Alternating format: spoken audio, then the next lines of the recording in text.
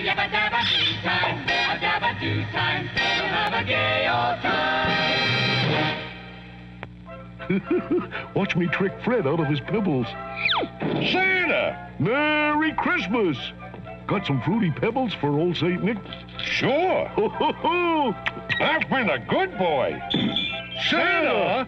Ho, ho! Merry Christmas, Fred and Barney. Barney, my pebbles. Careful, Fred. Santa's watching. Ho, ho, ho. Happy holidays from Post Fruity and Cocoa Pebbles cereal, part of this nutritious breakfast.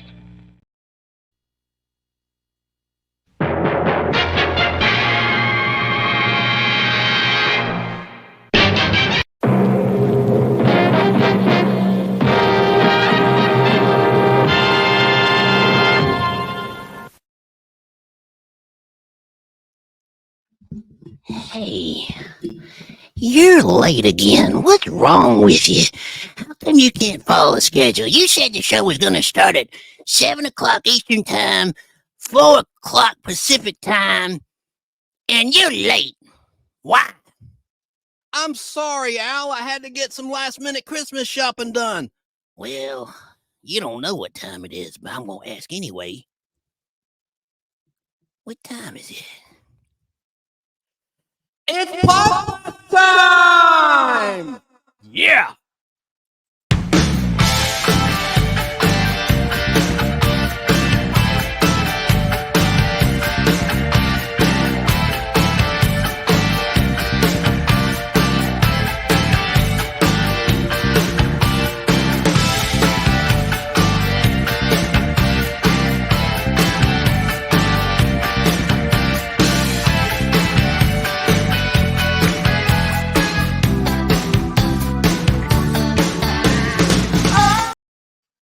That's right. It's Pod Blast time. This is your weird, informative, and hopefully fun time capsule of memories of days gone by as we forge ahead together in the game of life. How are you? How are you? How are you? Oh, man. Do you remember the Milton Bradley board game Life? I say this every week. I was more of a Monopoly man myself. But right now, we are reminiscing about life, specifically pop culture history and life experiences that we all have in common. That's what this show, The Nostalgic Pod Blast, is all about. This is the Nostalgia Show with a bite. Welcome, I'm Chance Bartels, your host. No relation to Chance the Rapper, as anyone watching can see. If you're listening at any of my many audio platforms or on Fistful of Radio out of Atlanta, I would direct you to our YouTube channel, The Nostalgic Pod Blast, if you want to see the clips we're going to play. But it's still audio friendly for the listener, so no worries. But as always, as Steve Harvey says at the beginning of Family Feud, and I have a few of our weekly nostalgia features for you, but this really is going to be a celebration of Norman Lear TV comedy. And yes, there's going to be prizes, just like there are every week the last month. I'll show you what I'm going to give away tonight. Let me just pull that up right fast quick, and then I'll acknowledge some comments of anyone watching live. But let me just show you what the prizes are. There's going to be 2 DVD collections that are going to be distributed to winners based on our trivia game. There's going to be a trivia game of about a dozen questions pertaining to Norman Lear comedy shows. Here is one of the 2 prizes. You're going to get a season 1 set of The Jeffersons on DVD, and someone else is going to win season 2 of The Jeffersons on DVD tonight. And these questions are not that hard, and they're not that easy either. They're somewhat in the middle, but those are going to be the prizes tonight as we talk about great Norman Lear shows like this one, Sanford and Son, and this one, One Day at a Time, and this one, Mary Hartman, which is a spinoff of Fernwood Tonight, and this one, You Take the Good, You Take the Bad, You Take them both, and there you have the facts of life. And then we're going to talk about a whole bunch of other stuff, but let me get back on track. And I guess I'll start with a little clip. And I hope this doesn't get me thrown off of YouTube. You never know. I just sort of roll the dice, but I know I'm good on the audio side. Let me just play a classic theme and then we'll get rolling. I am going to talk briefly about a little bit of the history of Norman Lear, and we'll get to our trivia game in about half an hour. I'm going to play a few clips before that. So if you're here just for the trivia, please be patient. As we're live, it is 7:45 Eastern, 4:45 Pacific time. So in about half an hour, we're going to start the trivia game. But for now, let's enjoy this classic TV theme, my favorite of all of the Norman Lear classic television sitcoms. Well, we're moving on up to the side, to a deluxe apartment in the sky. Moving on up to the side. We finally got a piece of the pie. Fish don't fry in the kitchen. Beans don't burn on the grill. Took a whole lot of trying just to get up that hill. Now we're up in the big leagues, getting our turn at bat. As long as we live, it's you and me, baby. There ain't nothing wrong with that. We're moving on up to the side, to a deluxe apartment in the sky. Moving on up to the side. We finally got a piece of the pie.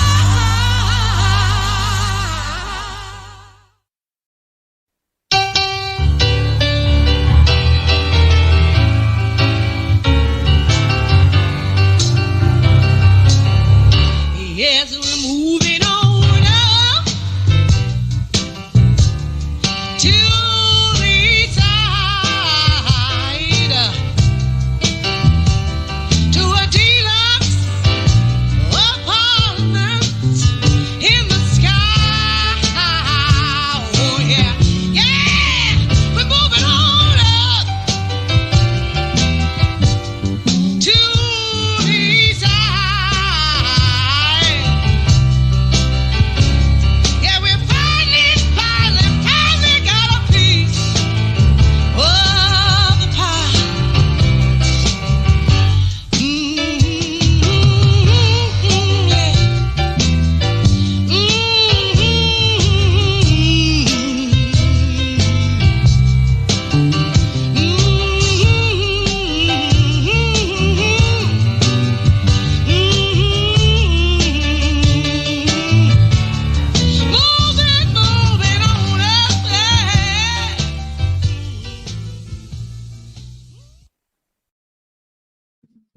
I love that theme. You know who sang that? That was Janet Dubois, who sadly passed away a couple years ago. And she was in the main cast of a show we're going to talk about tonight, Good Times. She had the pipes, did she not? That was awesome. So getting back to what I'd written and prepared, let me get back on track with my little script. As I said, we're going to play some of the regular weekly nostalgia features like my nostalgic character actor of the week, nostalgic treat of the week. It's a candy this time. It pertains to the holidays. By the way, at the very beginning, I played a little classic commercial from 1981. I have that on 16 millimeter film of Fred and Barney for Fruity Pebbles. Kind of a rare commercial. And friend of the show, Larry Wax, WACHS, formerly of the regular guys on 96 Rock, Atlanta Radio, WKLS, and Rock 100.5, WNNX. He converted that for me. He may not want that out there. He did. It's nothing illegal about it. And I have some other commercials, cigarette ads and things I've converted from my film vault digitally to share with you tonight. Now, some of these I have already put on my other YouTube channel. I have a personal YouTube channel called Chance Acting Demo. That's all one word, Chance Acting Demo. And I've uploaded some of this, but not everything. And I'm going to have some more exclusives in the weeks to come in terms of original old commercials with some actors that later became big stars from the 1960s, these commercials, and 1970s, really rare stuff. So, as I said, I'm giving away 2 DVD sets. You can see them in the background, anyone that's watching. By the way, listener, the thumbnail you want to look for is the one of Mike and Gloria, the meathead, and his fictional wife, Gloria, playing cards. And you see Maude at the top of the thumbnail image, and Dynamite, JJ, and George Jefferson. That's the right show you want to see. Just click that. And how you find our channel, This channel is just simply Google The Nostalgic Podblast, and you'll see the YouTube channel right there in your Google search towards the top. If you want to call in or talk about anything nostalgic, the phone number is 770-438-1050, or simply leave a comment in the live chat, and I'll put your comment on the screen. Anything that you want to talk about that's nostalgia related, it can be on topic or off topic. It doesn't matter to me. So when we get to the trivia in about 25 minutes or so, I'll designate which question is a prize question, and there'll be 2 prize questions. So someone's going to get season 1 of the Jeffersons and someone to get season 2. And I only ask that you can play DVDs. I mean, they don't have a lot of monetary value. So if you're out there just wanting to win, to maybe just sell it on eBay or something like that, I would encourage you, please only claim it if you want it. And when we get to the game, I'll explain the rules, but it's very simple. The first person in chat that I see that answers the trivia question correctly and says claim, you put your answer in and then say claim if you want the DVD set, and it'll be yours. First come, first served. And I'll mail it out. Heck, I'll try to do it tomorrow. Yeah, I'll do it tomorrow for sure. Get it in the mail. You probably won't get it before Christmas as we're live, but you'll get it, in between Christmas and New Year's for sure. New Year's Eve. So I have some clips that are going to make you laugh out loud from these Norman Lear shows, but I must say this disclaimer. This doesn't mean that the stream on YouTube might not temporarily go down, but usually it comes back up if there's an issue. But I've been pretty careful with these clips not to anger the bots and the copyright gods. But here's my little disclaimer. I do not represent Sony or any of its entities or subsidiaries. This is just a fan presentation and a lecture for educational purposes for fellow fans, in which I earn no proceeds in any way from this presentation, except from a sponsor. I do not own any of these movie clips or musical cues. No rights are given or implied. And I encourage all to purchase the official DVD home video releases of shows like The Jeffersons on DVD by Shout Factory, which is in the background. And I'll show it up close and personal later. I took some pictures of some of these items on my collection, but Shout Factory did an incredible job. That's the entire series of The Jeffersons. We're talking 33 discs, 11 seasons, and 253 original episodes. All right, well, let's get this Norman Lear TV comedy party started and celebration. I'm just going to have a little historical information, and some of this will be in the trivia questions. Hint, hint. It's like a teacher, talking about what you'll be quizzed on later. So Norman Milton Lear was born on Saturday, July 27th, 1922 in New Haven, Connecticut, to Jeanette and Hyman Lear. And Hyman, his father, was also known as Herman Lear, and he was a traveling salesman. Norman Lear also had a younger sister, Claire Lear Brown, who lived from 1925 to 2015. And Norman Lear grew up in a Jewish household in Connecticut and had a bar mitzvah ceremony. Both parents of his were of Russian Jewish descent. When Lear was 9 years old and living with his family in Chelsea, Massachusetts, his father went to prison for selling fake bonds, like U.S. bonds, as in James Bond, U.S. bonds. Norman Lear thought of his father as a rascal, quote unquote, and said that the character of Archie Bunker, whom Norman Lear depicted as a white Protestant on the show, was in part inspired by his father. And the character of Edith Bunker was in part inspired by his mother. The Dingbat! However, Lear has said the moment which inspired his lifetime of advocacy was another event which he experienced at the age of 9, when he first heard anti-Semitic Catholic radio priest Father Charles Crowlin. Well, Charles Colin, spelled Couglin, Charles Cowlin, I suppose, while he was tinkering with his crystal radio set. After hearing more of Cowlin's radio sermons, Norman Lear said he found Cowlin would promote anti-Semitism by targeting people whom Jews considered to be great heroes, such as U.S. President Franklin Delano Roosevelt, FDR. Norman Lear attended Samuel J. Tilden High School in Brooklyn, New York, and graduated from Weaver High School in Hartford, Connecticut.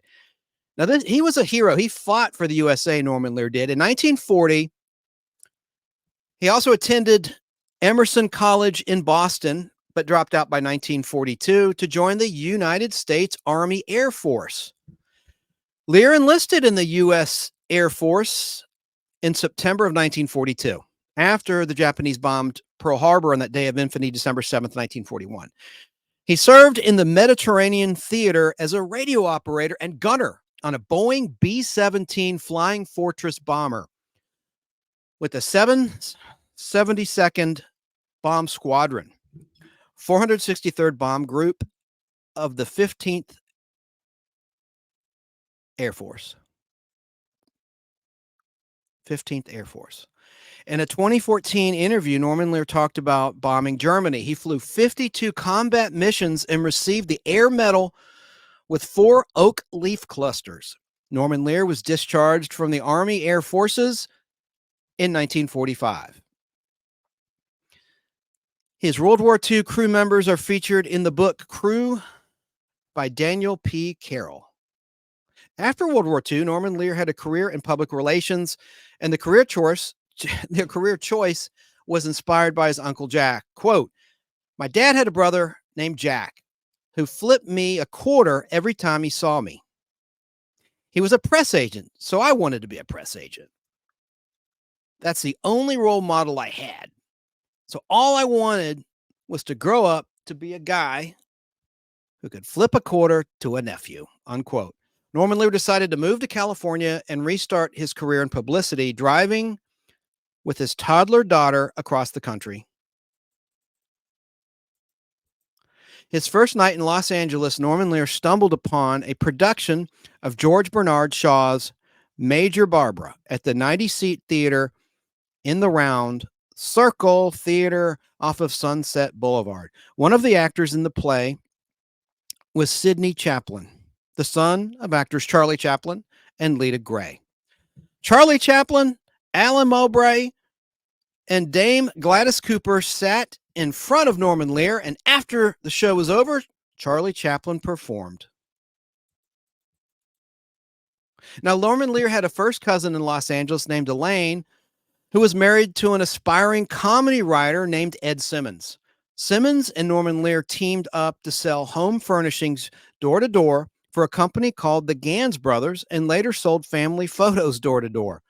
Throughout the 1950s, Norman Lear and Simmons turned out comedy sketches for television appearances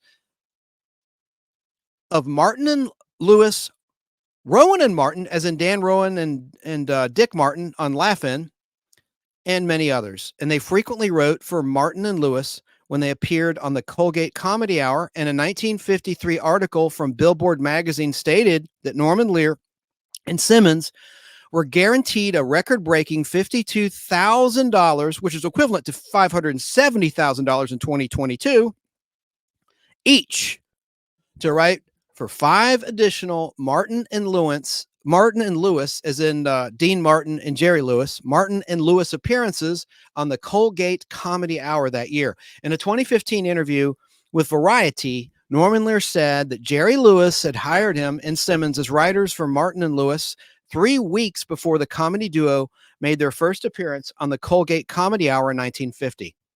Norman Lear also acknowledged in 1986 that he and Simmons were the main writers for the Martin and Lewis show for 3 years.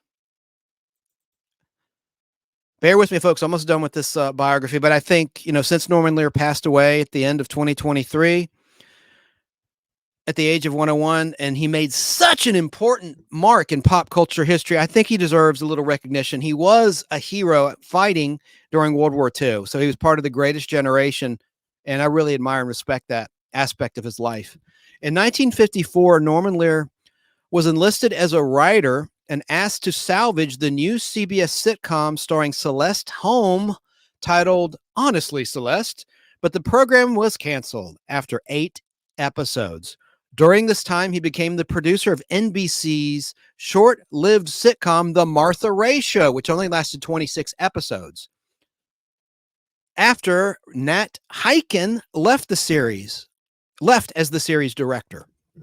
Norman Lear also wrote some of the opening monologues for the Tennessee Ernie Ford Show, which aired from 1956 to 1961. But in 1959, Norman Lear created his first television series, a half-hour Western for Review Studios called The Deputy, starring Henry Fonda. Starting out as a comedy writer, then a film director, he wrote and produced the 1967 film titled Divorce, American Style, and directed the 1971 film Cold Turkey, both starring Dick Van Dyke. Norman Lear tried to sell a concept for a television sitcom about a blue-collar American family to ABC. They rejected the show after 2 pilots were taped. One pilot titled Justice for All in 1968, and another pilot titled Those Were the Days in 1969. But after a 3rd pilot was taped, CBS picked up the show, known as All in the Family. It premiered on January 12th, 1971, which was a Tuesday night, to disappointing ratings. But it took home several Emmy Awards that year, including Outstanding Comedy Series. All in the Family did very well in the summer reruns, and it flourished in the 1971 to 1972 season, shooting right to the top, becoming the top-rated show, #1 on TV that year and for the next 5 years. After falling from the #1 spot in 1976, we'll talk about that later, and that's a trivia question, All in the Family still remained in the top 10. Well after it became known as Archie Bunker's Place on CBS, which lasted 4 years, ending in 1983. The show was based loosely on, this could be a question, the show was based loosely on the British sitcom titled Till Death Do Us Part, about a working class guy named Tory and his socialist son-in-law. Norman Lear's second big TV sitcom was Sanford and Son, and it was also based on a British sitcom titled Steptoe and Son, about a West London junk dealer and his son. Lear changed the setting to the Watts section of Los Angeles, and the characters from white folks to black folks. And the NBC show Sanford and Son was an instant hit for NBC. And numerous hit shows followed thereafter, created and or produced by Norman Lear, including Maude, The Jeffersons, which were both spinoffs of All in the Family, One Day at a Time, and Good Times, which was a spinoff of Maude. Most of these Norman Lear sitcoms share 3 features. They were all shot on videotape instead of on film, and they used a live studio audience and dealt with current social and political issues. Maude is generally considered to be based on Norman Lear's wife, Frances, which she confirmed.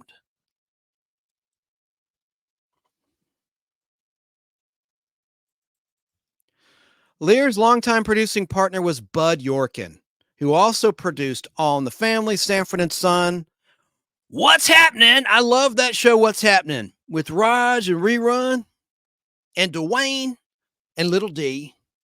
But Bud Yorkin produced that, and then also Maude and the Jeffersons. But Yorkin had a split with Norman Lear in 1975. He started working on a production company. No, he formed his own production company, rather, with writers and producers Saul Turteltaub and Bernie Orenstein. However, only 2 of their shows lasted longer than a year. What's Happening and a show called Carter Country. The Lear Yorkin Company was known as Tandem Productions and was founded in 1958. Lear and talent agent Jerry founded TAT Communications, T-A-T Communications, and T-A-T stood for the Yiddish phrase, Tukas Afantish. I'm sorry, folks. I'm sorry. Anyone out there that speaks Hebrew or Yiddish, I know I butchered that, but T-A-T, I never knew this. TAT stood for the Yiddish phrase, Tukas Afantish, which means putting one's ass on the line, quote unquote. In 1974, Tandem Productions was often referred to in periodicals as Tandem/TAT, T-A-T. The Lear organization was one of the most successful independent TV producers of the 1970s. TAT produced influential and award-winning 1981 films like The Wave and Ron Jones's Social Experiment. Norman Lear also developed the cult favorite TV series Mary Hartman, which was turned down by the networks as being too controversial, so it was put into rerun syndication to various stations across the country. And it placed into that syndicated process with 128 stations in January 1976. A year later, he added another program into first-run syndication, along with Mary Hartman, called All That Glitters. He planned in 1977 to offer 3 hours of primetime Saturday programming, directly having stations place his production company in the position of an occasional network. In 1977, African-American screenwriter Eric Monty filed a lawsuit accusing ABC and CBS producers Norman Lear, Bud Yorkin, and others of stealing his ideas for Good Times, The Jeffersons, and What's Happening. Monty received a $1 million settlement and a small percentage of the residuals from Good Times and 1% ownership of the show. Eric Monty, due to his lack of business knowledge and experience as well as legal representation, would not receive royalties for other shows which he created. However, Lear and other Hollywood producers, outraged over the lawsuit, blacklisted Monty and labeled him too difficult to work with. On a personal note, Norman Lear was married 3 times. His first marriage was to Charlotte Rawson in 1943. They divorced in 1956. He was married to Frances Loeb, publisher of Lear's magazine, from 1956 until 1985. They separated in 1983, with Loeb eventually receiving $112 million. $112 million from Norman Lear in their divorce settlement. Good Lord. In 1987, he married. Why would you marry again after that? Why would you marry again after getting cleaned out? This is Chance Bartels interjecting here. Oh, well. Define love, right? Geez, Louise, I can't believe that. He gave up $112 million to that former wife. Man, maybe she helped him create some of these concepts. I don't understand. I mean, believe me, I'm not anti-woman, but you can't tell me that in just about every state in the USA, divorce favors the woman. It just does. You know, equal pay, right? Equal pay. Well, they're getting more than equal pay in the divorce settlements. My gosh. Woo! But in 1987, Norman Lear married producer Lynn Davis, who survived him in 2023 after his death at the age of 101. From Norman Lear's 3 marriages, he had 6 children. And he was a godparent to actress and singer Katie Siegel. For Married with Children. Katie Siegel. On July 27th, 2022. Never mind. I can't say it. On July 27th, 2022, Norman Lear became a centenarian. I need to look up what the hell that is. A centenarian. On December 5th, 2023, Norman Lear died peacefully at his home in Los Angeles from cardiac arrest after a complication of heart failure. He was 101 years of age. Now, I added the word peacefully. I guess nothing is peaceful about dying from a heart attack. So I scratched that from the record. God rest his soul. But his memory lives on. His work lives on. I mean, some of his TV productions, 704 Hauser, a.k.a. Pablo, All in the Family, All That Glitters, All's Fair, America Tonight, Apple Pie, that was a TV show, Archie Bunker's Place, which was basically All in the Family, Hanging In, Fernwood Tonight, starring the great Martin Mull, In the Beginning, which was a TV show, The Jeffersons, Live in Front of a Studio Audience, Maude, The Nancy Walker Show. Remember her, Nancy Walker? She was a big 70s face, and she played Rosie in the Bounty Quicker Picker Upper paper towel ads. So he did a show for her. It didn't last terribly long, but it's true. Palmerstown, USA, Sunday Dinner. And then also he produced shows like Different Strokes, which had a lot of spinoffs of its own, like Hello, Larry and The Facts of Life. And I always thought he was behind Chico and the Man, but when I was researching this celebration of Norman Lear sitcoms, I found out that was not the case. But did you know he also worked and produced movies like The Princess Bride because of his affiliation with Rob Reiner? He helped finance the movie when Rob Reiner was having financial difficulty back in 1986 when the film was being filmed and produced. But he also was behind Fried Green Tomatoes in 1991. But he was the producer of the big hits on television, All in the Family, Jefferson's Good Time, Sanford and Son, One Day at a Time, and so many more. Lear set the tone for America in the 1970s with television that not only offered entertainment, but also provided much-needed social commentary for the time to hilarious effect. Chance Bartels, your humble host, interjecting here. I really thought the writing was sharp. He had the best writers on his shows, and they didn't hit you over the head, you know, with their point of view. It was presented in a comical way, in a very dramatic way. I'm going to play some clips and a little bit of both aspects, the comedy and the serious on All in the Family. And man, I mean, they got away with a lot of language. Like I heard the word, I'm going to say a bad word here, but it was in Sanford and Son, faggoty. Red Fox said that. Take this faggoty jacket with you. You heard the N word being said by the black performers primarily, but sometimes there'd be an episode about race where a white person would say that terrible word. And I remember watching in reruns on WTBS and WTCG, they would mute out that word sometimes. Sometimes they would, sometimes they wouldn't. But I have a great reel, by the way, of Red Fox on Sanford and Son, a highlight reel we're going to show, which you can hear. If you can't watch the show, that's cool. This is all audio friendly. I think you're going to be laughing. And you know a lot of these scenes. You've seen these shows run endlessly since they aired in prime time. I don't think they've ever been off the air. We're going to talk about this interesting show. Once Upon a Time, Norman Lear also took a sitcom that was being produced locally in Boston and put it on a national stage, although it didn't last long. It was called The Baxters. It was a very innovative program, but was perhaps a bit too far ahead of its time. The Baxters was created by Hubert Jessup, a Harvard Divinity School graduate. The program was produced in-house by Boston's WCVB TV Channel 5. And it was part of the station's late 70s initiative to produce its own programming rather than rely on first-run syndication and network reruns, overseen by General Manager Bob Bennett, whom Norman Lear once told the New York Times was the best local broadcaster in the nation, quote unquote.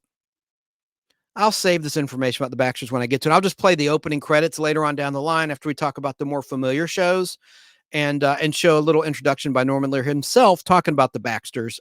So let me just skip that. And let's see here. Let's now, when we talk about the classic Norman Lear shows, of course, we've got to start with this. Boy, the way Glenn Miller played. Songs that made the hit parade. Guys like us, we had it made. Those were the days.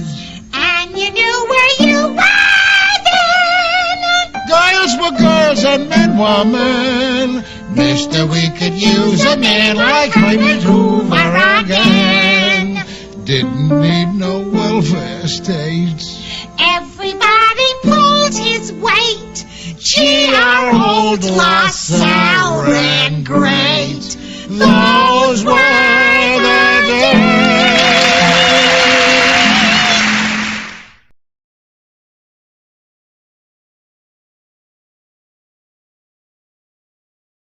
Love it. I just love that classic opening. And of course, as the series went along, they changed the openings and did a different take of it. I must acknowledge everyone that's commented on chat. Forgive me. I put your comments on the screen, but I want to say hey to Danny Staten in South Carolina, Want to say hey to Derek Galloway. Let me put your comment on the screen. I want to say hey to the wonderful Sarah of My Flock YouTube channel, and she's on Twitch and a lot of other places. She has a hilarious show. I just love it. She had me on as a guest last week. Hello to Nocturnal Miss So. I made it evening. I was late, man. I was supposed to start, ma'am. I was supposed to start at 7 o'clock. Lance Chafin is there. Hey, Lance, I didn't see your email. I looked. Email me at goldr3@aol.com. I wanted to book you on tonight's show. I looked for the email. I just need some contact information so I can send you a link to be on the show. And I need to send Sarah a link if she wants to jump on tonight. I forgot to do that. But Lance, honest to goodness, I really appreciate the support. And I don't know. I've checked my spam folder. Make sure you're spelling out my email address correctly. It's letter G as in Gary, O as in orange, D as in David, A as in Apple, R as in Ralph, the number 3, not spelled out THREE, the number 3 at AOL.com. Send me an email. I will have you on right away. Who else is out there? Oh my gosh. Emily is out there. Let me just put this on. I'm sorry that I really wanted to give justice. Ben Compton is out there. I wanted to give justice to Norman Lear. I know that little intro might have been a bit much, but I wanted to do it right for Norman Lear because he was great. Hey y'all, says Emily Miller. I wonder if I'm still on Facebook. I don't know. If here's a Facebook comment. Jerry Dobson. He has a great nostalgia group on Facebook called Nostalgia World. Hello, Jerry Dobson. Jerry with a G. I like that. That's like the British spelling. And Sarah says, thanks, Chance. You're very welcome. I have some awesome clips, Emily. She says, Emily Miller comments, I don't know why my phone keeps wanting to use it's instead of is. Okay, she's referring to, yes, it is Frogger in the background on an Atari 5200 console that I have. And Emily adds also, I like YouTube better than Facebook. Cool. Well, to each his or her own, I always say. So, let's talk brief. This is very brief, folks. I'm not going to drone on and on about All in the Family, but here's just the facts about All in the Family. And did you know, by the way, there was a 45 vinyl single release of that theme I just played, a different version of it, though. Those were the days. Released in 1971 by Atlantic Records. And get this, it reached number 43 on Billboard's top 60 charts. And it's got slightly different lyrics. And I played it before. I have a show that unfortunately got removed from YouTube where I counted down the top 55 TV themes that were released as single 45 records. Younger kids, this was before iTunes and YouTube. They had little records, little vinyl records. And of course, because they've come back. The albums have come back and they're outselling compact discs. Although I'm sure that the sales numbers aren't great because everyone's, pretty much streaming music these days. But still, it's a fact. I've talked about it on the show that vinyl is outselling compact discs in terms of the people that still buy that. And I encourage that. I love to own content of things that I love. Look at all these DVDs behind me, viewers. I'll talk about that in a minute. But getting back to All in the Family. All in the Family on CBS was a Nielsen ratings record breaker and ratings record setter, coming in at number 1 in the Nielsen ratings for television for 5 years in a row, from 1971 to 1975, with Happy Days over at ABC taking that number 1 ratings position from the bunkers in 1976. 203 half-hour episodes and 5 one-hour episodes and 1 90-minute episode were taped before a live studio audience. And by the way, that 90-minute episode was in the final season, and it was a best-of clip show. And there's a great episode. They did that earlier, I think, as a 1-hour special in the long run of All in the Family. And you saw Norman Lear with the microphone talking to the live studio audience. And it's really cool because the camera pulls away and you can see the All in the Family set. You see Archie's chair, yada, yada, yada, the kitchen set. And it's really cool to see it from that perspective. And it's really neat. And I think MeTV and certainly streaming, you can find that episode. I should have pulled that title, but I love that, what they call a clip show, like a best of show where Norman Lear's talking to the audience, warming them up. It's just so neat and interesting. Kind of like those photos you see on Facebook or social media or on Instagram, where you see like the Honeymooner set from the studio audience point of view, or the Andy Griffith Show where they're filming the iconic opening, walking down to the lake to go fishing. And you see the crew, you see the boom operator, the microphone. I just think that's so interesting. So where did I leave off with my notes? Okay, so now, of course, the spin-off sitcoms, we're going to talk about all of them, began with Archie Bunker's Place, which is pretty much All in the Family repackaged, followed by Gloria after All in the Family ended, directly carrying on the Bunker family, if you will. I'm not talking about the Jeffersons here, but the Bunkers spun off into Archie Bunker's Place and Gloria, starring Sally Struthers. The original All in the Family series ended its run of all new episodes on Sunday, April 8th, 1979, with the episode titled Too Good Edith. Two meaning too much, like T-O-O, like too good, like she's too good, a goody two shoes. In other words, Too Good Edith. That was the title of the very last All in the Family episode before it became Archie Bunker's Place the following fall of 1979. Now check out these ratings records for All in the Family. It was the number one show of the 1970 to 1971. All right, I screwed up my own notes. The number one television show, back up. I'm sorry, take two. The number one TV show of the 1970 to 1971 television season in all of TV was Marcus Welby, MD, the medical drama on ABC, with a 29.6 share in the Nielsen television ratings. Now, that was the same season All in the Family debuted. It came along as a winter replacement series on Tuesday, January 12th, 1971, in the middle of that 70 to 71 season, just to put things into perspective. The other shows in the top five that season, 1971 to 1970 to 1971 television season, under Marcus Welby, MD, were The Flip Wilson Show, The Devil Made Me Wear This Dress, at number 2, Here's Lucy at number 3, Ironside, starring Raymond Burr, at number 4, and the long-running hit Western Gunsmoke at position number 5. But the very next season, out of nowhere, All in the Family on CBS shot to number 1 with its second season during the 1971 to 72 television season.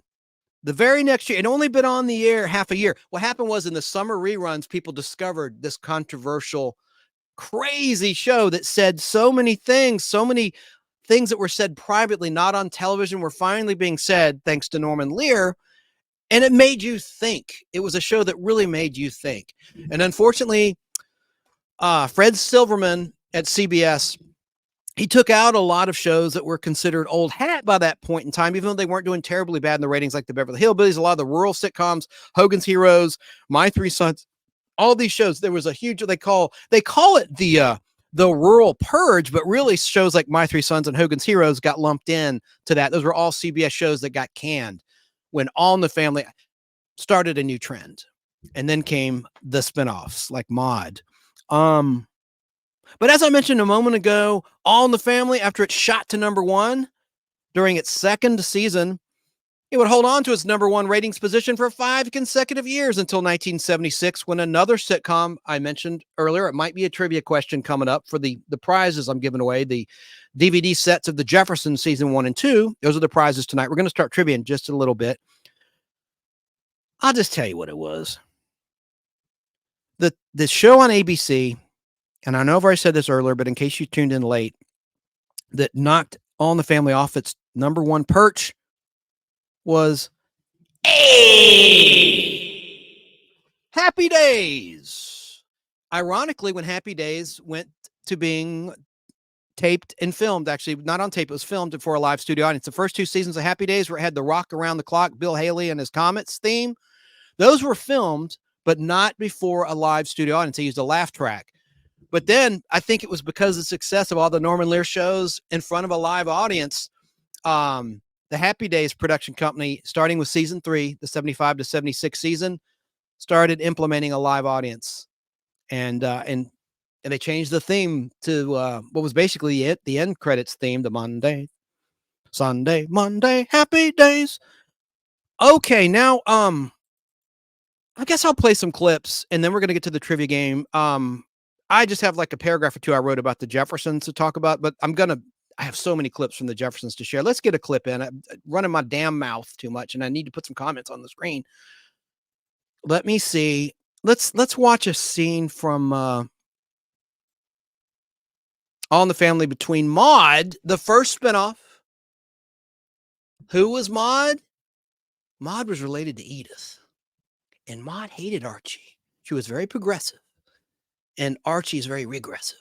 And so they butted heads. Now here's a scene between Maude and Archie. And if I go down on YouTubers, hopefully it'll be back up. Hopefully not. I think I've done a good job with these clips where it won't be an issue, but it could be. We'll see. You're in my chair, Maude. So? I want to sit in my chair. Oh? You gonna get out of my chair? No. Oh, Maude, if you don't get out of that chair, you know, I got a way to make you very, very upset. Archie, please. Stay out of this now, Edith. Come on, Maude, last chance. You gonna get out of there? Get lost. Oh. Well, I got the secret weapon that can lay this little lady right away. Here we go. This country was ruined by Franklin Delano Roosevelt.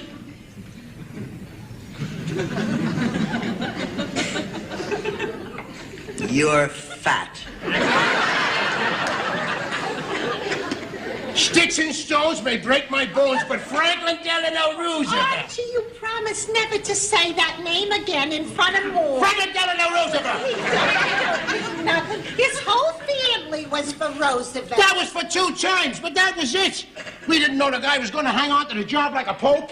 He hung on to save the country. The people adored him. He was a saint. That man had charisma. I don't care if he was sick. He always had his big mouth open at them fireside chats. Those fireside chats kept this country informed. And one, my friends, from Roosevelt, was worth a barrel full of, let me make this perfectly clear. Oh. Now you're rapping my president, huh?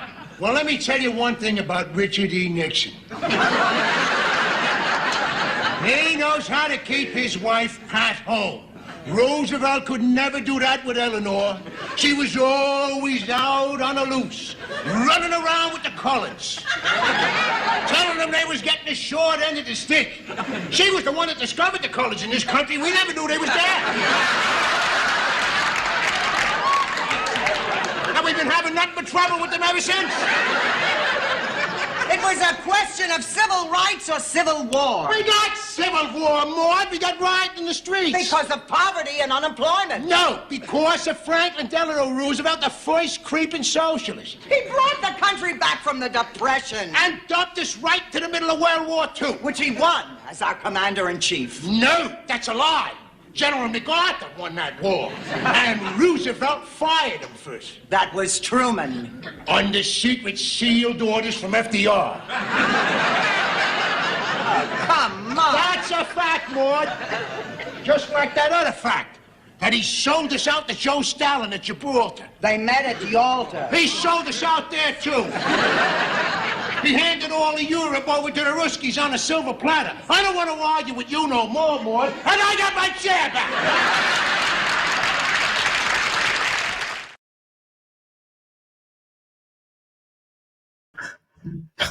I just love it. That is absolutely classic. I've got to read from my TV Bible for you a little bit about Maude, but let me acknowledge some comments. Some really funny comments have come in while we're watching that clip, and interesting comments. I put them on the screen, but for the listener, My Flock YouTube channel, Sarah says Perry Mason. Love that too. Emily Miller says, I didn't watch much Ironside, but I love Perry Mason. Getting back to what I was talking about with the ratings. Emily also said, I remember when everyone thought Maureen had passed away because of Carol O'Connor's grief was so real. Yes, and I'm gonna show that clip later. Esmeralda, All in the Family, always made me laugh. It did me as well. Emily, I didn't care much for Gloria, one of the All in the Family spinoffs, the last All in the Family spinoff. And Emily says, I love the fact that Carroll O'Connor played such a bigoted conservative voter and was the exact opposite in real life. And I liked him in the heat of the night. Facebook user says, Merry Christmas, everyone. Merry Christmas to you as well. And I'll get on Facebook in that stream and see if I can identify you. It just says Facebook user, my software. Now, Maude. Emily Miller says, Maude was who I wanted to be when I grew up. And then Emily also says, Archie was such an idiot and I loved him. Esmeralda says, Archie Bunker looked like a liberal compared to my father at the time. Sarah at My Flock YouTube channel, I love her in the Star Wars Christmas special. And yeah, and you're going to play that on your channel, aren't you? The Star Wars Holiday Special. That's really cool. All right, now let's get back to some information about Maude. Oh, and yes, In the Heat of the Night, man, that was a great show by Fred Silverman's production company. The guy I just talked about, who was a network executive before he got into the production side for all the major networks, all of them, CBS, then ABC, then NBC.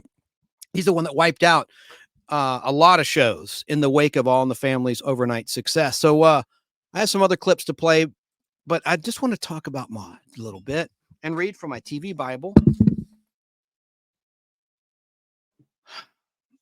Maude debuted on September 12th, 1972 on CBS, which was a Tuesday night at 8, from 8 until 8:30.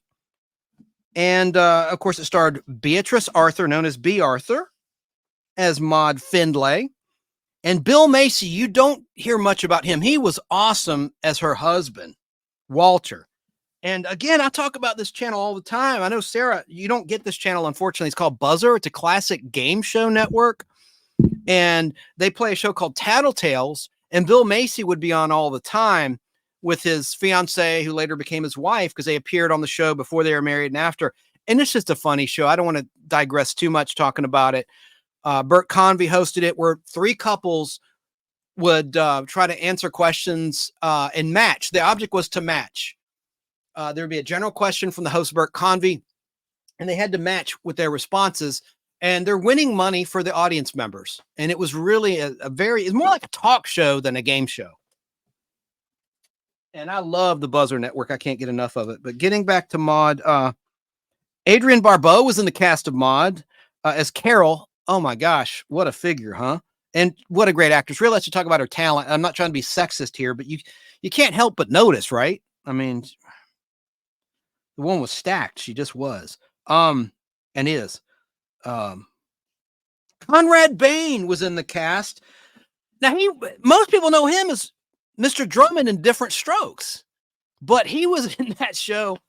And my God, I know somebody out there will remember the SCTV parodies. They had a guy they'd found that looked like Conrad Bain. They do a parody of Different Strokes on SCTV, Second City Television, which was like, you know, a Canadian troupe originally. And they had SCTV in Chicago as well. Bill Murray was a part of it for a while.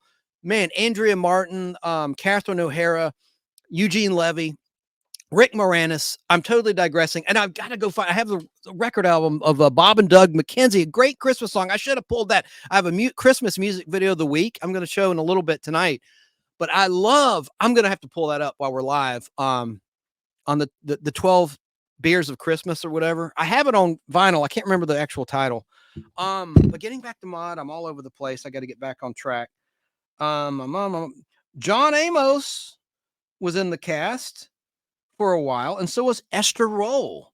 And you know who they played, don't you? The Evans, Florida Evans and Henry Evans. This is going to come up in the trivia question. But Florida Evans played Maude's maid. And then Good Times came from Maude. A lot of people don't realize that. So it was a spinoff of All in the Family.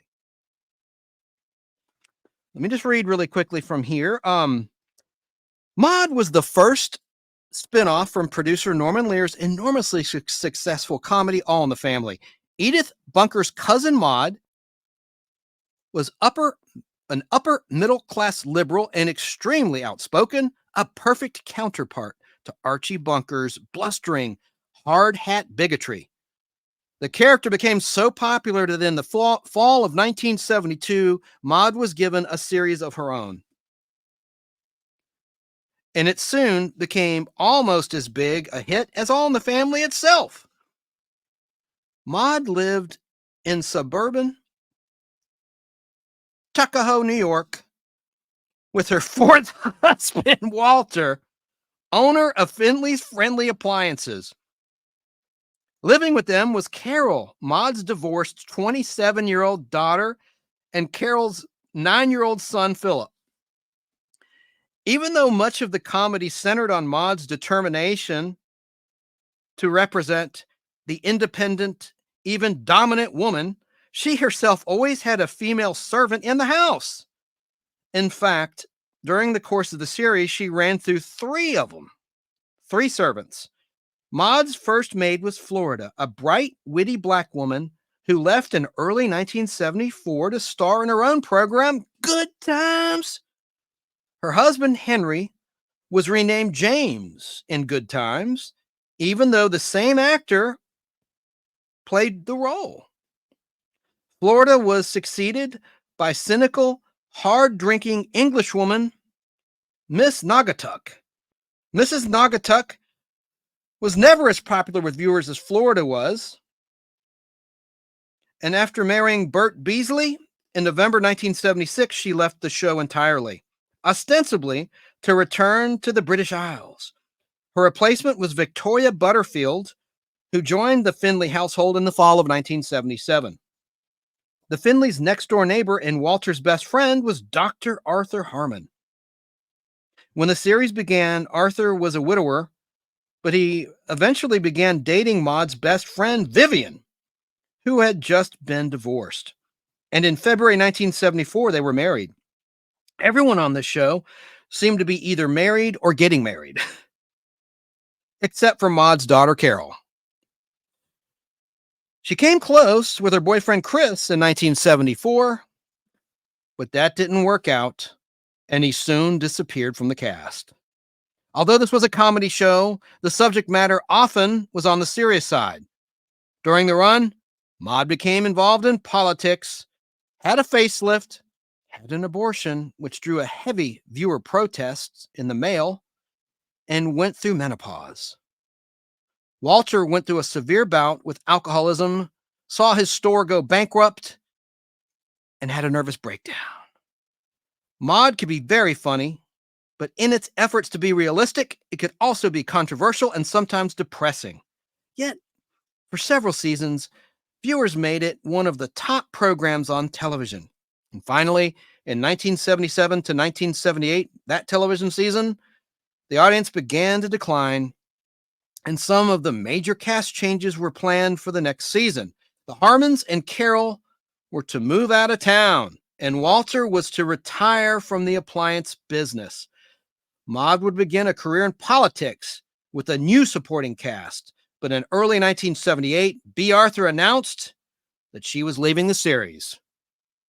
The producers candidly admitted that no one else could play the role as she had. So after 6 years, Maud ended its run on network television. The political career that had been planned for Maud was used as the basis for another proposed series,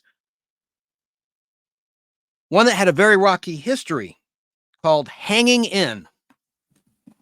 Now let's watch the theme and the opening credits to Maud, and then we're going to move on and talk about another great show. And I'll put some of the comments on the screen. But that's why I was so late starting, folks. I was trying to arrange my clips in order so I'd flow.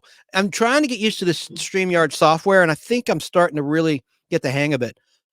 But let's now watch the opening to the Maud show. Lady Godiva was a freedom rider. She didn't care if the whole world looked.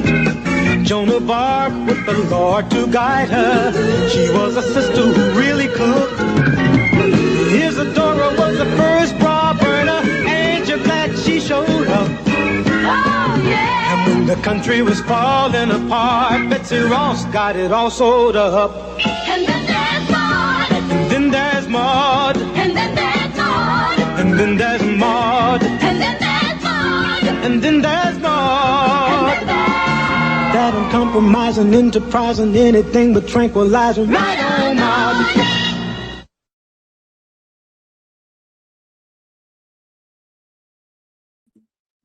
Yes, right when I say I'm getting good at the software, I drop the ball when the clip ends and it's just dead air for a couple seconds. I was just putting some comments on the screen. Yes, Emily Miller's correct. Of course, Maude was the first show to mention the A word, abortion. And she said, Vivian with a heart. She says, menopause sucks. Esmeralda.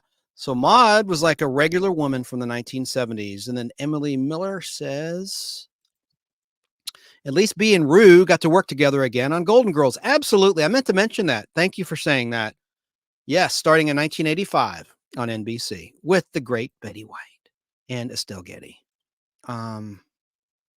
Okay, let me get back to what I prepared. We got to jump to another topic here. Oh, come on. There we go. I don't want to do this in order. Let's watch a clip. This is a rare clip that I found, staying with All in the Family a little bit longer. This is from 1976 with the great Dick Clark and Carol O'Connor on American Bandstand. I wanted to find some obscure clips for you guys and gals tonight. Let's watch this one together. It's about 5 minutes long. I need to get some more coffee anyway. Let's watch this. You know what? That was the kind of music that I danced to when I was your age. That was the... Man. Anybody who is in the mood for returning to sentiment, that's what that album is called. This man has so many credits, it's unbelievable. He's not only a distinguished actor and a comedian, but he's become extraordinarily well known as one fictional character, and I've often wondered whether or not he's going to be able to live with that the rest of his personal and private career, and from what I learned about 10 minutes ago, it's not going to be any problem at all. A very interesting man, ladies and gentlemen. You know him as Archie Bunker, and we all know him as Mr. Carol O'Connor. Oh, yes. How are you, sir? Please sit down. Thank you, Dick. You know, somebody asked me once, how come it is you always sit on the albums? They take the albums out. I don't want anybody to realize it. That's the only place I have to store it at the most. Nothing personal, believe me. Okay, I don't mind anyway. You know, these kids look at you and they see you weekly on All in the Family, and they see you immediately as Archie Bunker, and they forget the fact that you had a long and illustrious career. Were you always a comedic actor? No, as a matter of fact, there was a time when I played heavies. Villains, real toughies? A lot of villains. I played a lot of villains and toughies, and I've played things like, generals. They're not always villains. I saw you. If they're on our side, you know. Yeah. With a short cropped haircut. Yes, generals and admirals and judges and lawyers and all of that, and not much comedy. One time in your life, you weren't doing this sort of thing for a career. You were a teacher. How did you get into that? Well, I taught in New York for about 3 years in high schools there when I couldn't get a job as an actor. You know, a lot of these kids want to be dancers and some want to be actors. Would you discourage anybody from doing that? No, not a bit, not a bit. But it is a thing that takes a while. I would recommend to anybody that he try to get very good professional advice as to whether he really has talent, and accept that advice too. If somebody says you don't have any, accept it. Stop then. But if you get the right kind of professional encouragement that you can really count on, then go ahead with it, and then don't let anybody stop you, and you've got to go through about 10, 12 years, maybe, without earning a dime, and you'll have all the pressure of people saying, oh, get out of that crazy business, get into something that is more stable, and something that's more secure and sure, but if you really feel you have it, and good people tell you you have it, then stay with it. You don't have any regrets, do you? No, not a bit. I wouldn't think so. All right, now you've never had a press conference like this in your life. Maybe this will take you back to when you were a teacher now. Was it Jimmy had the first question? Where are you? Well, raise your hand so we can find you. Jim, what is the question? Would you kind of shout it out? I would like to know, do you improvise while you're taping, or do you follow the script? No, we improvise while we're rehearsing. We improvise a lot. We follow the script, but we deviate from it. We improvise. We have people taking down what we say, and then we sort it all out, and we use the best of it. But once we get on camera, we can't improvise, because if the camera's on Dick, and he says his line, then the other camera comes to me. Well, if it comes to me and he's still talking because he feels like improvising, then his line is off camera, is probably out of mic too, because the mic comes over to me. See? So you've got Well, that's to. right. It's all overhead Yeah, hanging. mic is on you, then it switches to me. And if you keep on talking, it's we don't hear it, but we do hear a sound, and we get a half a shot and a half a sound, and it's so. That's what they call being a professional. Once we go on mic, Boom. once we go on camera, we've got to say exactly what's laid out. Who had the other question? I forgot. Do you differ in your views from Archie Bunker? Do you differ in your views from Archie Bunker? Wait a minute, I have a way to do this. That's out of context. That wasn't the next question. I wanted to save that one for a minute, but as long as we're here, if I were to ask you a question as Carol O'Connor, for instance, let's do an answer from Carol O'Connor and an answer from Archie Bunker. How do you, Carol O'Connor, feel about conservation? Well, I feel very strongly about conservation, and I think that our resources have been used very, very badly and carelessly, and I think we're suffering from it now, and we have to take into account everything we use. Now, we have about replacing things. Play the part that you're so well known for. How does Archie Bunker? Archie, how do you feel about conservation? What do you mean, saving the trees?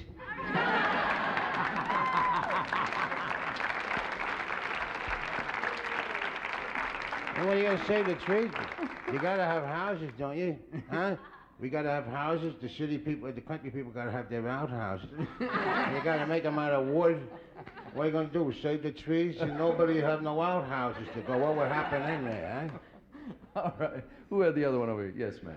Do you get along with Rob Reiner when you're off stage? You and Rob Reiner friends? Oh, yes, we're very close friends. Yes. You'd never know it from watching him on No. television. I got to grab one last one over here, the blonde-haired lady.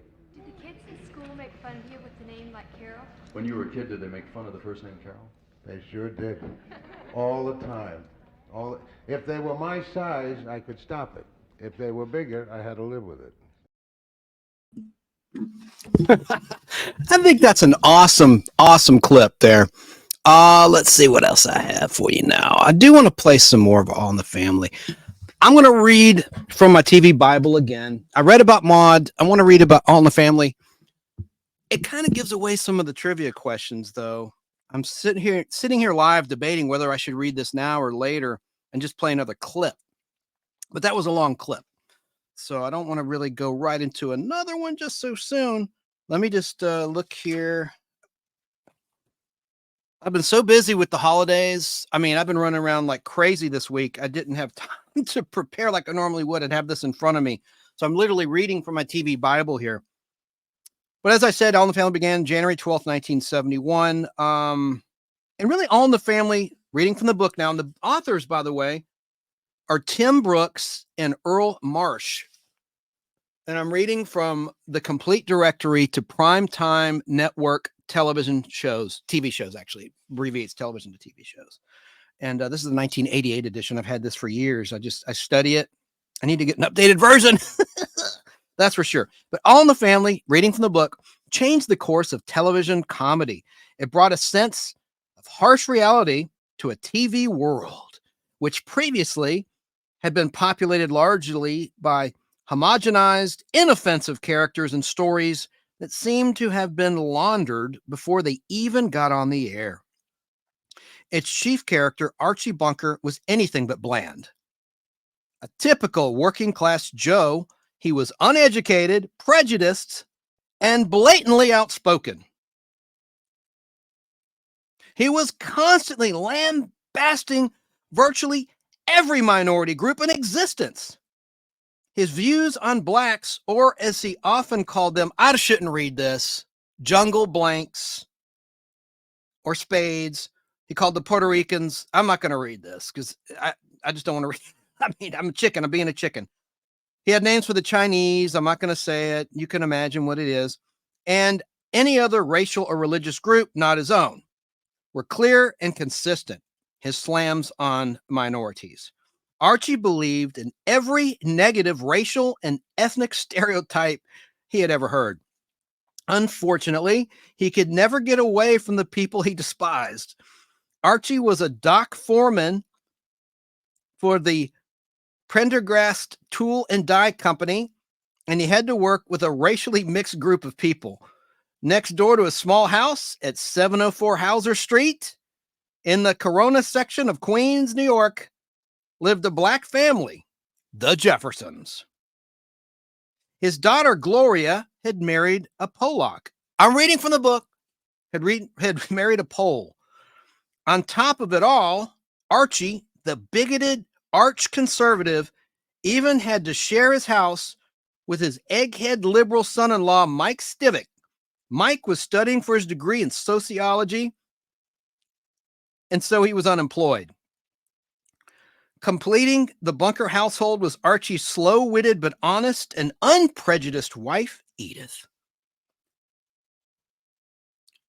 The Jefferson family next door consisted of Louise, one of Edith's closest friends, her husband George, who ran a small dry cleaning store, and their son Lionel, who was a close friend of Mike's. Lionel loved to come to the Bunker house to tease Archie about his prejudices. Yeah, Mike was in the very first episode of All in the Family. He was the only Jefferson that you saw right out of the gate. And then Louise after that, early on in season 1. We'll talk about it later. I think I'll stop there because it gets into things we're going to talk about later, but I'll keep that page open. Let's transition, I guess. I want to do this in order, have this make sense to you and I. Yeah. Let's play a clip, or let's watch a clip of the time when George and Archie finally met. And it's one of the trivia questions is, well, I don't want to give it away. You'll look it up. I don't want to give it away, but let me just play a clip of George meeting Archie. Where is it? Here it is. Archie Bunker. I got something to say. Gather around, everybody. I'm going to make a toast to Archie. A toast for my daddy. It's been a great experience living on this street and watching this wonderful family of Edith, Gloria, and Mike. I want to thank you, Bunker, for letting me know and letting me see that some white folks are better than other white folks.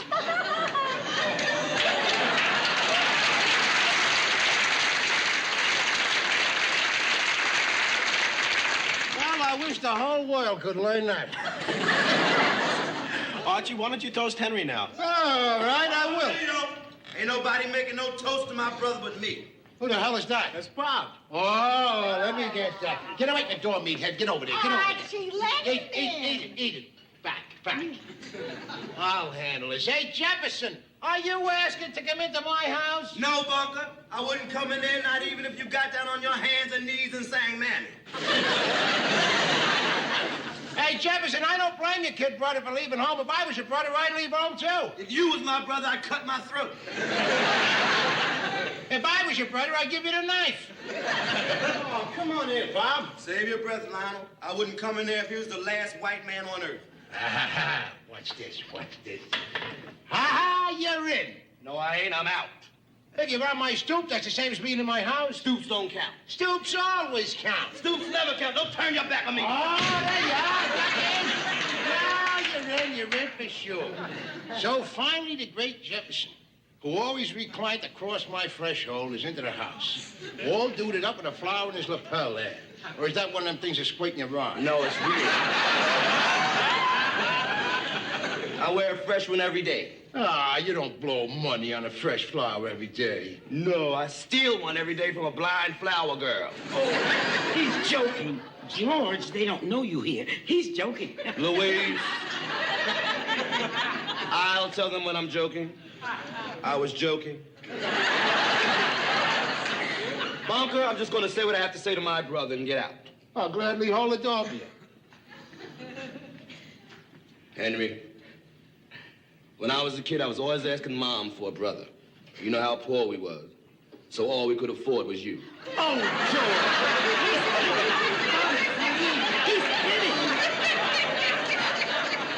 Louise, never interrupt a man when he's toasting.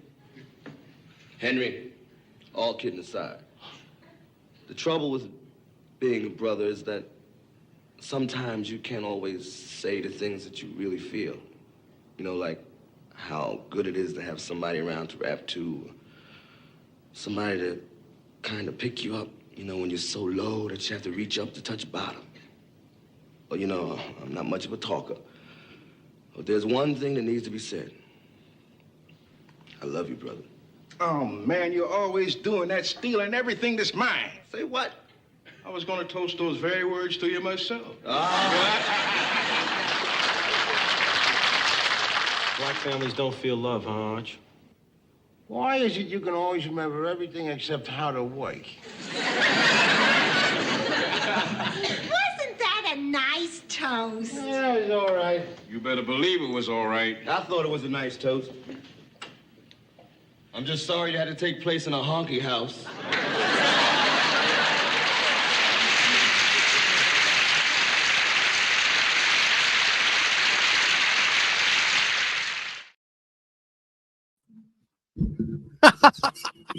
That is absolutely classic. And gonna play a clip of why Sherman Hemsley was chosen by Norman Lear to play George Jefferson in just a moment. But I want to acknowledge the people watching on Facebook, which I haven't done. Basil Chesterman says, good clip. Jerry Dobson, who is the Dean of Nostalgia World on Facebook, says, God will get you for that chance. He was referring to something earlier. I think when I mentioned the A word. Mary Smith gives me the live long and prosper emoticon. Emily just said, uh-oh, stream's down on YouTube. It'll be back. It will be back. Doggone it. And let's see here. I knew that clip would do me in. It's too bad it's so good. Let's see here. Any other comments? Let me get to the other comments here. It'll be back. I'll be back. All right. So, where am I going to go now? I'm going to do this now. I think we should get to the trivia game. I'm just going to wait a minute longer for the stream to come back up. I had a feeling that clip might be too much for YouTube, but we're still on Facebook Live. Doggone it. This will give me an opportunity to talk about the prizes again. Yes, I'm going to remind what the prizes are going to be because we're going to start the clip in just a moment. But I'm going to talk about the Jeffersons. So my TV Bible says this about the Jeffersons, and I won't read too much into it, just like I'm not about All in the Family. The Jeffersons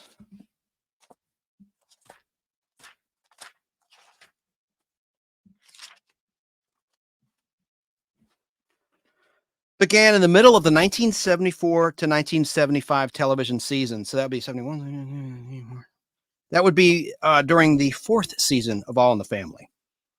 And obviously in the cast, the main cast was Sherman Hemsley as George Jefferson, Isabel Sanford as Louise, and then Mike Evans.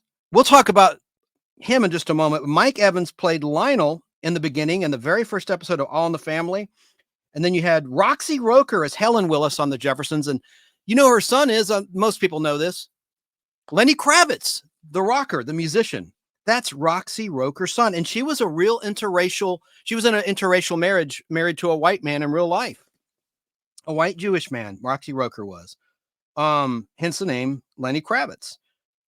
Tom Willis, the doorman. No, Tom Willis was Helen's husband, of course, played by Franklin Cover. My brain just did a brain fart. Berlinda Tolbert played Jenny, who was the daughter of Helen and Tom Willis, the interracial couple. Here was the guy I was talking about, or thinking about. Ralph the doorman, the guy who always had his hand out for a tip, played by character actor Ned Werdimer. And then the great Marla Gibbs played Florence Johnston, the maid. Hilarious. She stole the show in just about every episode she was in. And she had a crush on who? Among others, Billy D. Williams. Remember that episode of The Jeffersons? She loved Billy D. And let's see, I don't want to forget Now, this guy I know from Electric Company. Or what? No, Sesame Street. Sesame Street. Sesame Street. I remember Spider-Man from Electric Company. Sesame Street. The British Neighbor. The British Neighbor. Harry Bentley, played by the great Paul Benedict, who had been on Sesame Street at the same time as the Jeffersons. And there were other characters that came and went, but of course, he was basically, George Jefferson was the Black Archie Bunker, according to my book. And in fact, he had been Archie's next door neighbor, as we've talked about, in Queens for several years, a situation that created quite a turmoil between the two opinionated, blustery, and bigoted individuals of Archie Bunker and George Jefferson. George had started a small dry cleaning business, and his success resulted in expansion to a small chain. It was at that point that this spinoff from All in the Family began, with George, his level-headed wife Louise, and their college student son Lionel moving into a luxury high-rise apartment on Manhattan's East Side. They moved on up. One of the Jeffersons' neighbors was an Englishman, Harry Bentley. He worked at the UN, United Nations, as I recall. Another was Tom Willis, a white man with a black wife, Helen. Their daughter Jenny became Lionel's girlfriend and fiancée and eventually wife when they were married in the 1976 Christmas episode of The Jeffersons. I'll stop right there. I'm going to try to play another clip, and I need to acknowledge some comments.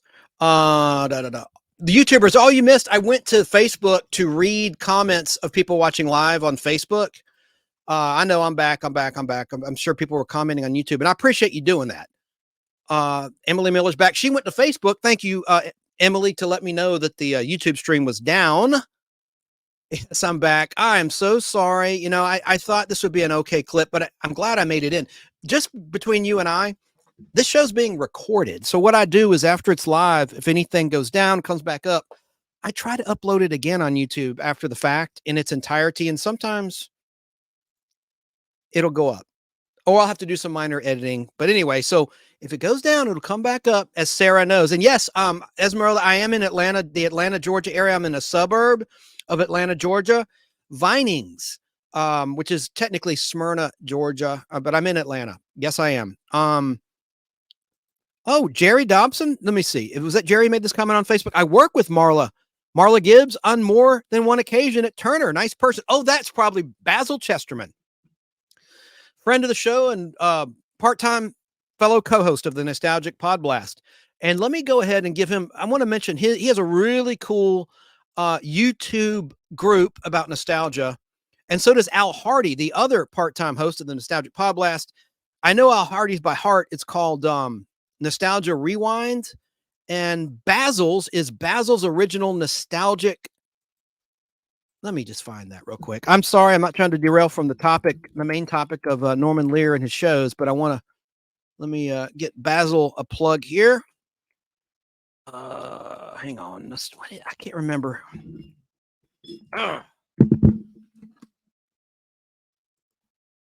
Hang on. I'm sorry. Dead air.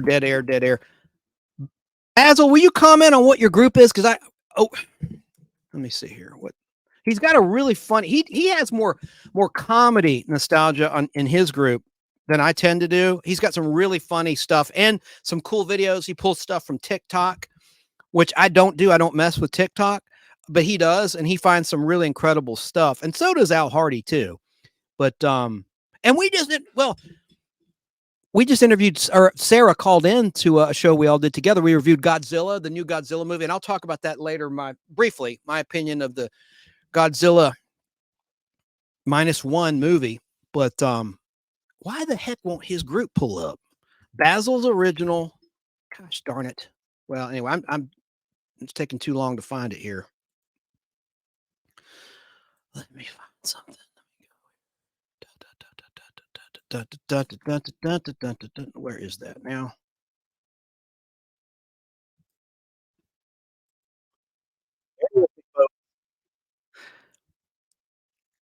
Streaming just fine. Thank you, Basil. What is your group called? Basil's Nostalgic Podcast. That's it. You're on Facebook for the Facebookers. And it was Basil who said, I work with Marla Gibbs on more than one occasion to turn her a nice person. Yes. And when we were together recently, I mentioned the surviving members, which is a trivia question of the Jeffersons main cast. And I forgot to mention Marla. She's still with us, knock on wood. God bless her soul. Here at the end of 2023. And we sure hope that she lives on many more years. Absolutely. Okay. So now I can get back on track now that I remembered the name of his group. I'm sorry, Basil. It slipped my mind, man. I'm sorry. It wasn't intentional. Let me see. And we'll get to the trivia. Maybe I should just start the trivia. I'll try to stagger these clips since,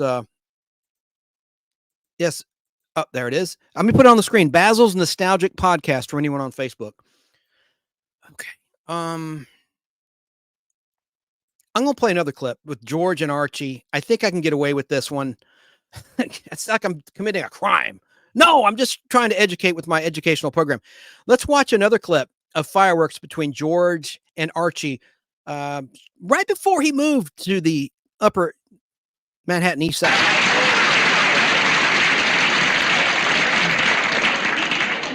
George, that's your third drink. I know that.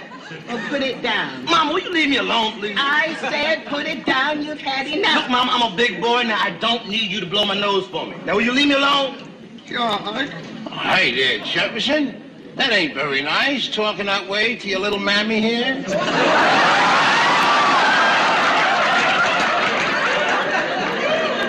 Who you calling Mammy?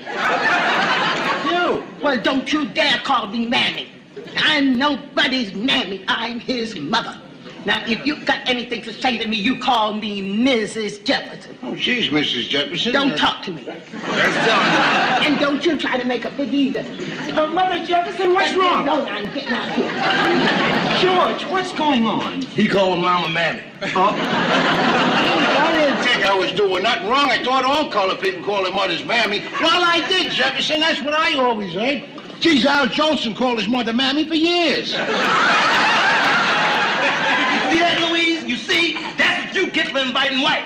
Oh, I see you met Mr. Bunker. Oh, we met. Yeah. Well, Lionel, shouldn't we introduce my parents to yours? Oh, yeah, sure. Now, wait a minute there, Lionel. Hey, do you mean to tell me that your father ain't met that man? No, I'm going to introduce him right now. This I gotta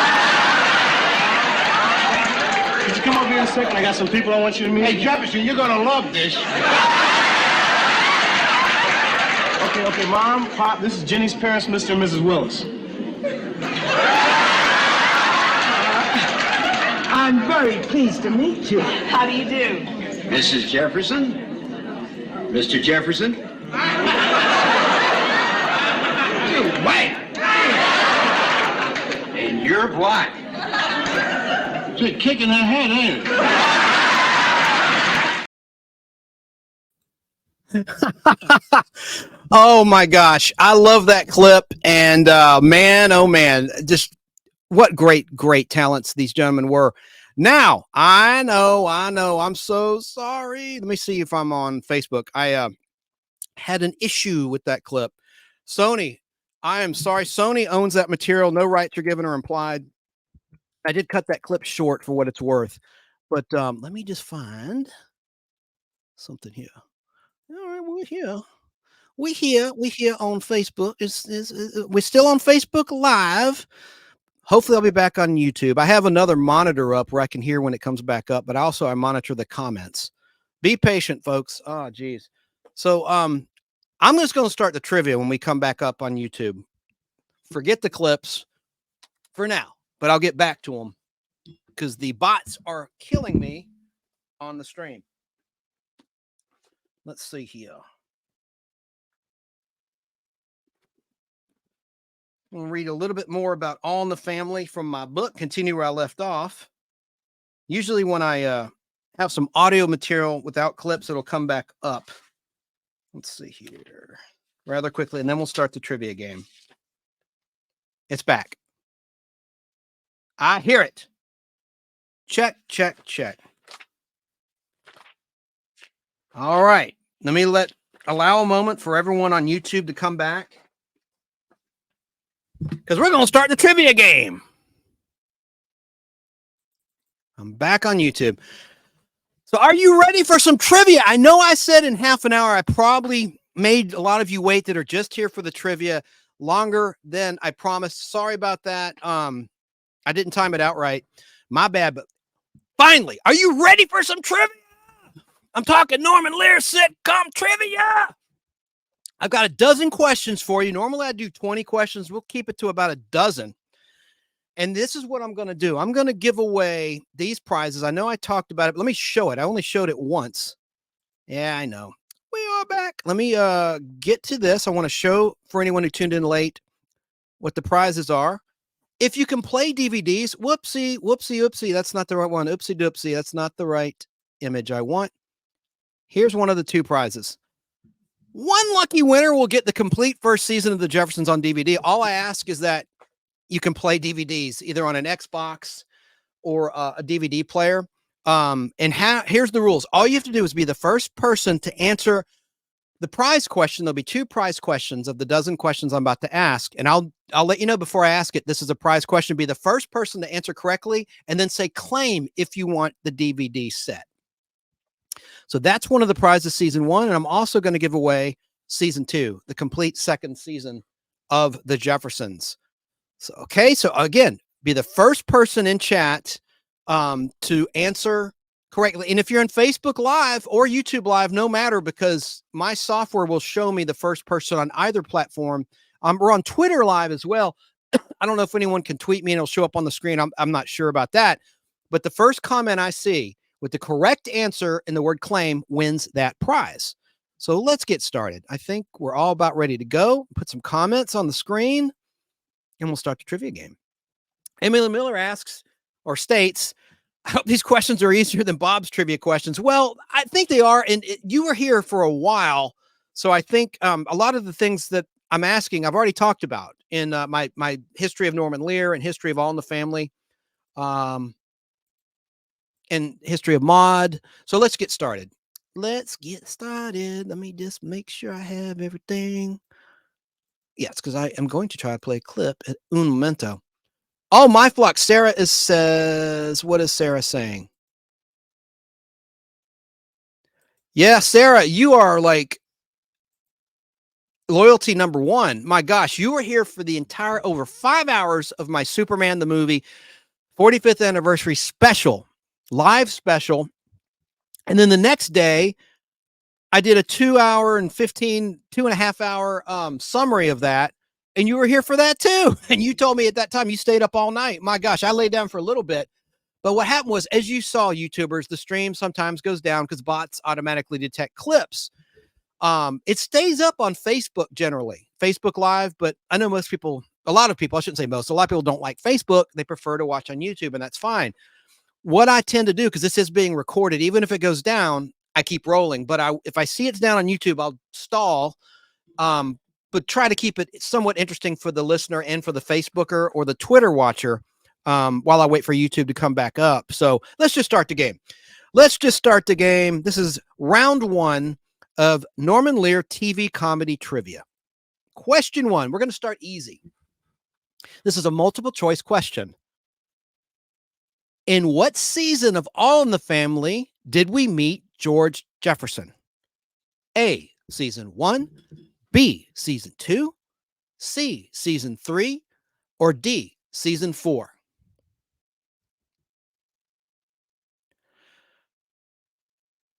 Question 1, repeating, multiple choice. In what season of All in the Family did we meet George Jefferson? On camera, played by Sherman Hemsley. Was it season 1, season 2, season 3, or season 4? And in fact, I'm going to play a clip of Norman Lear talking about why he cast Sherman Hemsley in that role.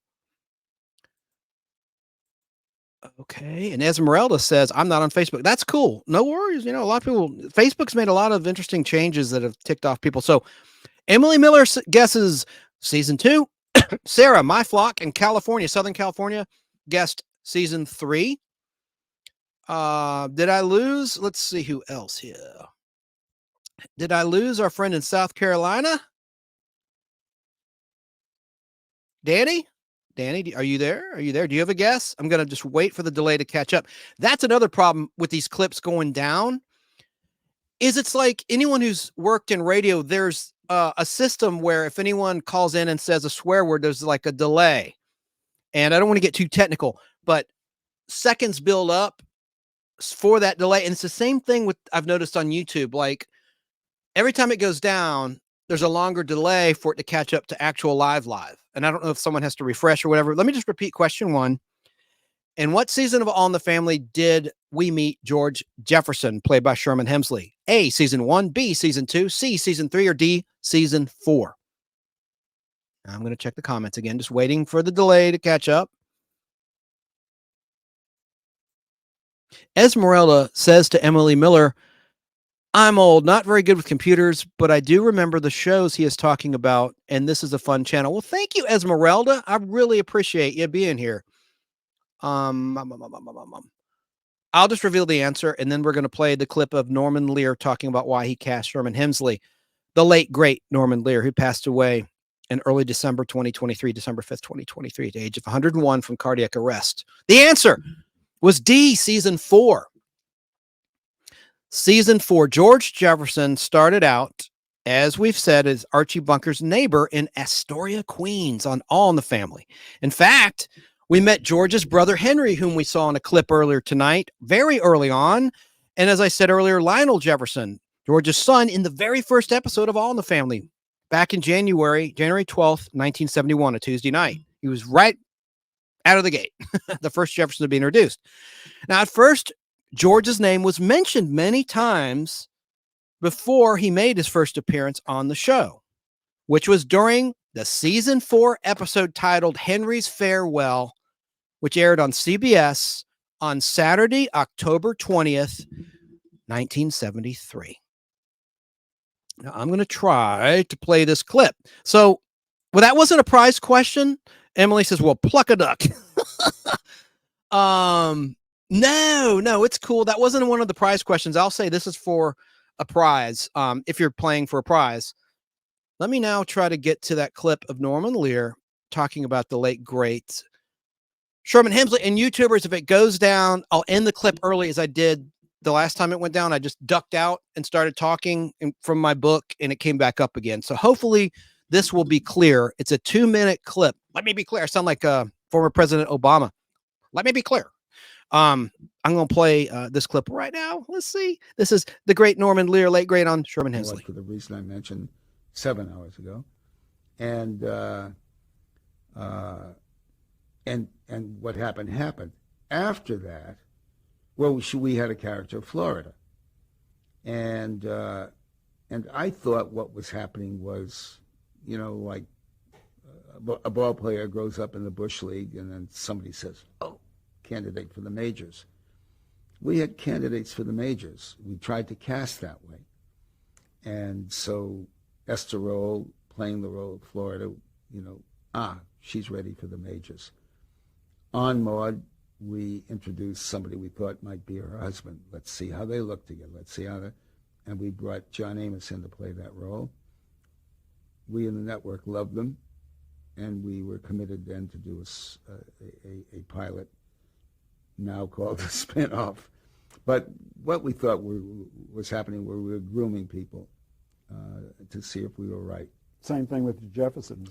Same thing with the Jeffersons. The Jeffersons, we had Lionel Jefferson, Mike Evans, playing that role for, I don't know, a year maybe before we introduced his mother. And then we were trying to find, we had for, I don't know what part of a year, we had an offstage voice representing his father. And then when we came to a script idea that called for delivering the father on screen, we didn't have the actor. We had a terrific actor, but he didn't feel like that should be. So we made him an uncle for the sake of the 1 or 2 shows. And then I remembered from Pearly Victorious. A stage play. A musical in which he sang and danced, and I remembered Sherman Hemsley, and knew in a flash we had the father. often referred to as the Black Archie Bunker, the character. Often referred to. Yeah, I remember reading that. But Not true. I never conceived of him that way. We never thought about him that way. Maud, for the reason I mentioned 7 hours ago. So I would better get back to the game, because a lot of people get irritated when I play clip after clip during the game. I do have another clip pertaining to George Jefferson from Sherman Hemsley himself, talking about how he developed the character of George Jefferson. But let's just continue on. So the answer was season 4. Question 2. In what season of The Jeffersons did Mother Jefferson last appear in? And Emily Miller said, I never liked that character. Ooh, I love Mother Jefferson. She was one of my favorite characters. That's okay. Hey, opinions are like rear ends. Everybody's got one. So there's no right or wrong opinion. Certainly not when it comes to pop culture land. So question 2, in what season did The Jeffersons did Mother Jefferson last appear in? Was it A, season 1, B, season 2, 3, season 3, or D, season 4? The actress who played Mother Jefferson was named Zara Cully. I like that name. Zara. You say Zara, I say Zara. Zara Cully. Her last name is spelled C-U-L-L-Y. First name obviously spelled Z-A-R-A. Zara Cully. And I remember seeing her in a night gallery before the Jeffersons even launched. I think Night Gallery ended in 1973, but she was in a night gallery in a spooky role. But let me check the answers. I was just waiting for it to catch up, give people a shot.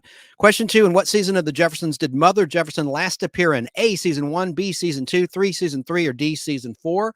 Let's see what you said. Da, da, da. Da, da, da. Well, Esmeralda agrees with me. I also love Mother Jefferson. I thought she was a trip. She's like Marla Gibbs. She stole the show on more than one occasion. And My Flock, Sarah says, Night Gallery, great show. I'm happy you've seen it. You're a youngin'. All right, My Flock, Sarah guessed season 3 was the last season to feature Mother Jefferson. Any other takers? Anyone else want to guess? I'm just waiting. All right, well, I'll just reveal the answer. I might play a clip while Emily Miller finishes that phone call. Question was, in what season of The Jeffersons did Mother Jefferson last appear in? Season 1, season 2, season 3, or season 4? The answer is season 4. And the actress Zara Cully's last credited performance was an appearance in the 9th episode of the 4th season titled The Last Leaf, which aired on November 12th, 1977, 3 months before her death. So Zara Frances Cully was born on Tuesday, January 26th, 1892. She passed away from lung cancer on Tuesday, February 28th, 1978. So Zara was born on a Tuesday, and she sadly passed on a Tuesday. And we saw her in a previous clip tonight. I just thought she was hilarious. And you could tell she got really thin towards the end of the run on the Jeffersons before she passed away. Is really sad. Just like if you like the original Bewitched show, the original Gladys Kravitz character died of cancer in 1966 before she was replaced. Talking about Pierce, before she was replaced by Sandra Gold. And she unfortunately got cancer, and she got really, really thin in the black and white Bewitched. She was in season 1 and 2 of Bewitched. Basically, the original Gladys Kravitz was only in the black and white episodes. And just a footnote, same with the actress who played Larry Tate's wife, Louise. There was a different actress in the black and white episodes for different reasons. She was a real estate person, real estate mogul, the actress who played the original Louise Tate. Hang on a second. Let me just look something up here. Alice Pierce was the original Gladys Kravitz.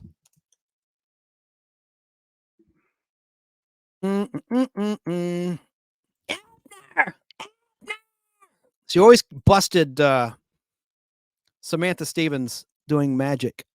Irene Vernon played the original Louise Tate on Bewitched, and then Casey Rogers took over that role.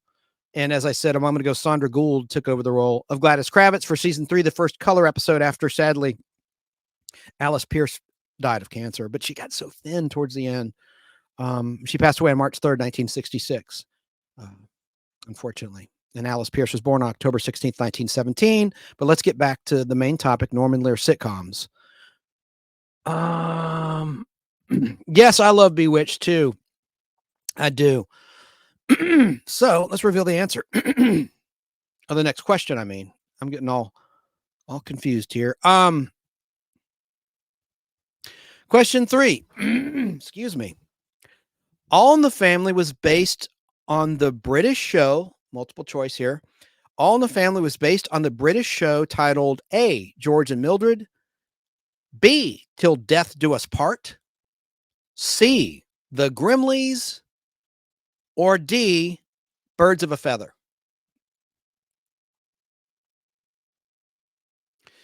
Question 3. All in the Family was based on the British show A, George and Mildred, B, Till Death Do Us Part, C, The Grimleys, or D, Birds of a Feather. What do you say?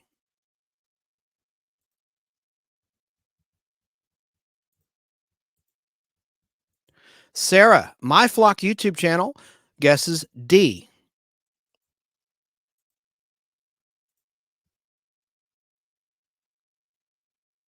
Birds of a Feather. Again, we're talking about question 3 in our trivia game of the Norman Lear shows.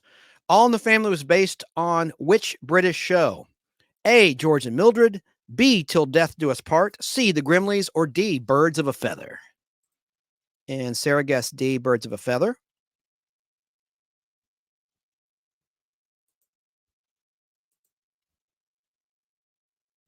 Sarah adds, but B is probably right. And you know what? B is right. The answer is B, Till Death Do Us Part. All in the Family became one of the most successful sitcoms of its time. And the show was based on the popular British comedy Till Death Do Us Part, which was on the air between 1965 and 1975. Isn't that interesting? The original source material in England was on the air when All in the Family was on the air in America. Of course, All in the Family was far more successful than the British show Till Death Do Us Part. And of course, it was adapted for an American audience by producers Norman Lear and Alan Bud Yorkin. His nickname was Bud.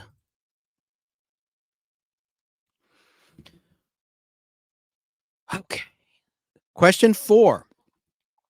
How many seasons did All in the Family air on CBS? Now, this does not include Archie Bunker's Place, so this is not a trick question where I'm going to lump those in. No, how many seasons did All in the Family air on CBS? A, 7, B, 8, C, 9, or D, 10? How many seasons did the original All in the Family, this does not include Archie Bunker's Place, air in prime time on CBS? A, 7, B, 8, C, 9, or D, 10? What do you say?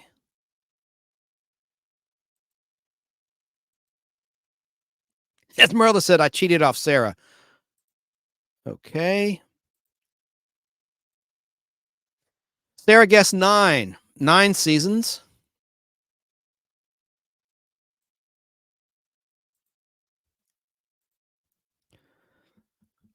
This is so bad for the listener because I'm trying to wait, in case there's a delay, in case anyone else wants to play. But I'll just go ahead and reveal it because this isn't for a prize for one of the DVDs. The answer, Sarah was correct, was C, 9 full seasons. 9 full seasons. These are mostly things that we've talked about tonight. If you were paying attention, I know I tend to drone on and it's boring listening to me, but I try to pick some questions that were designed on the information that I'm sharing in this educational program, the Nostalgic Podblast. And I want to thank Sony for the use of those clips. Again, I'm not earning any money off of your material. No rights are given or implied. The question 5 in our game of Norman Lear classic sitcom TV trivia is this. Florida Evans was the household hired maid on which sitcom before she was spun off in Good Times? Florida Evans was the household hired maid on which sitcom before she was spun off in Good Times? A, The Brady Bunch. B, The Jeffersons in the pilot show, meaning first episode. C, Maude. Or D, All in the Family. Question 5. Florida Evans was the household hired maid on which sitcom before she was spun off in the show Good Times? Was she in A, The Brady Bunch, B, The Jeffersons in the first episode pilot, C, Maude, or D, All in the Family? And while you're thinking about that, remember that beautiful scene in the first episode of The Jeffersons where there's that wonderful warm embrace between Louise Jefferson and Edith Bunker. It's so sad to me. I don't know. It's just good acting, good writing and acting, like where they both have a little share a little tear or whatever. I thought that was just great television. And then they moved on up. And I liked how in the early episodes of The Jeffersons, you saw more of that footage they shot on film of the Jeffersons moving to their high-rise digs. And then later as the show went on, they trimmed that out. That beginning, it just shows them pulling right on up. And George is all excited. He does his classic walk. I love his walk where he would literally, I always thought when he waved, he puts his hand behind his butt. It's like he's waving a fart, not to be crude. He walked like this. That was just a trademark walk. I love that. I love that. Now, let me see if anyone answered that question. Okay. Mod says Facebook user. Let me go into Facebook and see. Esmeralda's laughing. And see if anyone who guessed that on Facebook. I bet it was Basil. I bet it was Basil Chesterman, but it could have been Jerry Dobson, or it could have been anyone else. Let me just go there real quick, open that window up, and see right here. Who guessed Maude? Jerry Dobson, the Dean of Nostalgia World.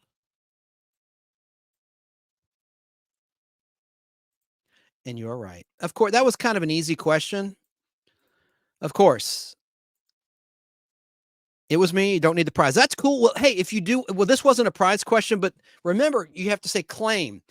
First person that answers correctly or answers it all and says claim wins the prize. Can you play DVDs, Jerry? Let me know, because I'm hoping someone wins that can actually enjoy these DVDs of the Jeffersons uncut, unedited. So yes, the correct answer was C, Maude. And we talked about that a lot tonight. So that's why that was so easy. And it's kind of an easy question in general. Why don't I play a quick clip of Florida Evans as Maude? And this is probably her most famous. I was going to save this for later in the show, but it's just a few seconds. This is a classic scene.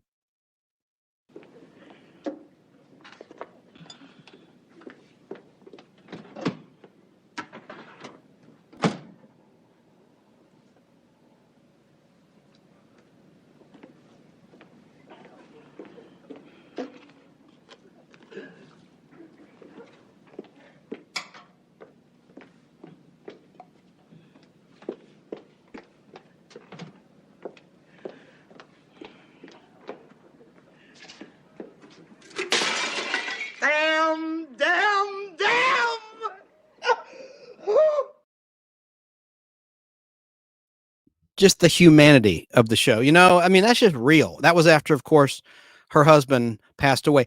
Sarah, how do I get my name off of here? My name is on the screen, Chance the Nostalgic Podblast, and I don't always want that up. I need to figure that out. That's one thing I still need to figure out. Now, coming up, we're going to talk about Sanford and Son. I got a lot of material. That was a powerful scene, Esmeralda, wasn't it? I love that scene. Now let's get back to the game. Question 6. Both of the actors who played Lionel on The Jeffersons on CBS share the same last name. True or false? If you recall, there were 2 actors who played Lionel Jefferson. I'll explain why in a moment. But both actors who played Lionel on The Jeffersons on CBS share the same last name. True or false? What say you?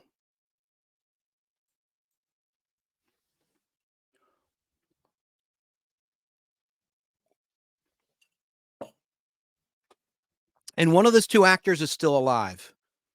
That's one of the questions I have coming up. But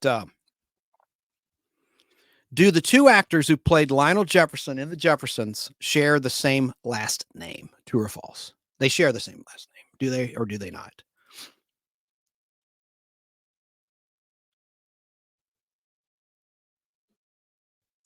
Anybody want to guess? Oh, we're live here. Totally guessing. False, says Esmeralda.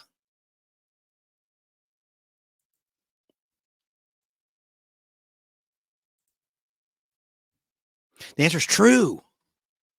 It's true. The original Lionel Jefferson actor, Mike Evans, last name Evans, this is so bizarre. He left the Jeffersons after its first season in order to devote more time to writing for the Maude spinoff Good Times. Did you know that the actor who played Lionel Jefferson from the get-go in the very first episode of All in the Family also wrote episodes, and he helped create Good Times? I like that they had a real Black person or African-American person, if you will, writing the show. So it was literally real. It was real. Unlike there were controversies with Sanford and Son, where you had white writers. I know Red Fox took issue on occasion with the inauthentic nature of some of the writing. But I like that. I like that Mike Evans wrote. So yes, so the answer is true. It's kind of bizarre that they had the same last name, but Mike Evans left the Jeffersons after the first year. So you'll see both. Well, I don't want one winner to win both DVD sets, but I'm offering to a winner season 1 of DVD, not for this question, but coming up, and season 2. So each one of these sets has each one of these actors who played Lionel Jefferson. So Mike Evans left Jeffersons, as I've said like 5 times now, to devote more time to writing for Good Times, which he helped create. And then Damon Evans, same last name. Isn't that strange? No relation to Mike Evans, was cast to play the role of Lionel from the fall of 1975 until early 1978, when Mike Evans returned. And the great Mike Evans, the original Lionel Jefferson actor, lived from Thursday, November 3rd, 1949, until Thursday, December 14th, 2006, when he passed away from throat cancer at the age of 57. And Mike Evans was born on a Thursday, and sadly, he also expired on a Thursday. Just like Zara Cully, she was born on the same day of the week and passed away in the same day of the week on a Tuesday. That's just bizarre when that happens. I mean, I'm sure it happens more often than we realize, but yeah, Zara was born on Tuesday, passed on a Tuesday, and same thing with Mike Evans, born on a Thursday and passed on a Thursday. Who was your favorite Lionel Jefferson?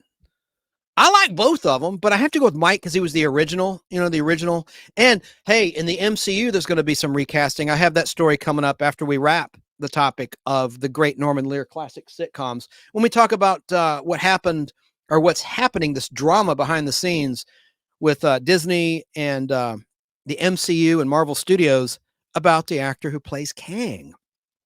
A lot of terrible things going on with that situation.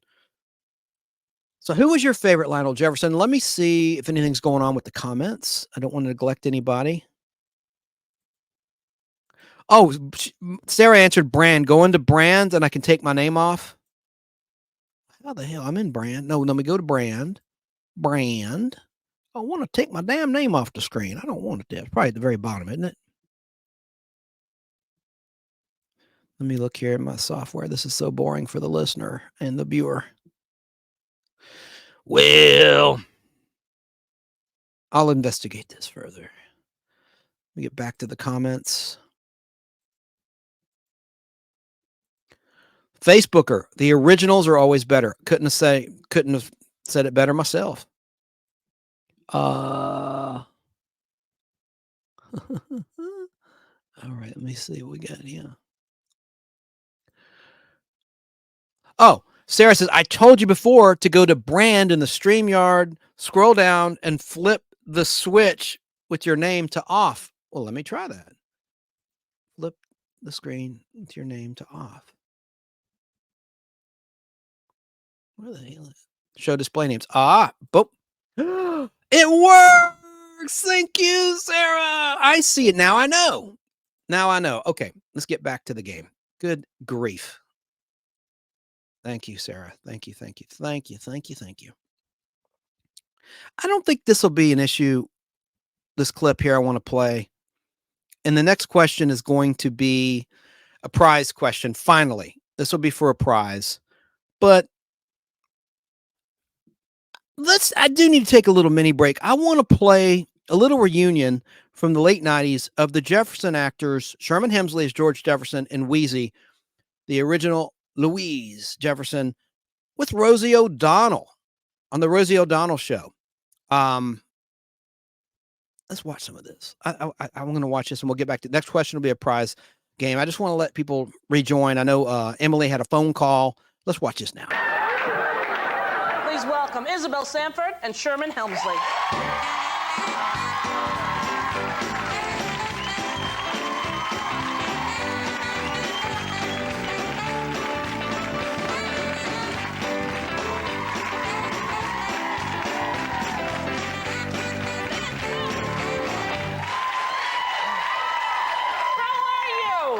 Great, thank you. Would you like our little footstool there, Isabel? Here it comes. Hey! See that? I need it too. Marvelous. Isn't it good? Thank you. It's good for my feet. I had surgery on my feet. Oh, and it did feels you? Good. Yeah. Yeah? You feeling okay? Yeah, I feel great. Yeah. If I can dance, I feel great. And you can dance. It's so good to see you both. Oh, thank you. And I love watching you on Nick at Night. No. You're coming on, aren't you? We're coming on in January. Yes. Yeah, that's going to be unbelievable. What's so funny? We're not on yet. I know, Isabel, but we will be soon. Oh, we're supposed to go along with what? Yeah, go along with what I say. Watch. I loved you in that movie that you did, Sound of Music. Oh, you did? Yeah. No, I saw the promos that it's coming on Nick at Night. Yeah, coming on January. That's going to be great. Yeah, I'm glad that it's the second coming of the Jeffersons. Yeah. First you were on All in the Family, and it spun off into huge success. Yeah, I didn't want to do it. You didn't? No. Why not? She was because All in the Family was a hit. I can answer. That's my question. Because All in the Family was a hit. Yeah. And I didn't know what the Jeffersons would do. You see, and I'm a Virgo. I want to stick with the sure thing. Right. Now, you were on All in the Family before Sherman was, right? Yes, I'm the first and everything. Oh.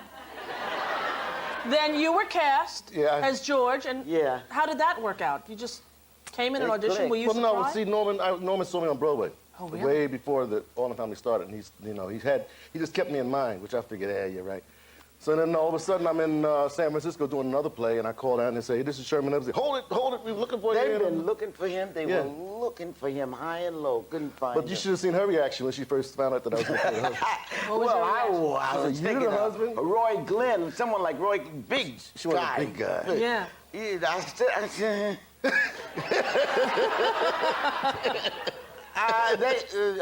John Rich said, Isabel, this is your husband. All right. Wonder why he gets someone like that size. I can take him with my one hand. Right. Now, when you were first cast as the role, did you know each other at all, or were you familiar? No. I had seen her, I was new in New York. I came from Philadelphia. I knew of her work and everything. And when you first got successful on the show, you were famous. Yeah, she was a star. Really. Yeah. People would come up to you and give you stuff in the street about treating her bad? Oh, yeah. Texas, this lady said, she walks up to me and like, I should slap your face the way you treat your wife. And I thought she was going to do it. She said, but I love you, I love your show. Things like that. Really? Yeah. I didn't know they did. Yeah. All the women on your side. We got a clip of you guys, I believe it's when you were on All in the Family. Before right. Yes, it was the spin-off episode, I guess. Yeah, take a look. How do you know? Come over here a second. I got some people I want you to meet. Hey, Jefferson, you're gonna love this. Okay, Mom, Pop, this is Jenny's parents, Mr. and Mrs. Willis. I'm very pleased to meet you. How do you do? Mrs. Jefferson? Mr. Jefferson?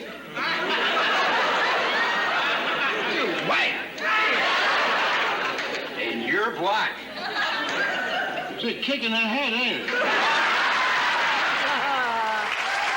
a great show that was, huh? Yes, it was. I really loved doing it. How about you when you won the Emmy? Were you surprised? Oh, was I ever? We were standing backstage because we were going to be presenters. Yeah. I mean, see, I had been nominated, 6, 7 times. This was just another time I'm nominated. When you hear this crap about... You can say crap, it's okay. Is crap all right? Crap's all right. It's an honor to be nominated. That's crap, isn't it? That's crap. You like to win, it's nice, right? Well, I mean, it's an honor the first time. Yeah, yeah. But the second and the third and the fourth, well, anyway. So I didn't think I'd be called. So they had goodies around there. We were in the green room. So I picked up so that I will look real cool when they call someone else, the other name. Yeah. I was going to be chewing on cheese, So they said, and the winner is, and I popped the cheese in my mouth. And Sherman said, Isabel, they called you. Oh, it's me. And the other cheese went up, and Lonnie Anderson caught it. And then here comes the stage manager. He called me, Isabel, come on. I had to go out there. And meanwhile, I'm chewing on this cheese. And I followed him out. And the way it was decorated, the stage was all white. He was blinding. And I didn't see the people out there that was going to give me my award. And I happened to look over there, and Greg Harrison, I think his name was. Yeah. He was saying, this way. Yeah. And I started to take over. Then I remember I had on my beautiful $500 gown. So I sauntered over. Yeah. Meanwhile, I'm still chewing, they're still applauding, and I'm hoping they will continue until I got this cheese out of my mouth. And he presented me with the award, and he gave me a kiss. Now I'm standing there. At last. I meant at last, I don't know how I got the award. Right, right. That's what I meant. Right. I don't know, at last, I got the cheese down. But that was it. That's how I felt about my award. I was very happy. And I was very happy you won it as well. Don't go away. Yes, we have more with Isabel Sherman after this break.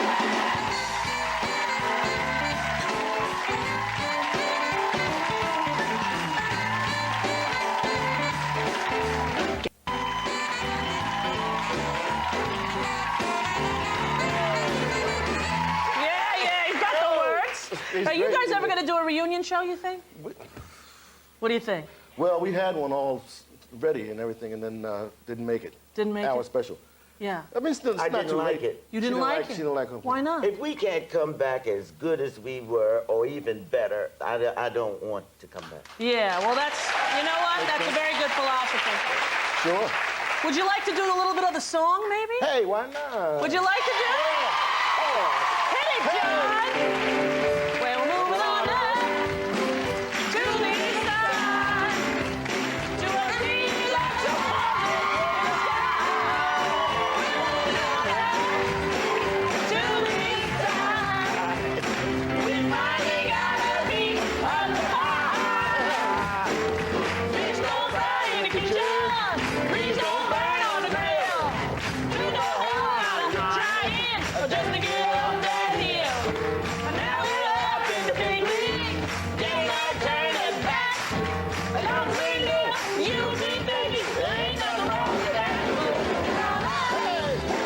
To the east side, to a sea of the promise in the sky. We're moving on up to the east side. We find. Who's on tomorrow's show? Well, Regis Philbin, Julia Child, Paula Cole, and Rosie's Craft Corner. Thank you both for being here. I really appreciate it. And watch Nick and Night in January for the Jeffersons. We'll be right back. No, we won't be back.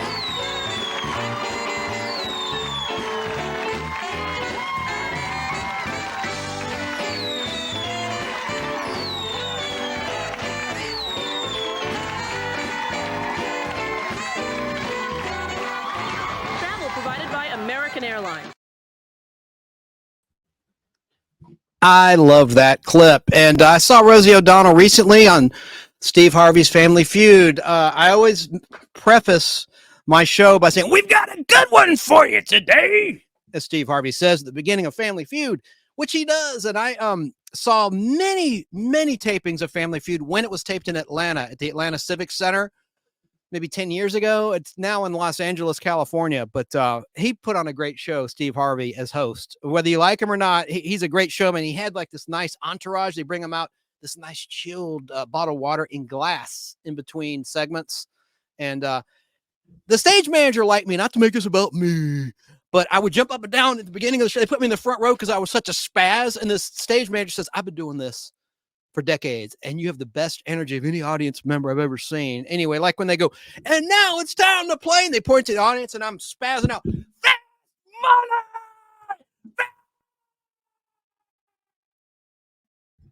Okay, that was crazy.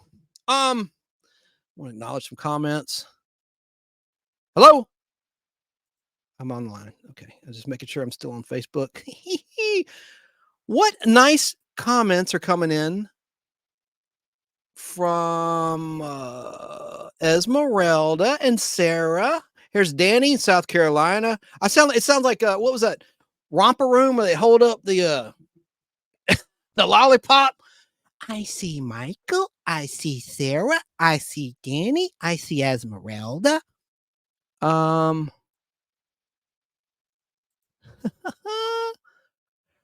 Watching this and working on my page as well. Very cool. Very cool. I need to go on Facebook and say, I don't know why. It was showing me the identity of Facebookers in my software. Now it just says Facebook user. So when I put it on the screen, it says Facebook user, but I want to find out who said that. Who said that? I guess I'll do that right now. Not to slow down the show, but I do want to know who made that nice comment. Oh, where are you, my little friend? I just hit the wrong thing, but nothing to knock me off the air. Thank gosh. I have some awesome video clips I got to share. But Sony, I think Sony, gosh, I hope they don't have a problem with this. I beg them for forgiveness. Ask for it's beg for forgiveness. Don't ask for permission. I would if I knew how to. Jerry Dobson said, watching this and working on my page as well. Nostalgia World, Facebook. Give that a thumb up. So it was Jerry Dobson making that remark. Let's see here. We got to get back to the trivia game. My gosh, the trivia game. And this is going to be the prize question. I remembered. This is the prize question. And I asked who was your favorite Lionel Jefferson. I guess no preference. Question 7, prize question. First person to answer this correctly and says the word claim will win season 1 of the Jeffersons on DVD. And again, I please ask that you can play DVDs if you want to claim this prize. Who are the only surviving cast members of the Jeffersons as we're live just before Christmas 2023? In case someone's listening in 2024, Lord forbid someone else passed away. Hopefully that won't be the case. But who are the only surviving cast members of the Jeffersons? A, Marla Gibbs and Damon Evans. B, Marla Gibbs. C, Damon Evans. Or D, Berlinda Tolbert, Marla Gibbs, and Damon Evans. So this prize question, again, is who are the only surviving cast members of the Jeffersons here at Christmas 2023? A, Marla Gibbs and Damon Evans. B, Marla Gibbs. C, Damon Evans. Or D, Berlinda Tolbert, Marla Gibbs, and Damon Evans. First person to answer that correctly and say claim gets a prize. Gets the DVD set. Sarah guessed claim. She guesses A.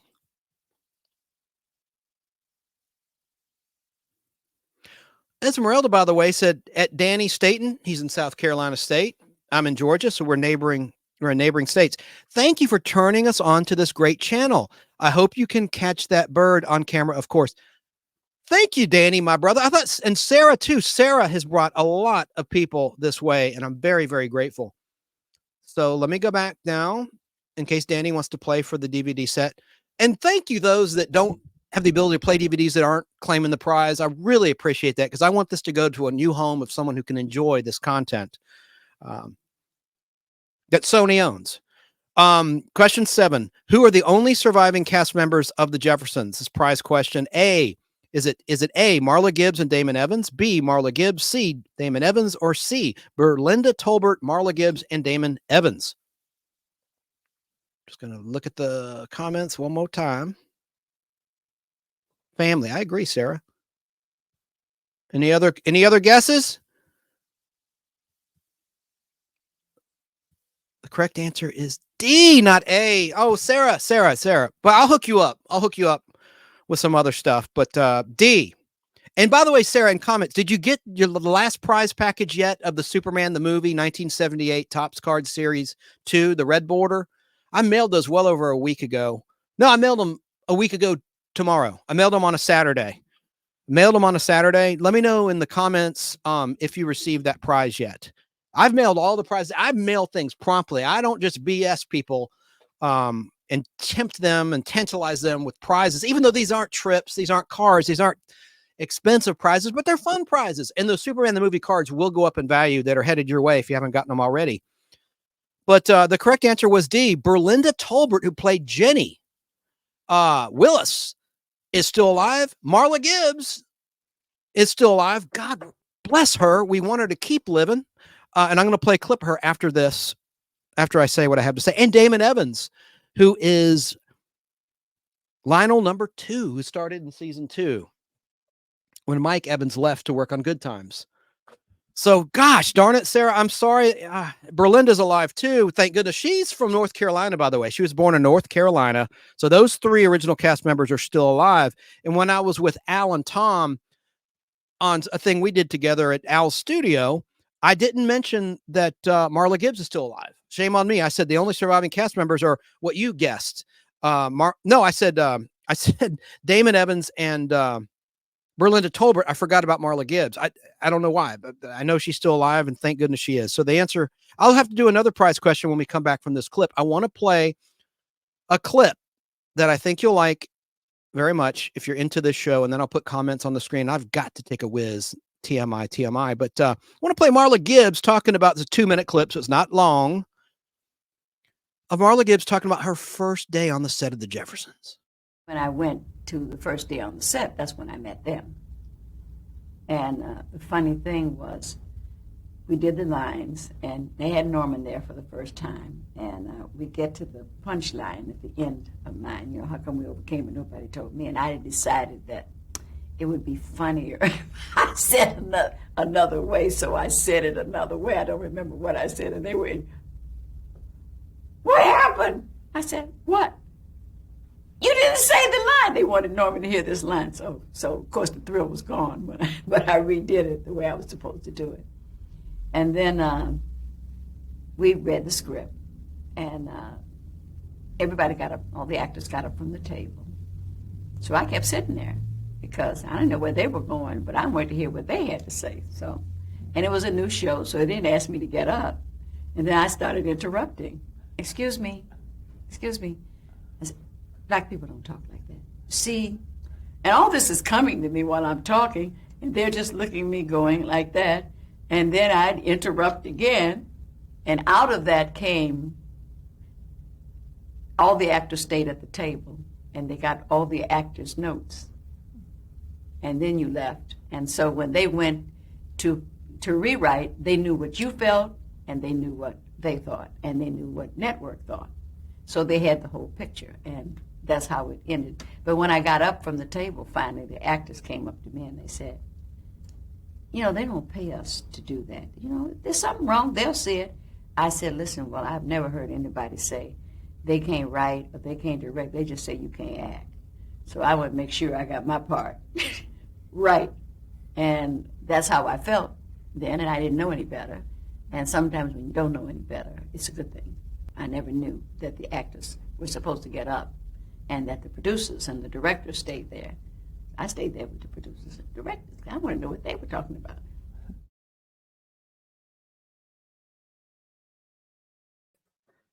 Thank you for the use of that clip, American Television Interviews. That's great stuff.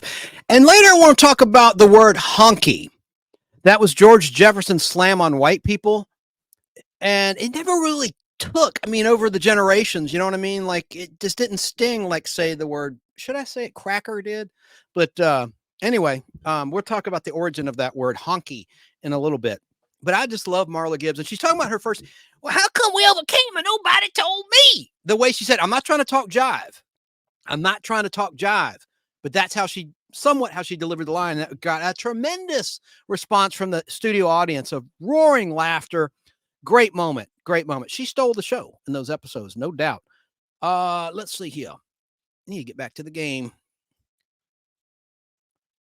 Holiday season mail will be slow. It will. You know, I should have made it look like a Christmas card. Maybe it'll get there tomorrow. I do know that our postal workers, as well as FedEx and UPS, are working very hard to get packages and mail delivered as quickly as possible. Yes, Esmeralda, I agree. That is a great clip. She's wonderful. And she's still around. She was on The Talk not too long ago on CBS. I like that show, The Talk on CBS. It airs at 2:00 in the Eastern time zone, maybe 2:00 out west too. And it's live Monday through Thursday. And then I think they work Monday through Thursday and they tape 2 shows on Thursday. So the Friday show wasn't live, but I like it because they don't get political, unlike, say, The View, you know, I for the most part. And I like that show. And I like Cheryl Underwood, who served this country. And she's a big sorority advocate. And I think she's funny. She lost a lot of weight too. But I really, really like Cheryl Underwood on that show. I think she's hilarious. And she's been on it like the whole time. You know, they've had so many changeovers. Marie Osmond was on that show, The Talk, for a while. Sharon Osbourne was on there for a while. Been a lot of turnover. But Cheryl Underwood, she stayed with it. She's survived the knife, which is great. Let's see what we got now. And the next question. I guess I'll make this a prize question since no one got the last one right. And I want to have a winner for season 1 of The Jeffersons on DVD. Question 8. On the Family on CBS shot to #1 with its second season during the 1971 to 1972 television season. All in the Family would hold on to its #1 ratings position for 5 consecutive years until 1976, when another series took over that top spot of #1. What show took over from All in the Family at #1 in the Nielsen TV ratings in the 1976 to 1977 television season? Multiple choice. Was it A, Laverne and Shirley, B, MASH, C, Dallas, or D, Happy Days?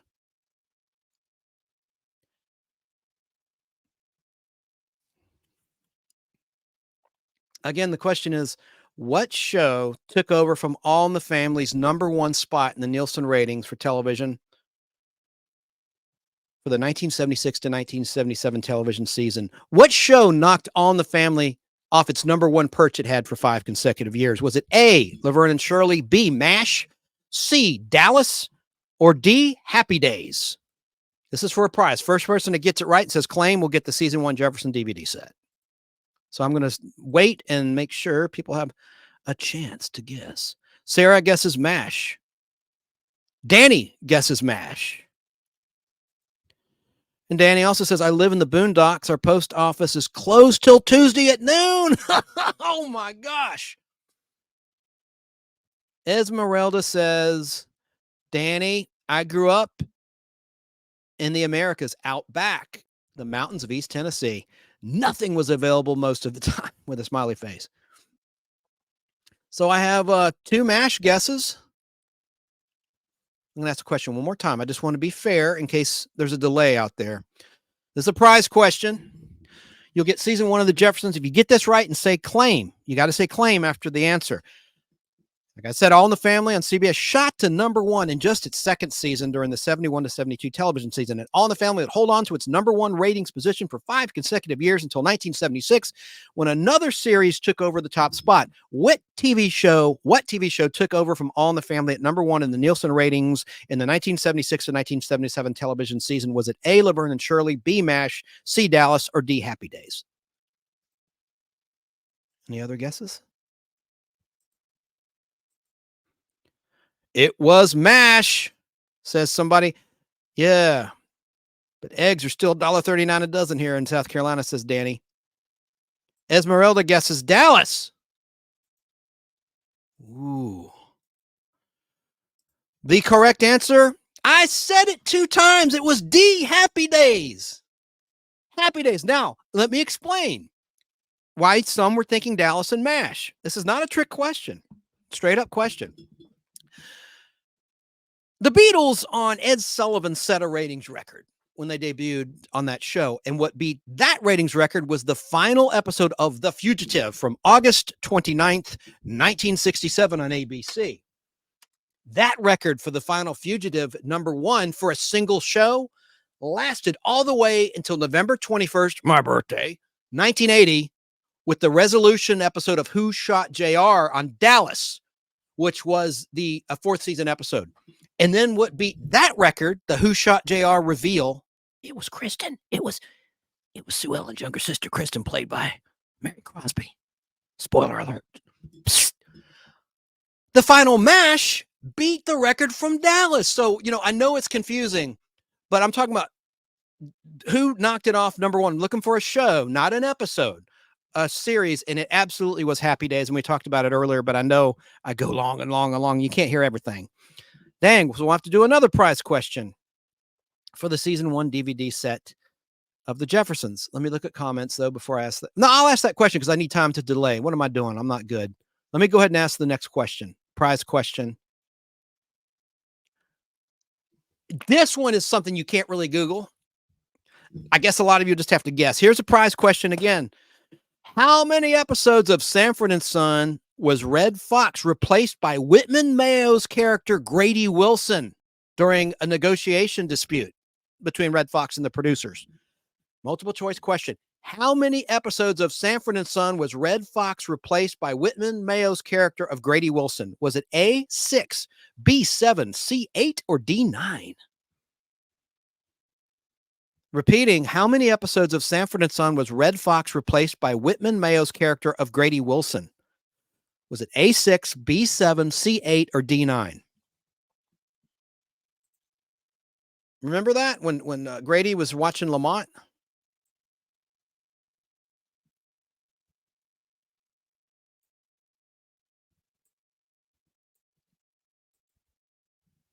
Danny guesses 6. My Flock, Sarah guessed B. Let's see what Esmeralda's saying. I loved Red Fox. His comedy albums are so good. Yes, and Blue. And I recommend this one. I've played clips on the show. I should have pulled some for tonight.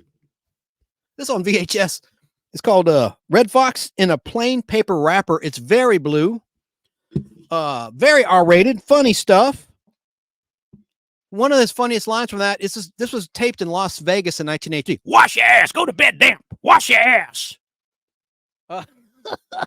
And he did bits I don't dare repeat. Try to keep this somewhat family friendly, but man, some funny comedy in that. I highly recommend it. It's on YouTube. Someone put the whole thing up.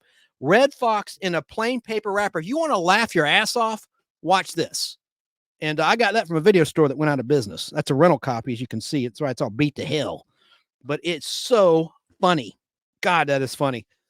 Oh my gosh. I love how both Red Fox and Richard Pryor could handle hecklers in the audience. They were so quick with those hecklers. Go to bed now. Wash your ass. Sarah's laughing. Okay. Danny. I watched, and we only had 3 stations back then. Yeah, you had like ABC, NBC, and CBS in terms of the networks. And then on the UHF, you had all those independent stations depending on where you lived. That's right, man. And we had to get the TV Guide or like the newspaper TV Week to know what was up in the listings. Richard Pryor was a bomb. So good. Hell yeah, Esmeralda. Couldn't say it better myself. And happy holidays to you and everybody, by the way. Okay, I'll reveal the answer now. I guess that's all the guesses I'm going to get.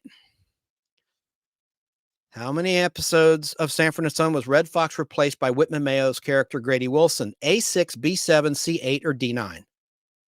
Prize question. The answer, I should have pulled my drum roll sound effect, and I've got to pee so bad. TMI, TMI. See if anyone else has got a guess. Yeah, I missed the TV Guide too, Danny. I have several of my collection. I'm sure you do. You have an awesome collection of autographs. Oh my gosh. When we were on with Sarah, that was so much fun on Sarah's channel, My Flock. That was great. I want to do that again. Esmeralda says, I have an excuse for missing all the questions. Wine. It's all good, man. It's the holidays. Cheers. Drink up. And by the way, if you're drinking this holiday season, please Uber or Lyft. Arrive alive. Arrive alive. Don't drink and drive. All right. Sermon over. So, the answer was 9. D. There were 9 episodes, and the network NBC aired them out of order of production so they could have some with Red Fox they held on to in the can while they were negotiating. Let me explain. And this article online has it absolutely wrong. I want to explain. I'll be brief. This is Get TV. This is an article from Get TV staff. Get TV is a cable channel that was running Sanford and Son. And let me just read this part, and I'll explain. They missed one of the episodes. They claim it's 8 episodes.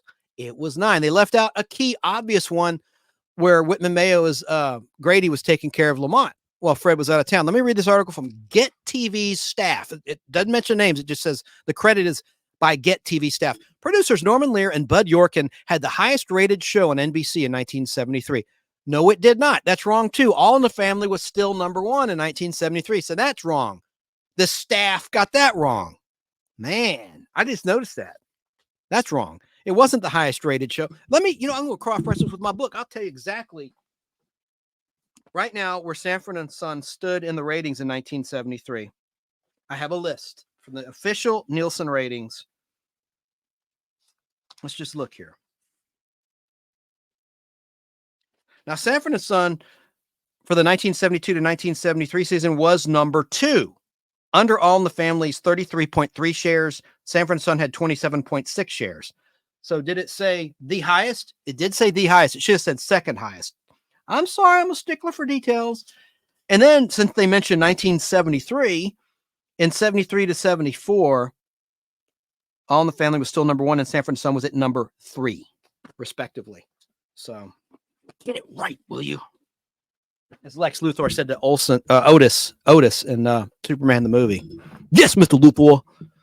Let me read the article. I had to correct that. That's why I always use books, to cross-reference. There's so much crap online, and a lot of people that host shows will just read the article without using their brain and cross-referencing, and they just regurgitate the same internet crap over the air. Repeating, producers Norman Lear and Bud Yorkin had the highest rated show, not true, on NBC in 1973, Sanford and Son. They also had a cantankerous star, Red Fox, who was angling for a sweeter deal. So perhaps as an insurance policy, Lear and Yorkin added a new face to the cast as production began on the 3rd season of Sanford and Son. It's me, Fred Grady, Whitman Mayo said, as Grady Wilson knocked on the Sanford's door in the episode Lieber Reisen Oliver Lamont on September 21st, 1973. At first, the absent-minded widower Grady went toe-to-toe with Fred, literally throwing him a few harmless punches in a dispute over a stolen TV. But soon, Grady evolved into a charmingly goofy sidekick who always popped up in the same baggy blue blazer that was a little too long for him. I'm adding that in. The sleeves were a little too long whenever Fred Sanford needed a buddy. I liked his buddies. I like Bubba. Fred and Slappy White was one of Fred's buddies.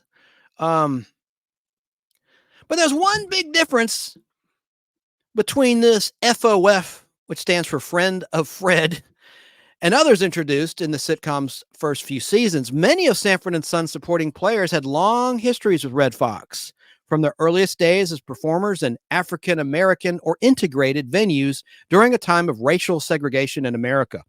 Comics like LaWanda Page, who played Aunt Esther, Slappy White, who played Melvin, Leroy Daniels, who played Lucky Leroy, Ernest Mahan, who played Slick Skillet, and others had known Red Fox for decades and had little or no prior experience acting on camera. Don't forget Della Reese now, and we'll hear from her in a little bit.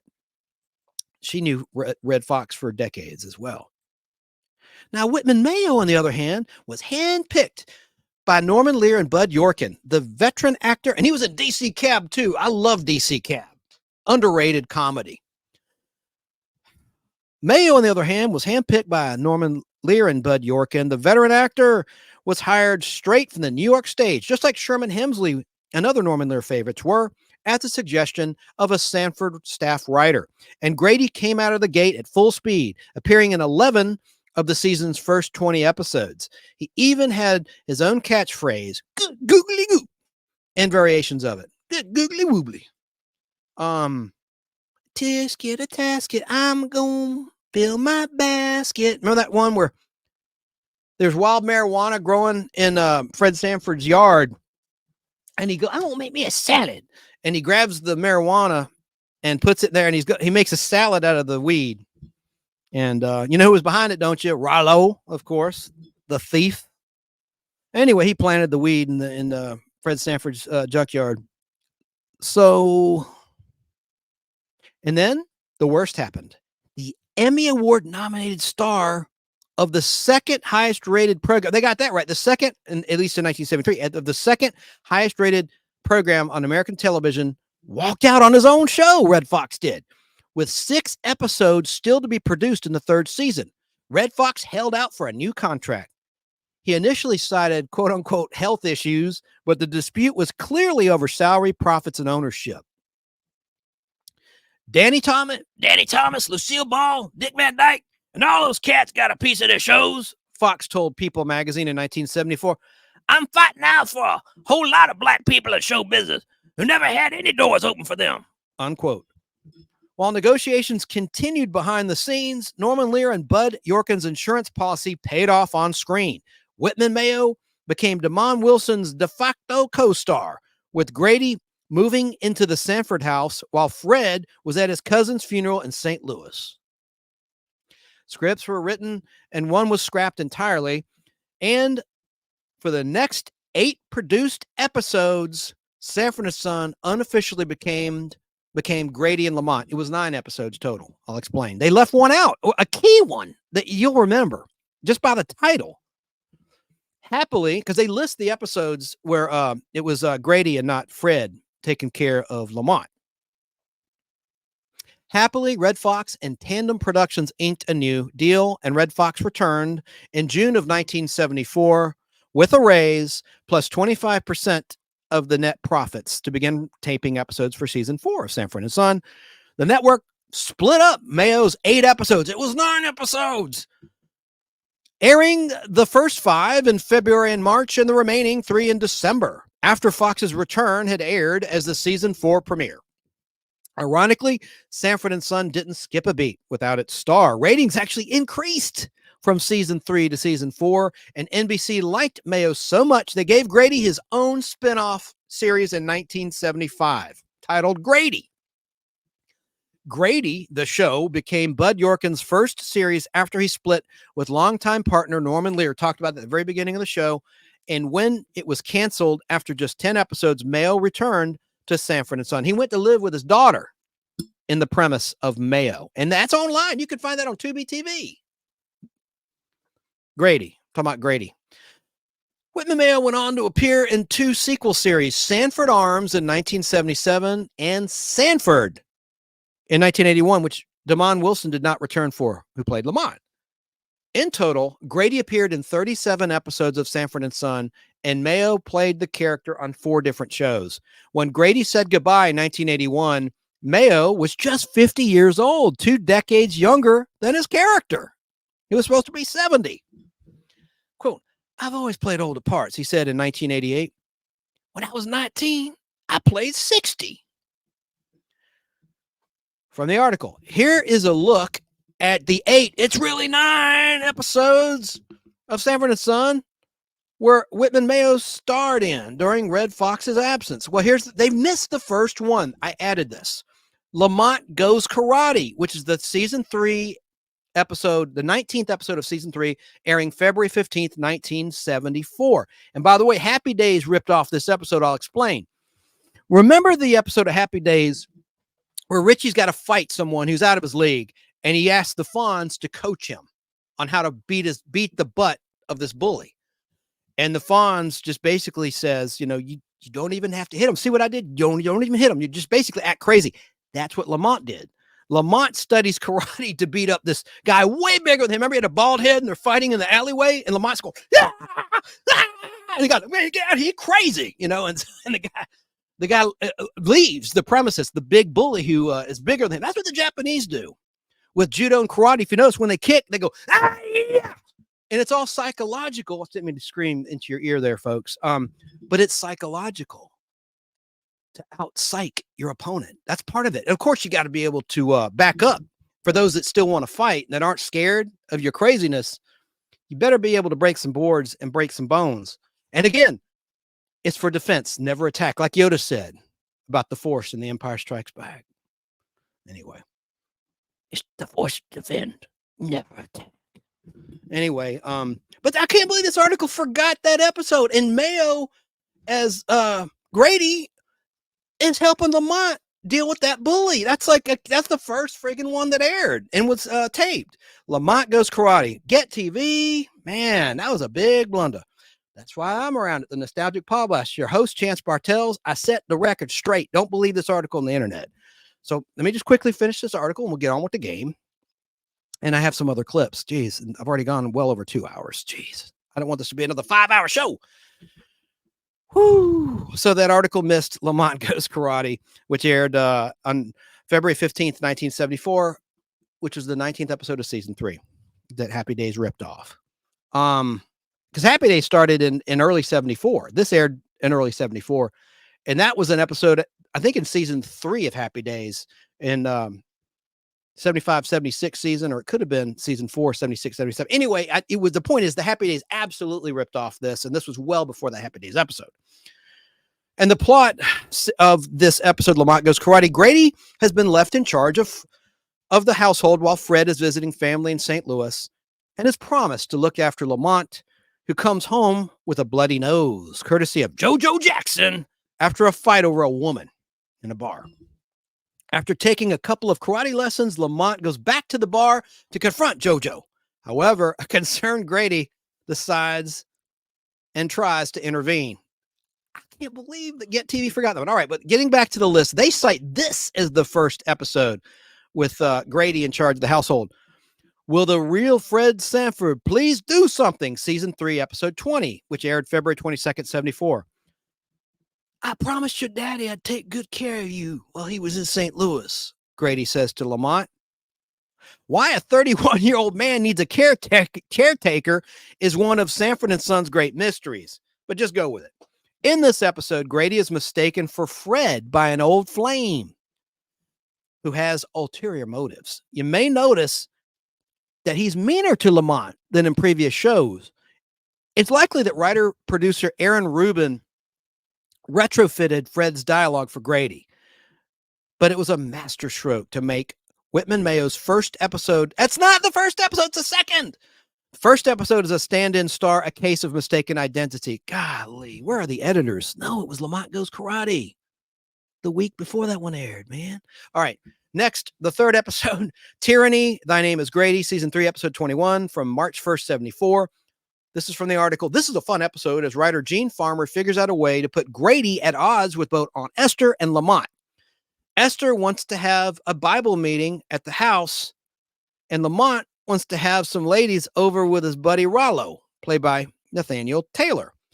Grady follows Fred's instructions for no Bible meetings or orgies in his absence. Remember the one where Aunt Esther's wig came off? That made me laugh out loud for 5 minutes. I rewound that, had on videotape from Superstation 17 WTBS here in Atlanta. At the end of the episode, I just love that. Like Aunt Esther just, oh God, she looks like buckwheat or something. It's just funny. I laughed so hard at that scene. So the fourth episode with Grady in charge is titled Aunt Esther and Uncle Woodrow, season 3, episode 22. From March 8th, 1974. After 27 years of marriage, Aunt Esther throws Uncle Woody, played by Raymond Allen, out of the house. It's fun to watch how the Sanford and Son writers expand Grady's character with more airtime. Here, he decries women's lib and gives Woody some unfortunate man-to-man advice about standing up to his wife. This is an aspect of Grady we haven't seen before, but it feels genuine. The 5th episode out of 9 was titled The Way to Lamont's Heart, Season 3, Episode 23 from March 15th, 1974. Lamont just wants to have some fun, but his girlfriend, Judy, played by Judy Pace, wants to make it official. Finally, after 3 episodes without Red Fox, really 4 episodes, Damon Wilson gets something to do. It's very telling that Lear and Yorkin relied so heavily on Mayo and not Wilson to do the comedic heavy lifting during Red Fox's absence. It wasn't exactly a vote of confidence for the show's second billed star. The next episode, episode 6 out of 9, was titled Hello, Cousin Emma, Goodbye, Cousin Emma, Season 3, Episode 24 from March 22nd, 74, which was the season 3 finale in aired order. Grady's lazy cousin Emma, played by Clarice Taylor, comes to visit from Chicago, and Grady and Lamont are forced to share a bed. This episode gives viewers a pretty good indication of what Sanford and Son would have become if Red Fox had left permanently. It's different and sillier, with Whitman and Mayo as the star, but it works. And he got his shot and made the most of it. Now we're going on to season 4, episode 11. So they kept these in the can, the network did, and held on to them, because they had to get Red Fox on the screen for the season 4 premiere where he comes back from St. Louis. But wasn't that weird? If you watched him in aired order, all of a sudden Fred's gone. After he came back from St. Louis, he's gone again, like 2 months later. So this is why. The 7th of 9, episode titled Fred's Treasure Garden, season 4, episode 11, November 29th. 1974, the first produced episode of season 4. So see, it was filmed in season 4. So I'm wrong. It wasn't taped during season 3. Hell, it was taped. First one taped before a live audience for season 4. Finds Grady mistakenly growing pot in Fred's garden. This is one I talked about a moment ago, and serving it to officers Hoppy, played by Howard Platt, and Smitty, played by Hal Williams. And Howard Platt was the second white cop actor to play, the straight man, if you will, to the jokes. The first one went on to direct a lot of episodes. Let me find his name. It's in the back of my mind, but the original white cop on Sanford and Son. Hang on. And Son. Hang on a second. Sanford and Son.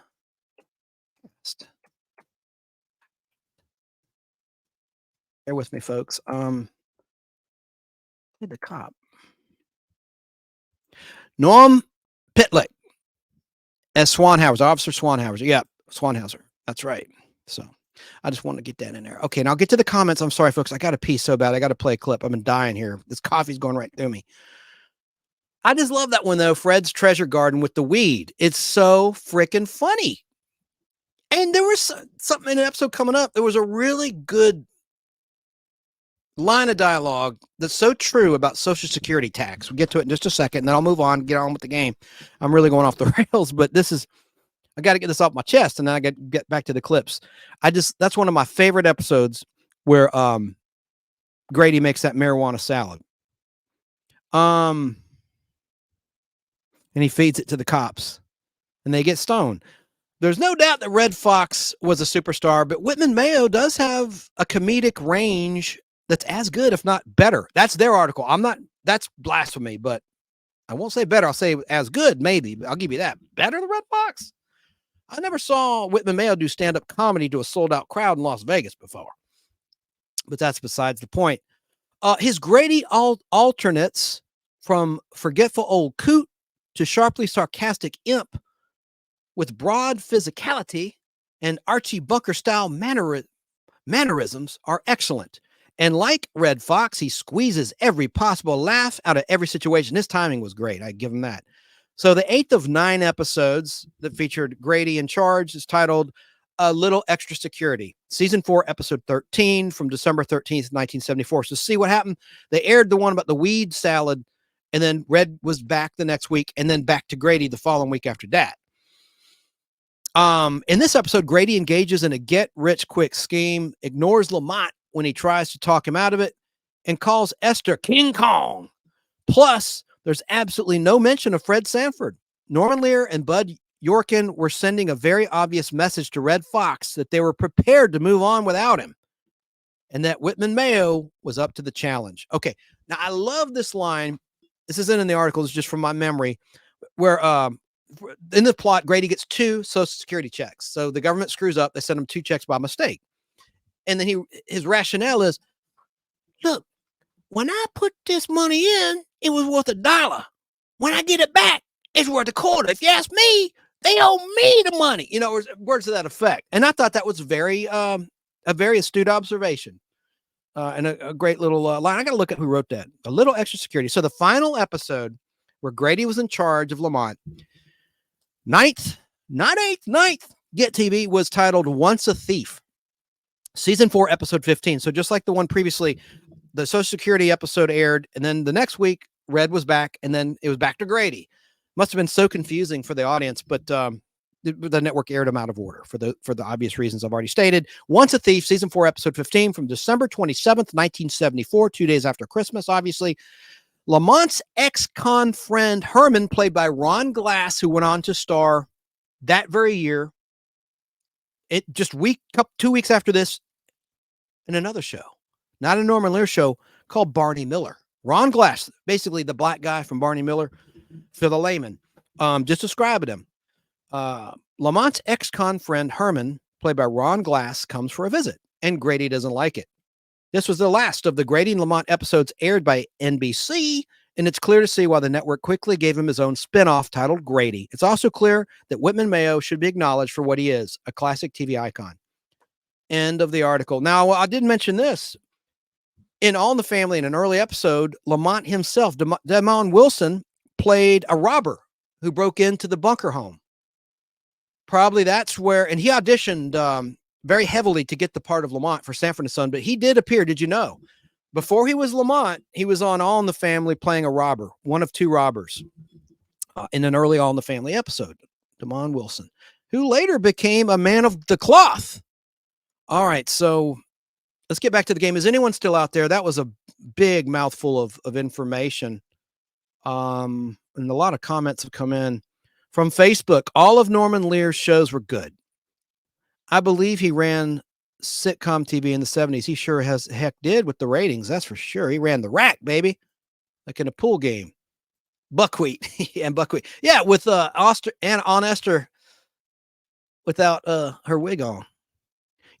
My Flock Sarah in California, Southern California, says, you sound like me talking about Star Trek, Chance. Esmeralda says, Esther was such a great character. Esmeralda says, Chance, I am loving the show. Thank you for being here. Hey, I couldn't do it without you. And you and Sarah and everybody else, you make my day. You really do, in such a good way. Sarah says, Happy Days, best shown in Jumping the Shark. I know. That was the 77 to 78 season. Happy Days 74. Hang on. Season 5 premiere. It was a 1-hour episode, concluded the following week in a half-hour episode. So in syndication, it's a 3-parter, but in the original ABC air date, the first one was a 1-hour episode. That's where Fonzie jumps the shark. And in the story, Richie's going to write a script for Paramount Pictures. It was a Paramount sitcom, so they film things outside of Paramount Studios. And so they go from Milwaukee, Wisconsin to California and all sorts of and the Fonz is surfing in his leather jacket, man. Give me a break, man. That's where the phrase jumping the shark came from. Everybody knows that, but for those that don't, it came from that season 5 premiere of Crappy Days. I'm kidding, Happy Days. But all Happy Days was a ripoff of American Graffiti. I mean, let's be honest, but you gotta love Henry Winkler and all that cast. I mean, I liked it. And the little factoid I've mentioned before, in reruns, the first time Happy Days went into syndicated reruns, it was retitled Happy Days Again. Just like Chips with Eric Estrada and Larry Wilcox was titled Chips Patrol. I don't know why they did that. They retitled reruns back in those days. I better get back to a clip because I've got to go to the little boys' room there. We really haven't talked about, I don't want to get past. Listen, I'm going to play a clip now of George Jefferson saying the N-word. Warning, warning, warning. Danger, Will Robinson, warning. I'm just going to play it. I'm not glorifying this word. I'm just playing it to give an example of how cutting edge the Norman Lear shows were. And keep in mind, it's a black actor saying this and a black character saying this, actually a female black character. No, he says it. Okay, let me just play this clip. You've been warned. Hang on, turn the radio down, turn the sound down, if you can't handle, you're going to hear the N-word. George, why do we have to fight so much? If we have a problem, why can't we just talk it through like Tom and Helen? They don't fight. They don't fight because they're scared to fight. What's that supposed to mean? You know damn well what it means. If you two ever really started going at one another, inside of 5 minutes, he'd be calling you... Don't say it. Nigga. He said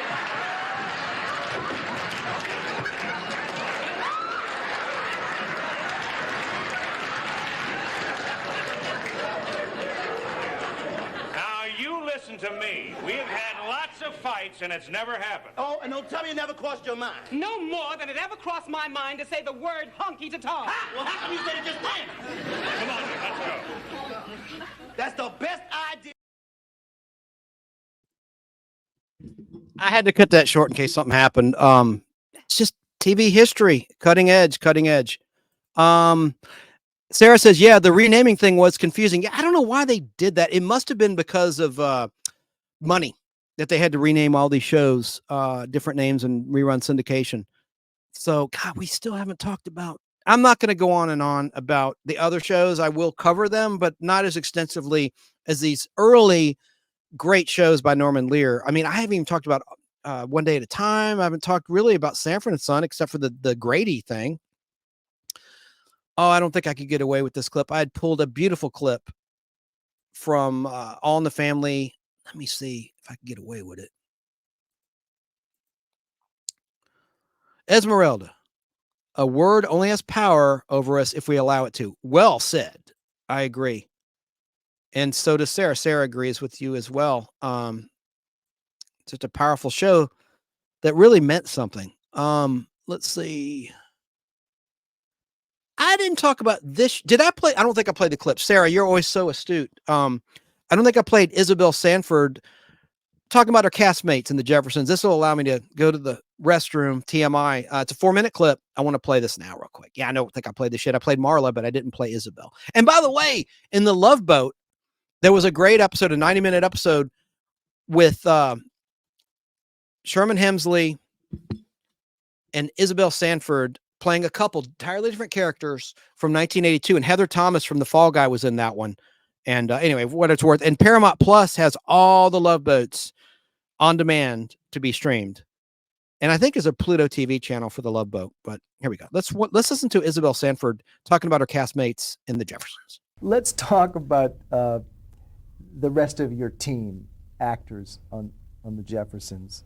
A remarkable collection of people who brought some great work to television and to that show. I want to just go over some of them. And we'll straighten out the Lionel confusion with how many there were, too. Franklin Cover played Tom Willis. You tell me about Franklin. Oh, Franklin and I had such fun. I mean, we joked a lot. I like what he said, I cannot work under these conditions. I mean, he was always saying that. You see, he and Roxy knew each other in New York. Roxy Roker, yes. But I didn't know him in New York. I knew Roxy in New York. Roxy Roker, we been plays together in New York. I knew her for years. But I didn't know him. Paul Benedict, was that his being? You know, I get his character name. Well, Bentley and Benedict are kind of close. Yeah, I get them mixed up. Well, I didn't know him. I didn't know him until we were doing the show together. I didn't know him. Of course, I knew neither one of the Lionels, except when we worked together in All in the Family. Now, the two Lionels were Michael Evans, who originated the role in All in the Family, and Damon Evans, correct? Were they related? No, they were not. Just happened to have the same last names. Tell me about Zara Cully. She played Mother Jefferson. Dear Zara. I knew her a few years before she got into All in the Family. And she used to, whenever we run across each other, you know, actors for auditions and what have you, you run across each other. You know? And she used to say, Isabel, if ever you have to have a mother to play, someone to play your mother, call me. Please call me. I said, I certainly will. I certainly will. So we finally got her. She was my mother-in-law. That was close. That was close. She played my mother-in-law. I said, I don't think you could get any closer than that. When she get the script, when we get the script, we can see, Tuesday was what? That was tape night. Wednesday, she get this new script, and we read the script. And she said, oh, I have to be mean to you again this week. I said, if you want your job, you'll be mean to me this week. And every other week. Marla Gibbs, Florence the Maid. Oh, yeah, she was funny. She was very comical. She was an unusual maid. And Did she ever clean, really? She dusted about. She took a duster. But she and George were always at it. You know, he was always threatening to fire her.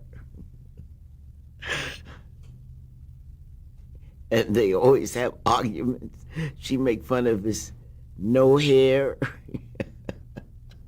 She has some very, very funny lines. Her character. And she really right. delivered it beautifully. Ralph the Doorman, he always had his hand out all the time looking for money.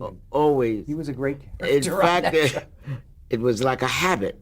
I mean, the hand was out whether he was to get a tip or not. The hand was out. Yeah, he admitted that. That was his gimmick. Thanks to the Archive of American Television for use of that clip. Good stuff. And, you know, the interviewer says Franklin Cover, not Cover. You know, how would I know to pronounce? It's spelled C-O-V-E-R. How do you know? Anyway, comment coming in. Let's see some more comments here. Esmeralda. Oh, they're talking about Love Boat with each other. And Sarah says, Love Boat was something as a kid I didn't like, but I do as an adult. Yeah.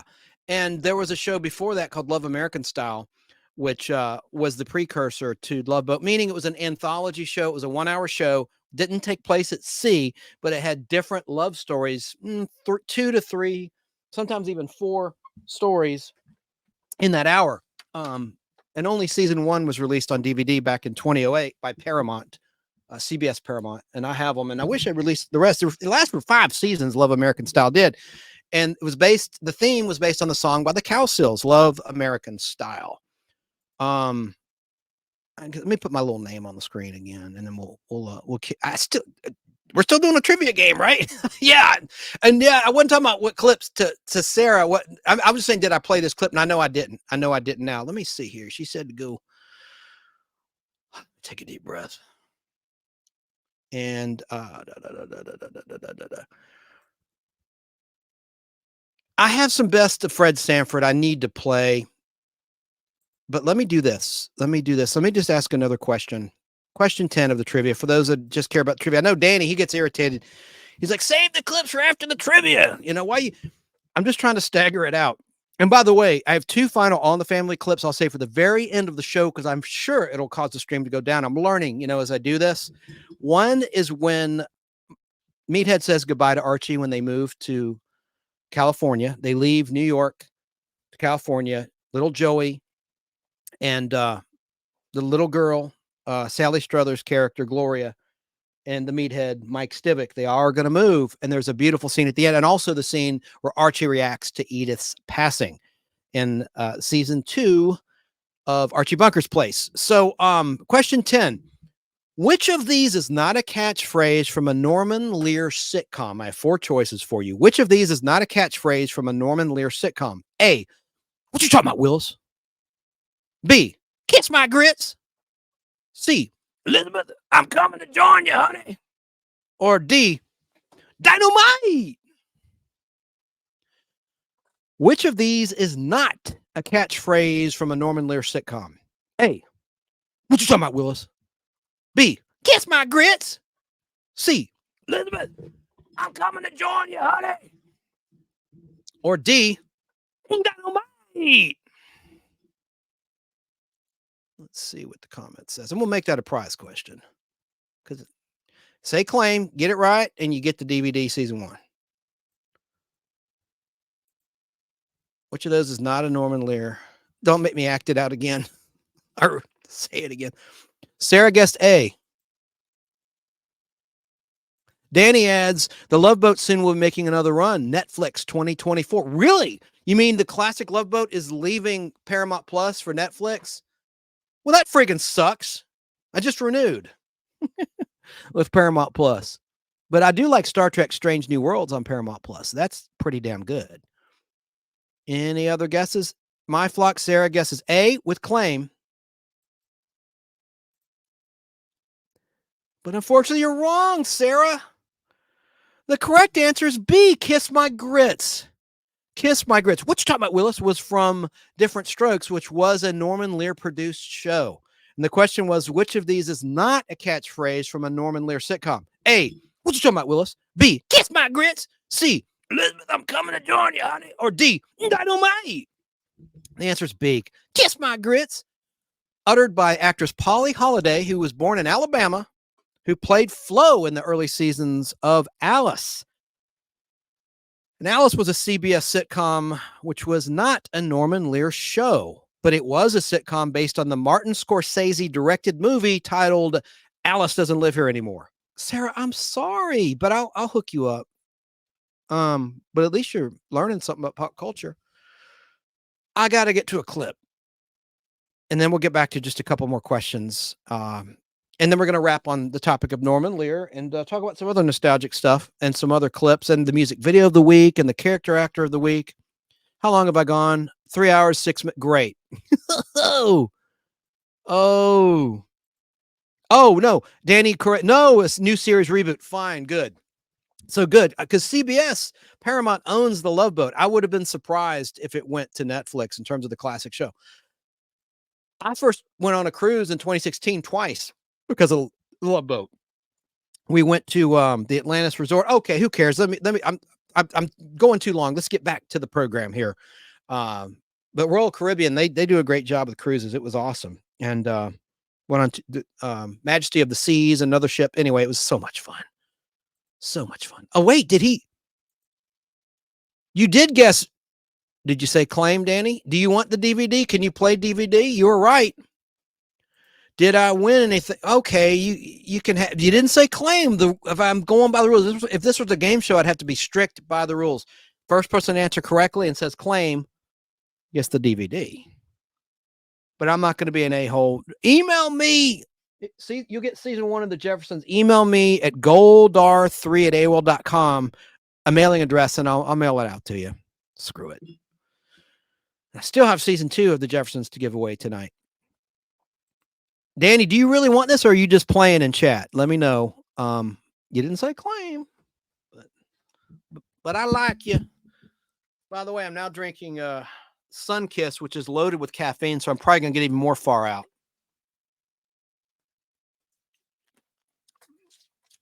With the show here. All right, so just let me know. Goldar3, GOLDAR number 3 at AOL.com. Esmeralda just commented, life is calling. My husband is out of his man cave. Gotta go. Such a great show, Chance. Love your channel.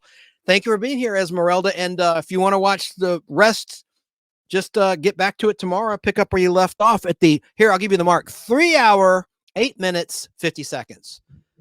Fast forward to 3 hours. Write it down. 3 hours, 8 minutes, 50 seconds. All right. Good night.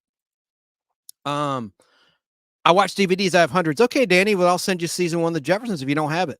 No problem. Later, Esmeralda says, Sarah. Okay, let me get back. Yeah, I know what that means. If he's out in the man cave, he may want to play with you, Esmeralda. All right. Let's play a clip. And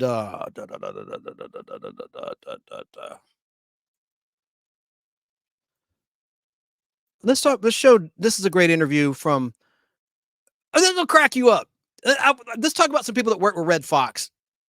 But first, you know what? I'm going to do the best of Fred Sanford. If the stream goes down, I'll exit this clip.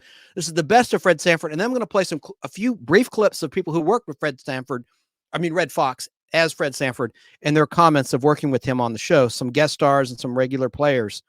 Oh, Sarah's laughing, giggling. Where the heck? All right, here's the best of Fred Sanford. It's about 8 minutes, but I'll probably duck out early if the YouTube live goes down. Let's watch. Oh, Mr. Malloy, I'd like you to meet our newest senior citizen, Mr. Sanford. Hi. How would you like a nice game or a shuffleboard? How would you like one across your lips? Can I believe her when she tells me so? Is she fooling? Is it just a game? Yeah, you know, that's my son Tim with the Orioles used to sing that number. Then they go, am I the fire or just another flame?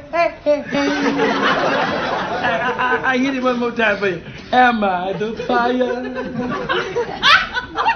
or just another flame? What's that? Oh. Sounds like the dude in the bed over there. Hey, man. Hey, will you shut up? Now, do you like me? Come on, let me hear you say it. I like it.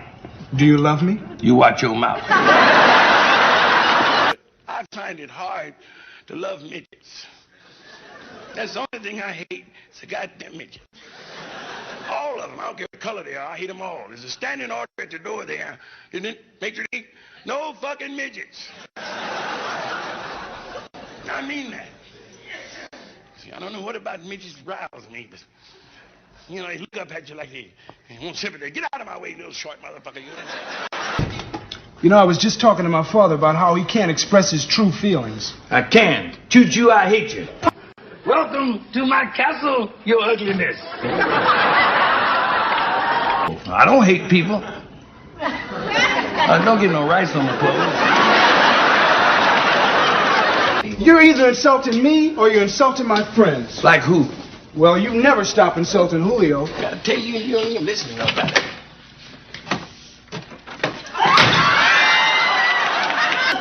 What's the matter, Mr. Stanford? You got something against chickens? Not really. Maybe you got something against goats, huh? No. No? Well, then maybe, Mr. Stanford, you got something against Puerto Ricans, huh? Now you got it. I loaned the truck to our neighbor, Julio. Julio, you loan that truck to a Puerto Rican? Like a fool, I tried to be your friend, but you refuse. Está bien. You will not see me around here again, you zángano. What? You heard me. You are a big dummy. Who you calling a dummy, you big dummy? Where I come from, them is fighting words. No. Sigue. Yo no permito que nadie me insulte aquí. No. En esta casa yo no doy paso jamás ni nunca. I'm sorry too, Lamont. I'm sorry that you are the son of a zángano. You said it again, didn't you? Let me hear you say it. Well, back off. Zángano. Say it again. I dare you to say it. I dare you to say it. Let me hear it. Let me hear it. Zángano. I just want to hear it one time. You say it again and And now I tell you the reason why I bought the truck. I got a big surprise, man. You brought the truck back in one piece. Sure, man. Oh, by the way, to show how much I appreciate, I filled the tank with gas. Hey, Julio, you didn't have to do that. Oh, yes, he did. Oh, hey, con permiso. Excuse me. I'm coming right back with the surprise, man.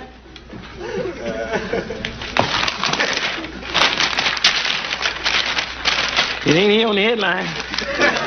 What are you doing? I'm trying to see if it was a riot yesterday. Because if it was a riot, that surprise could be a truckload of hot television. Now listen, you. I want you to stop insulting Julio. You got that? Either that or he's smuggling something into the country. Aquí estamos, pa' dentro. Buenos días. Wetbacks. Go ahead, Francine. I love you, Achu. I love you, Francine. I love you, Brenda. I love you too, Francine. I love you, mister. Get back, fat stuff. Hey, Pop, didn't you learn anything from the group? Now, I'm sure there's at least one thing that you can think of good to say about Aunt Esther. Now, think about it and say it. Oh, Lord, Mr. France, you all right? Yeah, I'm all right. Take your hands off me. I ain't had my tetanus shot yet. Well, flesh of thy flesh, bones of thy bones, and mouth of thy mouth.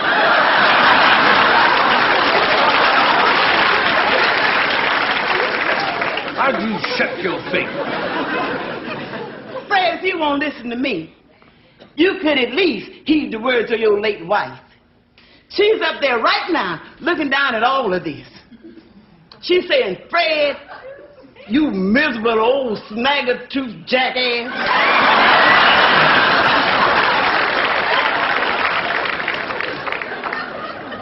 Oh.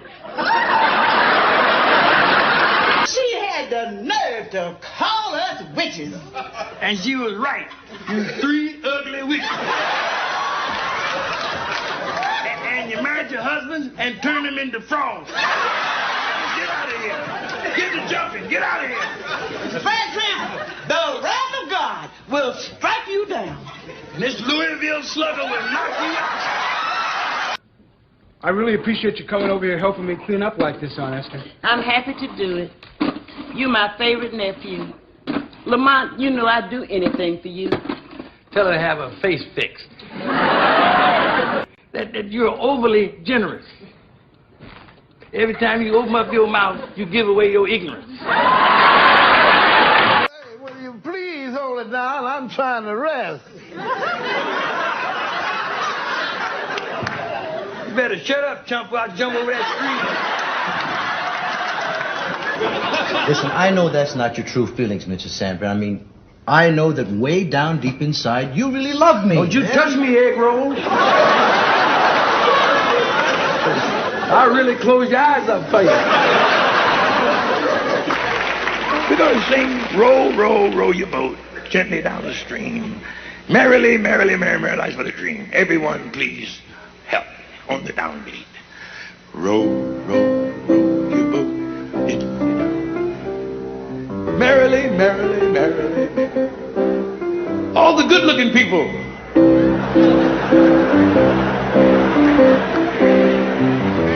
Oh, fuck it, shut up. You know, goddamn well, some of y'all shouldn't have been singing.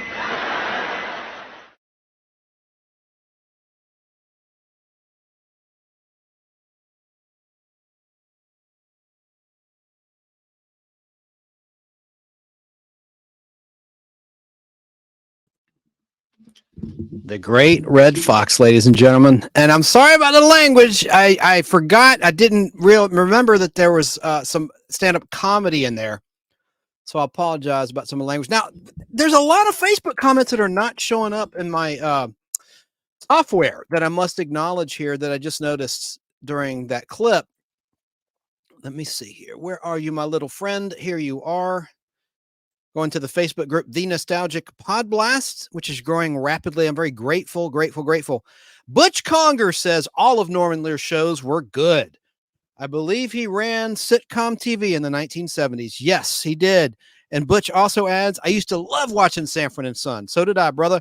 Jerry Dobson, the Dean of Nostalgia World on Facebook, the Facebook group says, I'm drinking spiked eggnog. And earlier he had guessed MASH. Let me see if there's some other Facebook comments that I omitted by mistake. I'll have to get back at it. Oh, wait. Oh, they just populated when I clicked that off. Click off. It sounds nasty, doesn't it? Appreciate everyone hanging in. Sarah, my God, you're a trooper. Sarah, you've been here. God, I'm coming up on 3.5 hours now, and you've been here since the beginning, and I was late. You were even there for the pre-show. God bless you, ma'am. You're a great new friend. And I cherish your input. Let's see here. Let me just see if these comments populate that I might have missed.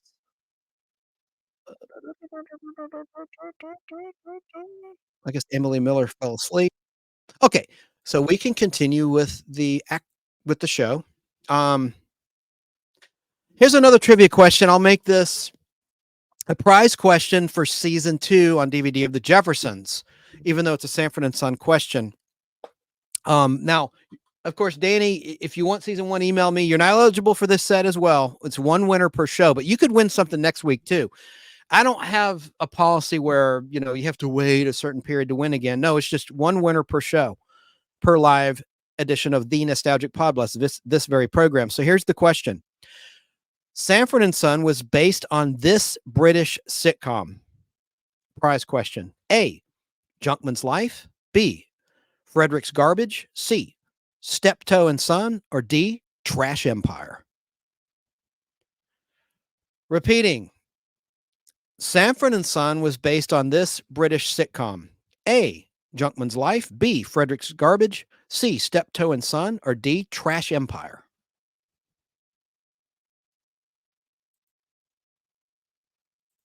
Let's see what you say.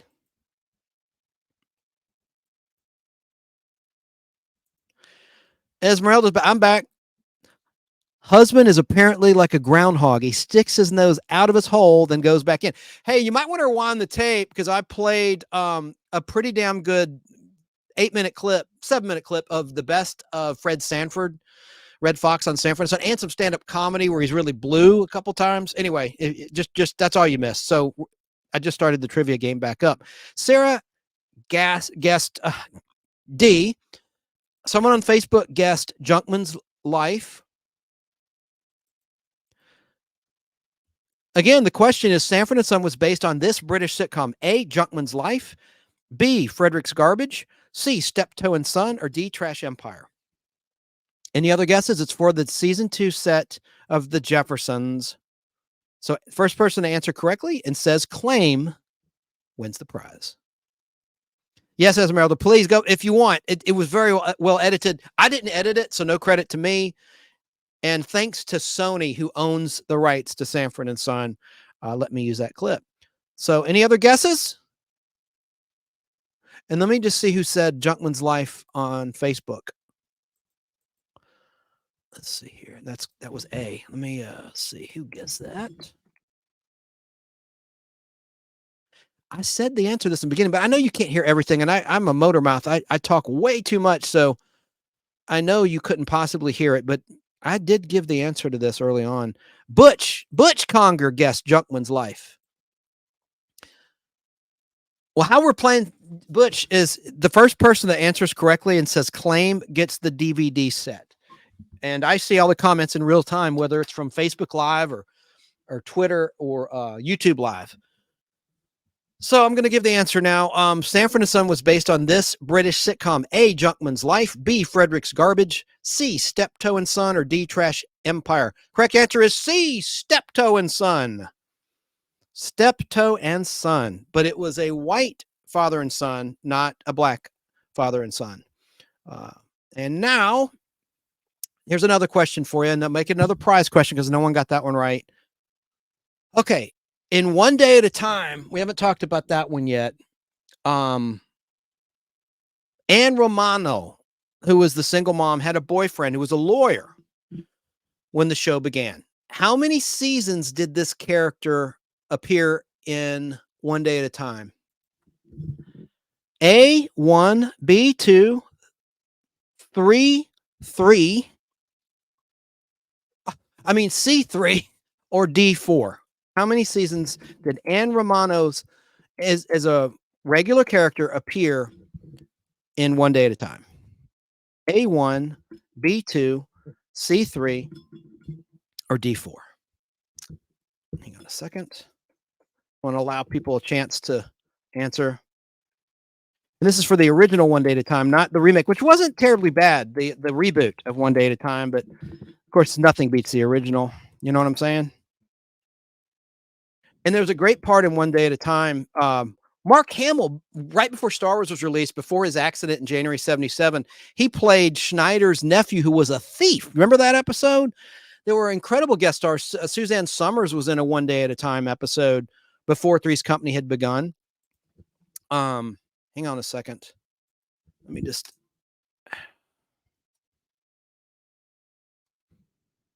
The boyfriend David is who I'm talking about. God dang it. I went to the wrong page.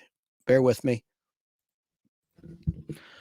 The question is, in One Day at a Time, Anne Romano dated a younger attorney early on in the show. How long was this character in the cast as a regular character? Consistently. A, 1 season. B, 2 seasons. C, 3 seasons or 4. Or D, 4 seasons. Now let me.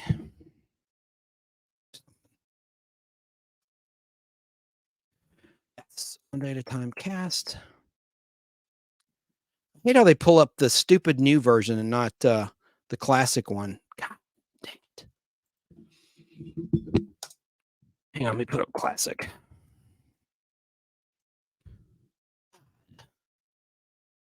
Richard Masur played this character. He played David Kane. How many seasons? Let me go see if the answers have come in yet. Butch says 1 season. Sarah guesses C, 3 seasons. She says never saw it. Neither did I till recently, thanks to this guy, Chad Poitier.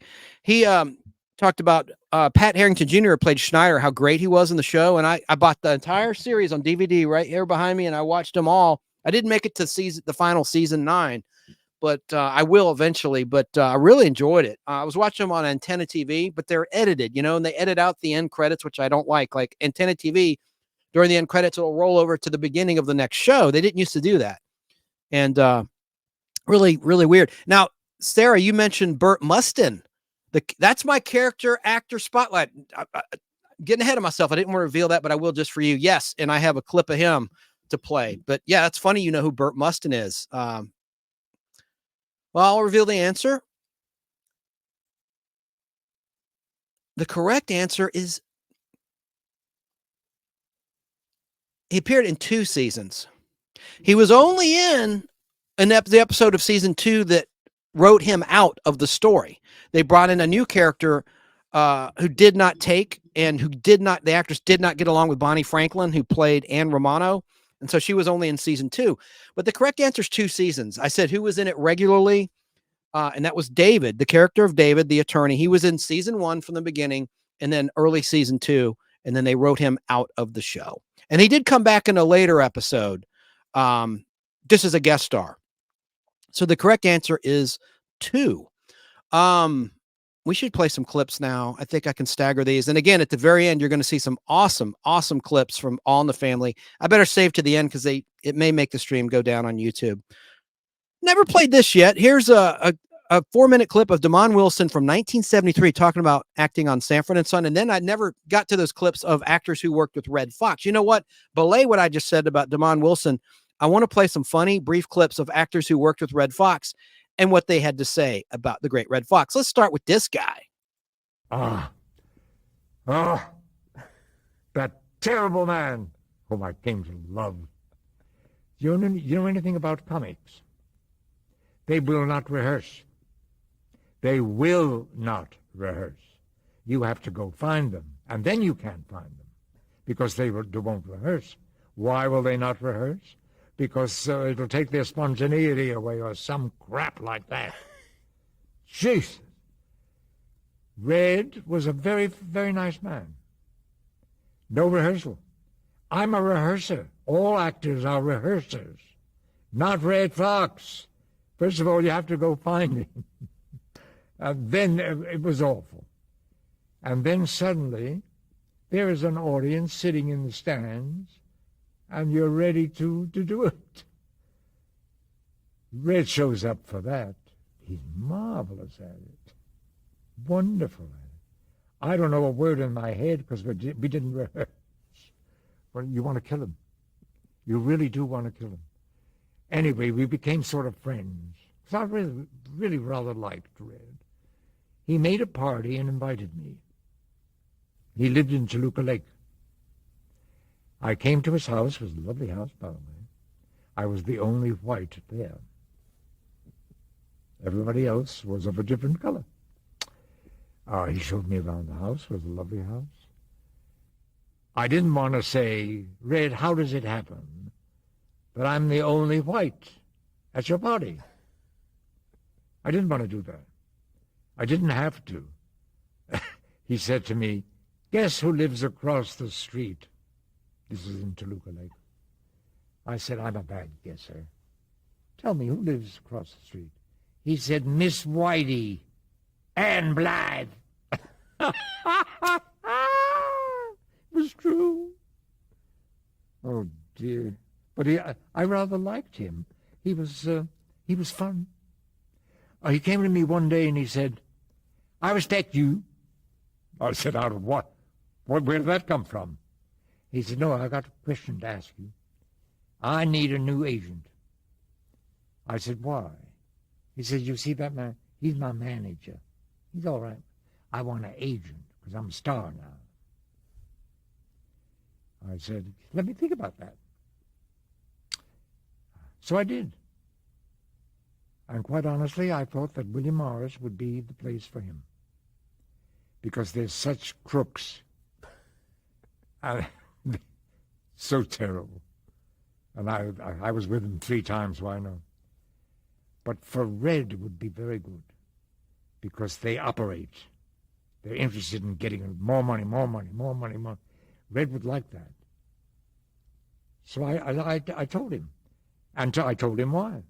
I said, "I think William Morris is the place for you."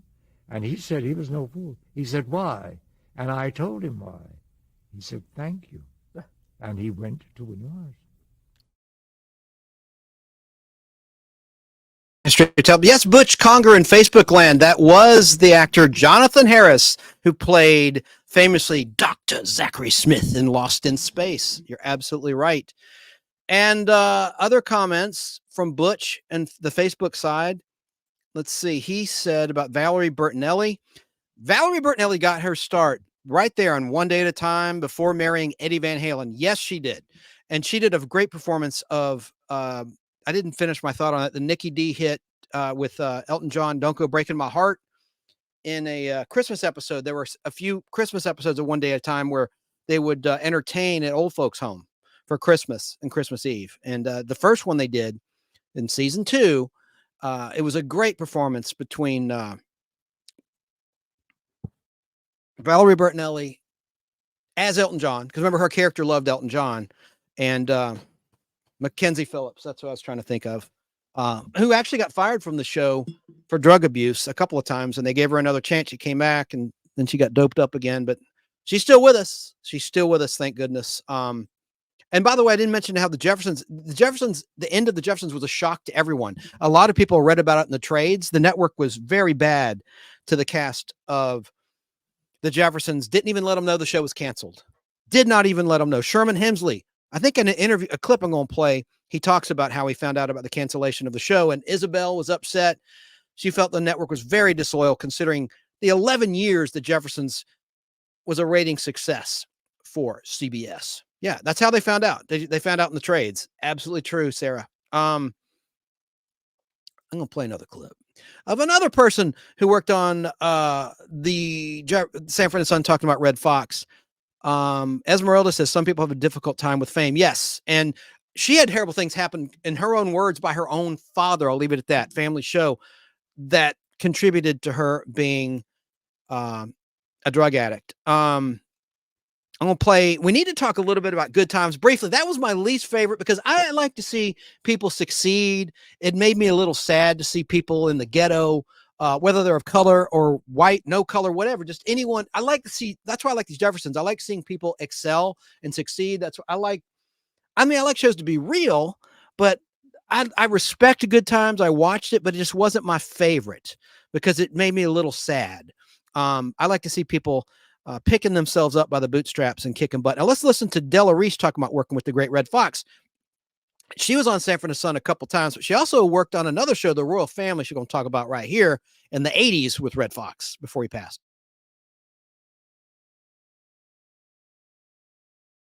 The work just kept coming and coming and coming. Yes, God has always been good to me.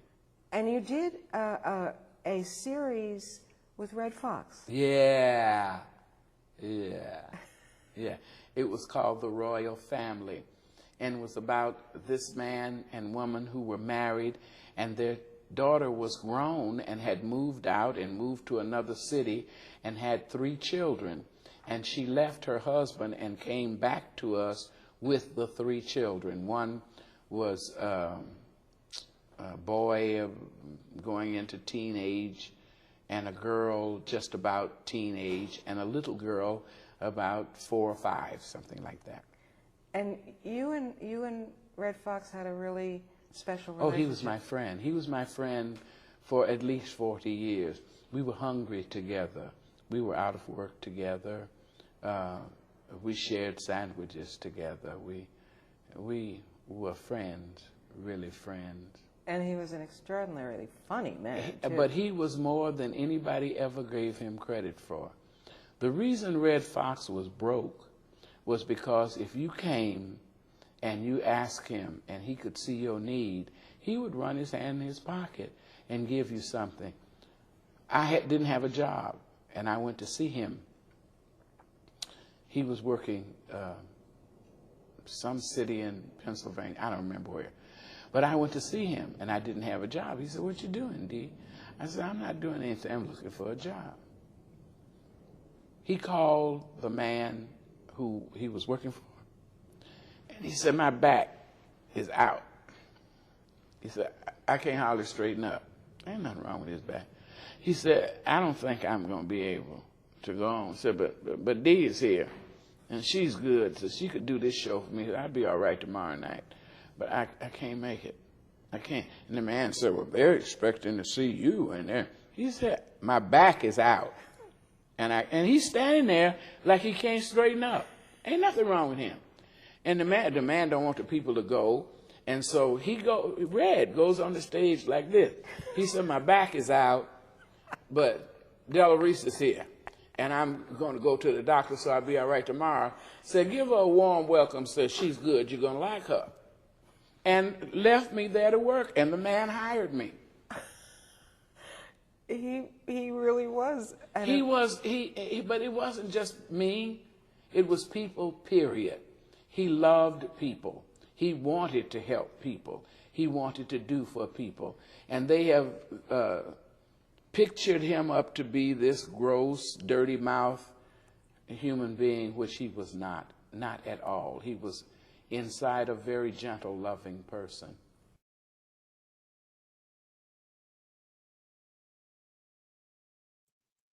By all accounts, he was. I'm going to tell a personal story about Jonathan Harris, Dr. Smith, talking about Red Fox.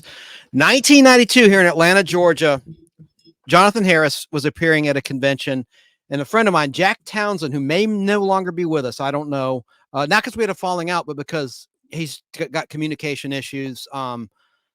Long story, but this guy, Jack Townsend, was a huge Lost in Space fan. He lived in Lenore, North Carolina.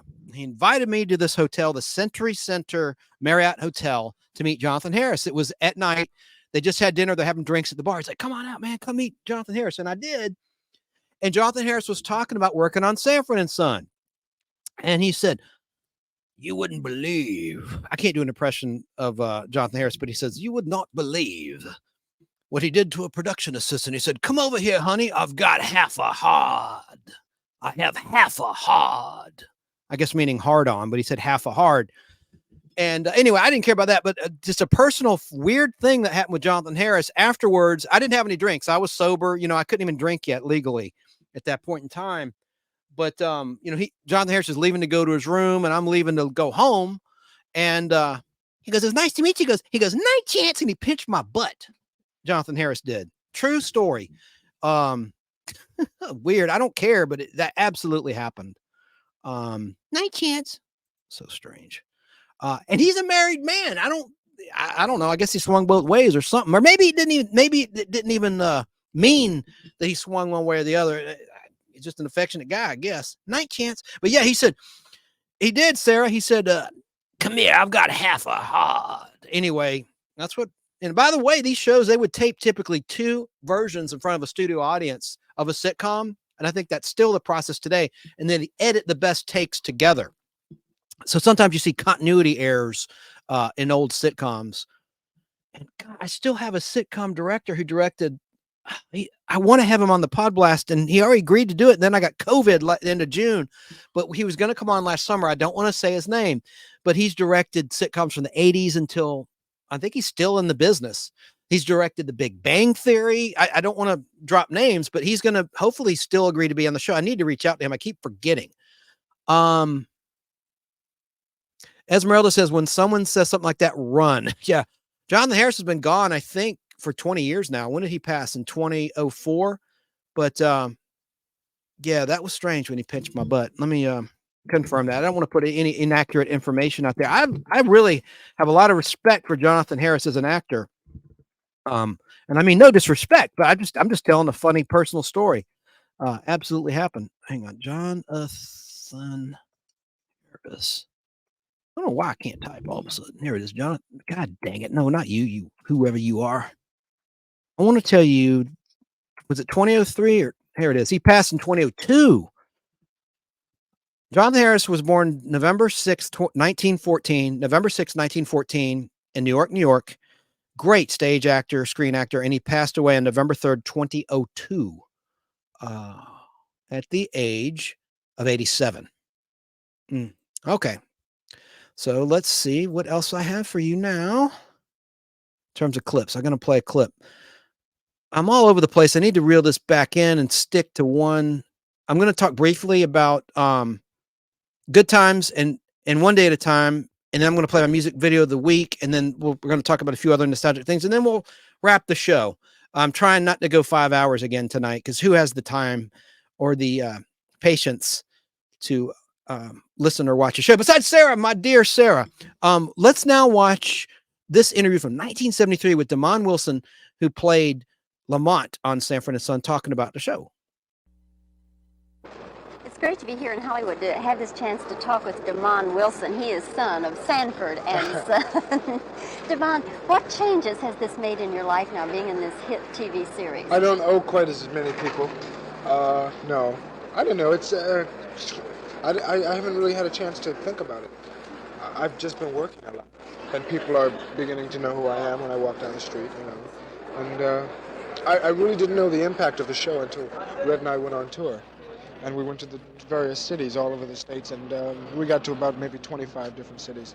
And the people, you know, they mob you, and it's, I guess that's a difference. Here in Hollywood, it's a little different because people are more accustomed to seeing you. They say, hey, you're the guy on, but when you go outside of Los Angeles, it's really a gas. So it's, and I'm working, and I'm doing what I've always wanted to do. So it's, I guess that's what it's been. So you're a happy man? Yeah, I'm kind of happy now. Did you know Red Fox before you started doing the series? Everybody knows Red Fox. I didn't know him personally. I knew him, but I didn't know him personally. He's a fantastically talented man. And we have a gas. The show is a gas, doing the show, because it's taken Red such a long time to get recognition. And for people to know how talented he really is. And it's not like work. I mean, we work 6 days a week, and sometimes we're like 10 hours a day, but it's not like work. You know, we just have a ball doing it. Yeah, is he funny on the set? He's funny all the time. I was telling a couple of the other interviewers that I know a lot of comedians that are funny on stage, but when you meet them or you socialize with them, they kind of, you know... Oh, and they're very serious. Yeah, serious, about intense what they're people. And Red is funny all the time. I've seen him wake up in the morning and start where he left off when he went to sleep, you know, so... He picks it with, and as I was telling you. He's the same all the time. Yeah. Never changes. He's a funny man all the time. Do you and Red resent the inevitable comparison to Archie Bunker and All in the Family? No, because there is no comparison really. I guess we have the same producers, so that's probably the reason why people link the two shows together. But the two shows have nothing to do with each other. They're just, I think they're both bold shows, but they're entirely different. Red Fox, Fred Sanford is not a bigot. You know, he's just a cantankerous old man who will straighten anybody out if they're wrong, you know. What kind of mail do you get, Damon? What kind of mail does the show get? Mostly we get fan mail from, well, we get fan mail from everybody. We get fan mail from little kids in school. We get fan mail from teenagers. We get fan mail from older people. So it's a combination of, we get letters from everybody, mostly favorable. We don't get too many unfavorable letters. Does anybody ever take exception to the relationship between you and your father? Because sometimes you come on, you know, you kind of put him down. Yeah, but I don't know. I guess at first we had a lot of people were saying that I was too mean to the old man, but I play a 32-year-old loser who has nothing but my father, and he has nothing but the son. So it's like he doesn't want me to leave him, and I don't want to leave because I really don't have any place to go. But I'm 32 years old, and he's cantankerous, and I have to put up with this. So I don't think it's disrespect. If I were 17 or 18, I guess it would be. What being is that I'm 32 and I'm still there with him, that should show the people that I love him, you know. But that, and he plays the kind of character that you have to take into, you have to like be hard on him. Not really, but you have to let him know what you mean, because he'll just go totally bananas and just ruin the whole thing. You know, that's... Damon, are you ever tempted to take some of those props just to have, because they're wild things? No, not really. They're so, our set designer, the guy that designed all that stuff, it's all junk. It's just junky old junk. You know, you wouldn't want to take any of it. But do you plow through it and think it's kind of groovy and fun? At first we did, but now we're kind of used to it. You know, we know that we have tennis rackets and helmets and old tires and little, you know, most of it's little stuff from like Atlantic City and Coney Island, and you know, it's just... I was thinking, you know, it could be kind of a repository. If you had something at home you wanted to get rid of, you know, you could just come and put it on the set. They might never know. Damon, thank you for talking with us today. Thank you very much. And continued good luck on you. Sanford and Son. Thank you.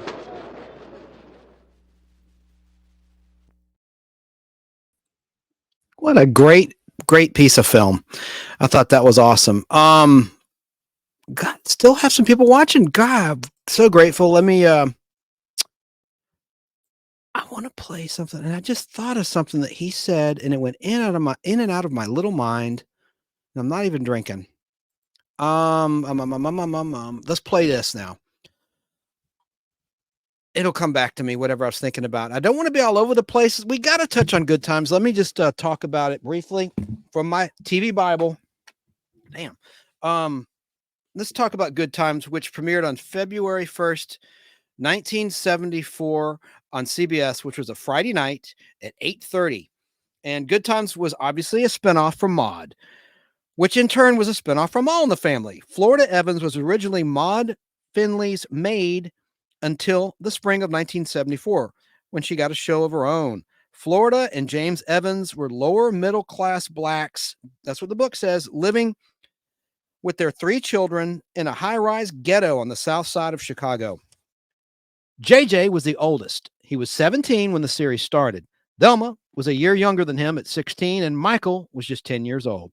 Trying to make ends meet on the erratic income provided by James, who was always in and out of jobs, made life difficult. But there was plenty of love in the family. JJ was an accomplished amateur painter who, though going to trade school, was always looking for some get-rich-quick scheme that would help him and his family get out of the ghetto. He formed a rock group, managed a young comedian, and tried various other money-making ideas after he got out of school. And the real Jimmy Walker was a stand-up comic and still is. He did manage to earn money with his painting and was also quite popular with the girls, something his mother viewed with mixed emotions. His catchphrase, "Dynamite," became very popular in the mid-1970s. Florida's neighbor and best friend was Mrs. Woods. And Mrs. Woods, by the way, was played by Janet Dubois, I talked about earlier, who sang the theme to the Jefferson. Can't do it. I'm not a singer, but clearly. But she did. She sang the Jeffersons theme song.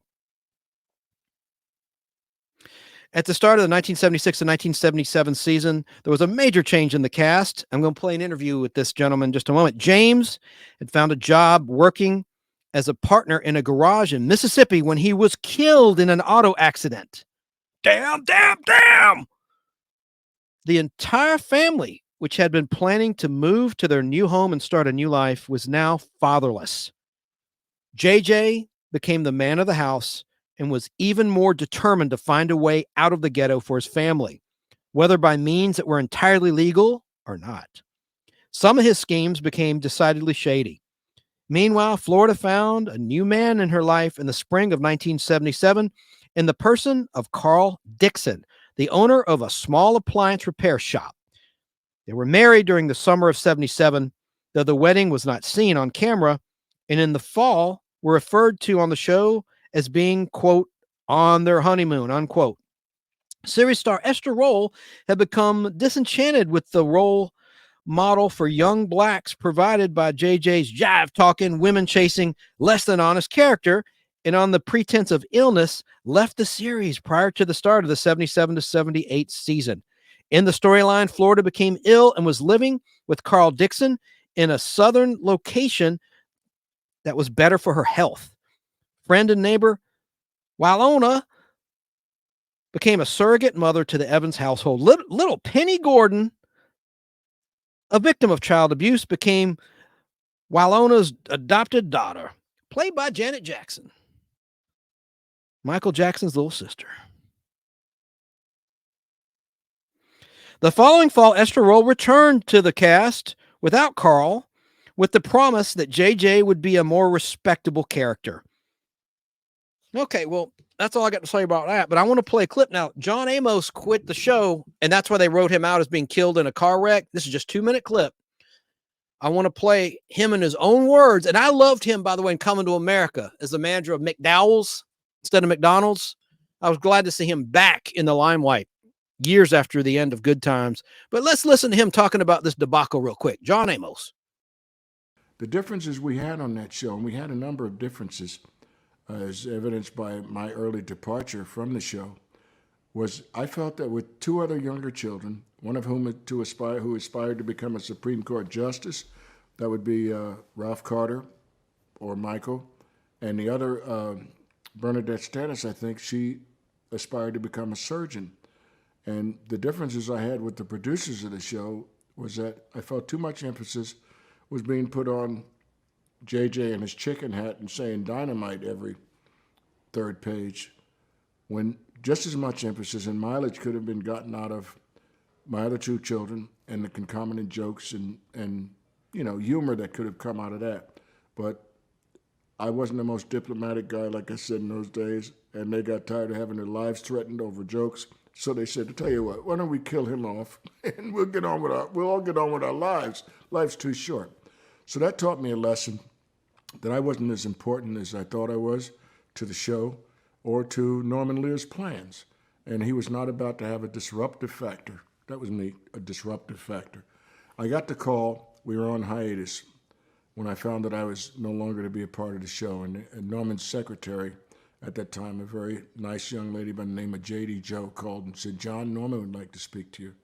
And I thought that was kind of unusual as we were on hiatus. And so Norman got on the phone. He said, Big John. I said, yes, Norman. He said, I've got some good news and some bad news. What do you want first? I said, hey, it's your dime. You made the call. He said, well, the good news is we've been picked up for another season, which was a foregone conclusion because we'd never been out of it. Once we broke into the top 10, we never were out of it. And we stayed in the top 5 for quite a few weeks, if I remember correctly. One way or the other, I couldn't understand why he was calling me to tell me that we were renewed. And then he said, you want the bad news? I said, sure, how bad can it be? He said, you won't be with us. And I said, nothing. I didn't say a word. I let that register for a minute. And he said, you still there? I said, yeah, I'm here, Norman. Well, don't you want to say something? He said, what can I say? It's your show. Have a good life. Click. And that was it. I was going to be, recalcitrant to the end. You won't get me to roll over and cry for the job. No, forget you, man. But I didn't curse or anything. I just hung up the phone. And he didn't call me back to see if I had anything else to say. I never heard from him again for months and months and months.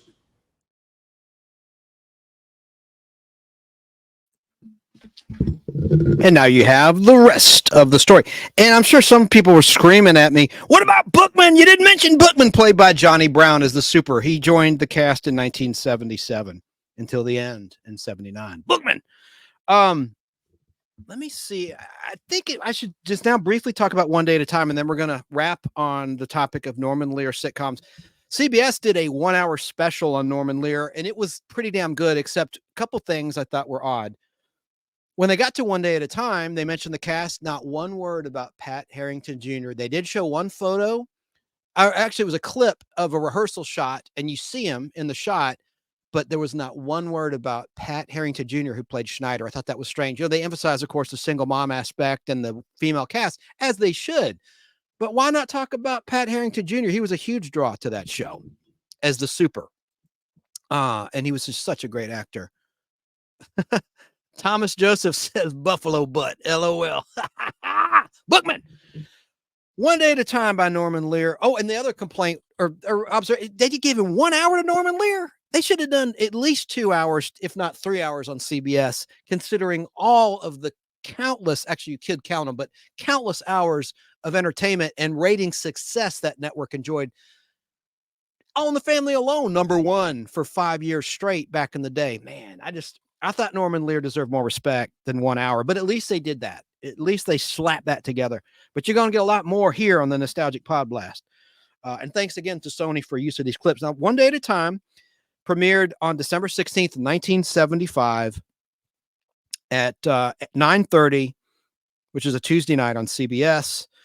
Bonnie Franklin played Anne Romano, single mom, and then Mackenzie Phillips played Julie. Of course, Valerie Bertinelli was Barbara Cooper, and Pat Harrington Jr. played Schneider. Remember Schneider's first name? It was Dwayne. And then Richard Masur played David Kane from 1975 to 76 in the first couple seasons of One Day at a Time as the love interest for Anne Romano, a younger lawyer.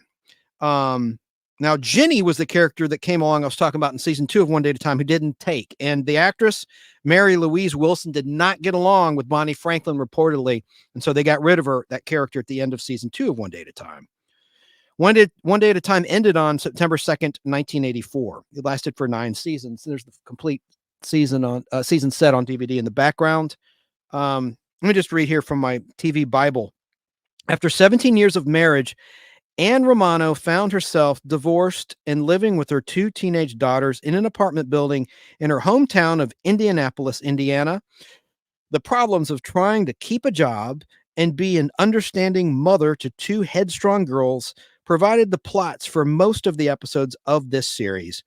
Anne resumed use of her maiden name, while both 17-year-old Julie and 15-year-old Barbara kept their father's last name. And you know who played the father? I should have done this as a trivia question. Joseph Campanella, who was in season 1 of Mannix. They wrote him out of Mannix.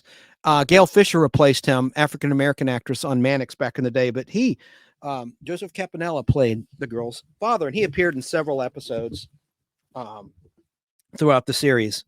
Where did I leave off here? Yes. The building superintendent, who regarded himself as the Rudolph Valentino of Indianapolis, was Dwayne Schneider. His first name was virtually never used. All of the tenants referred to him only as Schneider.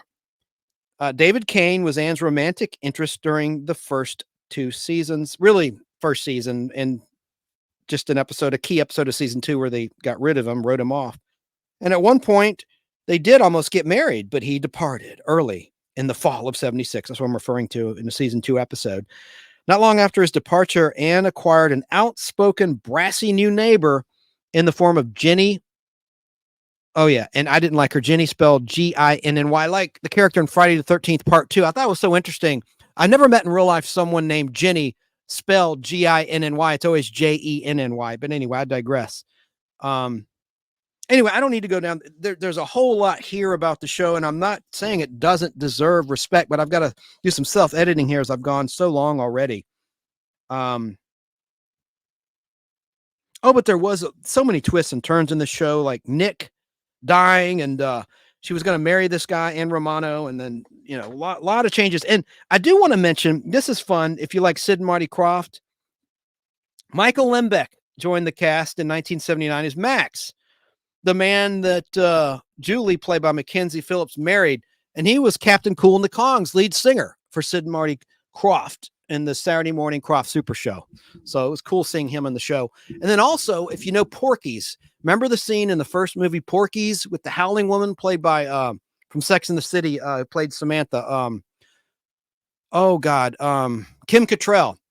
Well, the guy who porked Kim Cattrall's character in Porky's, excuse my innuendo there, played the guy that Valerie Bertinelli's character married. I mean, he had a good little thing going with his on-screen partners on film and in TV in those days. Man, oh man. Hello, Thomas Joseph. He's saying hi to Sarah, My Flock on YouTube. And Sarah adds about Mannix. I like Mannix.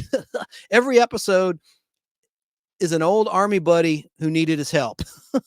That's true.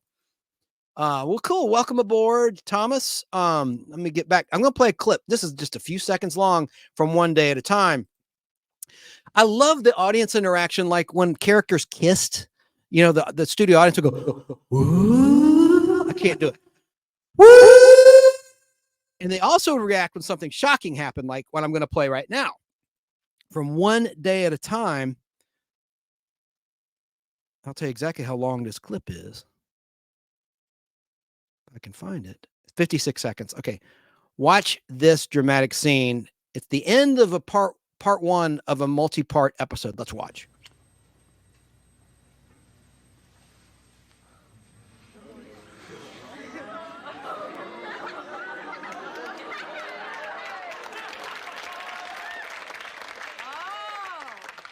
You were right, Doctor.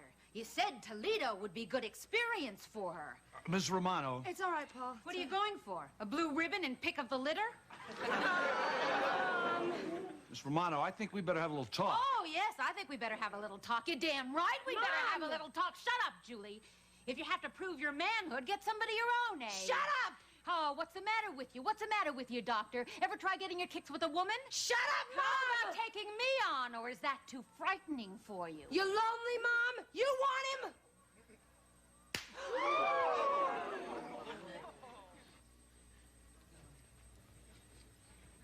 To be con- Wow. That character that she almost married was a veterinarian, and that actor sadly passed in 1979, Hutton. But wow, that's some dramatic stuff. So that slap. That was before Will Smith. Years before Will Smith smacked Chris Rock. Was it real or was that staged? That's open to debate. But man, that was a dramatic ass scene that we just saw there. Here's something interesting. We talked about not going back to good times, but I meant to show this little sampling from a rap song. This might get me thrown off YouTube Live. Well, that's that. Ooh, this place is a mess. I better get started.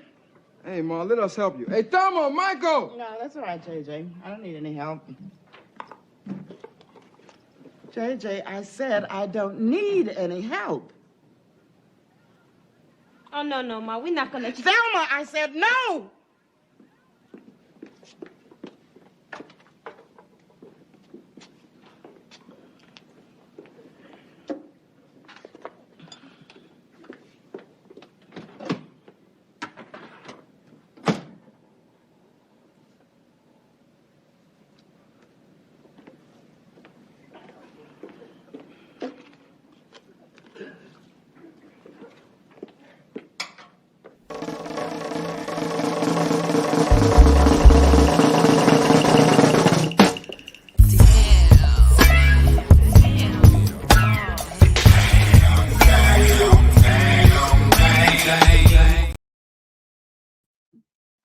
I thought that was pretty clever.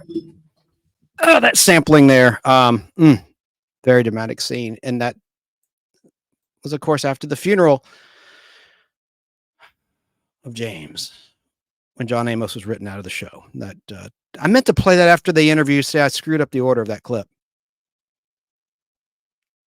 So, well, we're almost done. Almost done with the Norman Lear topic. Believe it or not. Let's take a quick commercial break. Here's a rare commercial from my 16mm film collection that Larry Wax, W-A-C-H-S, from The Regular Guys on 96 Rock and Rock 100.5, converted for me from one of my films. See you later, buddy. Bye, Barney. Yeah, Wilma, I'm going out too. Okay, Fred, but you're taking the baby. Huh? Oh, no, I'm not. Oh, yes, you are. Oh, no, I'm not. Oh, yes, you are. Oh, no, I'm not. Oh, yes, you are. Oh, no. You win, Wilma. We are. Kids never give up. Kids are kids. Kids are kids, it's true. Kids will do things only kids will do. Oh, no. And moms are moms. They know what's fun for kids. Maybe Mom will make us some Kool-Aid. Kool-Aid unsweetened and my sugar gives them fruity flavors and vitamin C. Besides, soda's about 3 times the price. That hits the spot. Moms know Kool-Aid is the one for kids. Kool-Aid brand soft drink mix.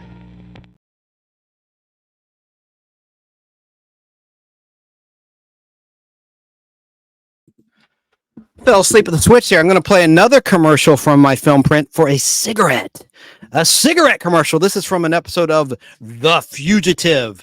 And then we'll get on to wrapping up the topic of the great Norman Lear and his sitcoms and talk about some other stuff. Check out this cigarette commercial. And this is from my film print of a Fugitive episode in black and white. Check out this jingle for these cigarettes. Viceroy. Pretty funny. Come on, Nick. Let's get some work done.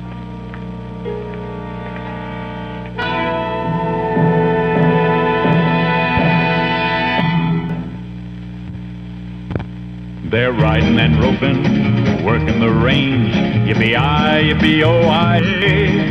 Then the Viceroy smoke for the taste that's right. Right any time of the day. This is the good taste you always get when you smoke the Viceroy way. 'Cause the Viceroy smoke's got the taste that's right. Right any time of the day. Viceroy is the filter cigarette blended with natural flavor fresheners to enrich and improve true tobacco taste. That's why Viceroy tastes rich, good, rewarding, anytime you light up. 800 head home in the corral. Now is the time when you say, give me a Viceroy smoke. It's got the taste that's right. Right any time of the day.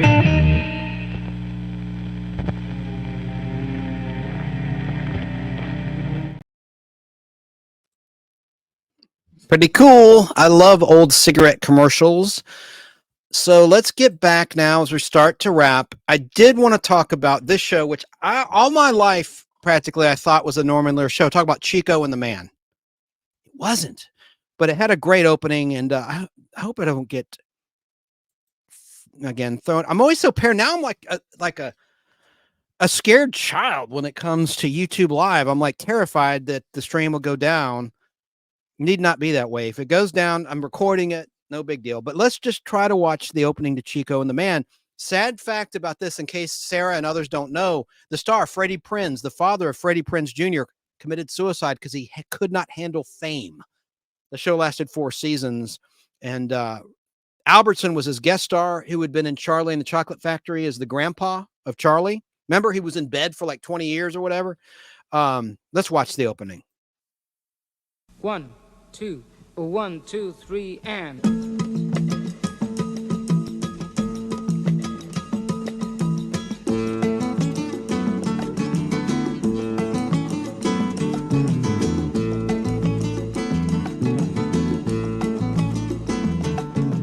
Chico, don't be discouraged. The man, he ain't so hard to understand. Chico, if you try now, I know that you can lend a helping hand, because it's good in everyone, and a new day has begun. You can see the morning sun if you try, and I know things will be better. Oh yes, they will for Chico and the Man. Yes, they will for Chico and the Man. Chico and the Man was recorded live before a studio audience at NBC Studios, Burbank, California.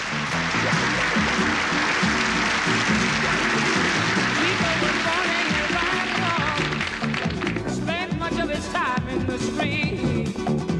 His mind was craving for knowledge, his belly for something to eat. The times are hard.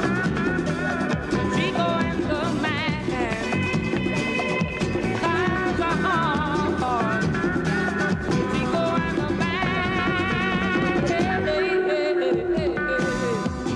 All right.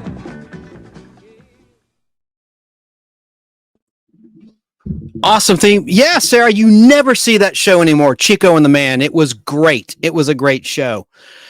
I don't know why it's not been on MeTV. It must be about money or Antenna TV or one of those diginets or streaming. Maybe it is streaming. I need to look on Tubi TV. They're always adding cool shows like this to Tubi TV. I love Tubi TV. TUBI TV. It's great. Get back to what I'd prepared. So the trivia is over. Any prize I don't give, like last time, I didn't give away the 2 Blu-rays to Superman the movie extended 3-hour, 8-minute cut, official Warner Brothers Blu-ray, because no one got the questions right. So what I'm going to do next time, I may take a break next week for the holidays. I don't know. I mean, this might be my last show of 2023. But if I do one, I'm going to bring those prizes back that never were claimed. And we're going to do some trivia or something, or just a straight up giveaway, a random giveaway. Because I'm not going to sit on these prizes. And I don't make the questions hard so no one can get them. So about that Chico and the Man, this is just a paragraph I wrote. It obviously was a sitcom that aired on NBC for 4 seasons from September 13th, 1974 until July 21st, 1978. And it starred Jack Albertson as Ed Brown, the Man, the owner of a rundown garage in East Los Angeles, and also starred Freddie Prinze until Freddie Prinze's suicide during the 3rd season as Chico Rodriguez, an upbeat, optimistic young Mexican lad who comes in looking for a job.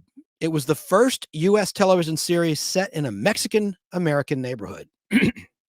So that's historically, pop culturally significant for sure.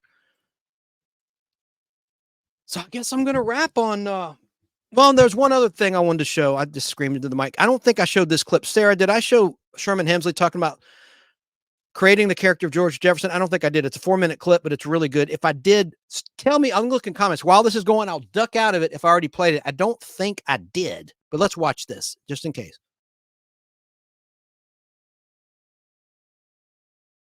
Well, it just started out, like I said, started out with the pompous, feisty, and then it all came about with the writing. Like they give me an argument, then when you're home, you could be more yourself, you know, than you are when you come out in public for the first time. You show your face.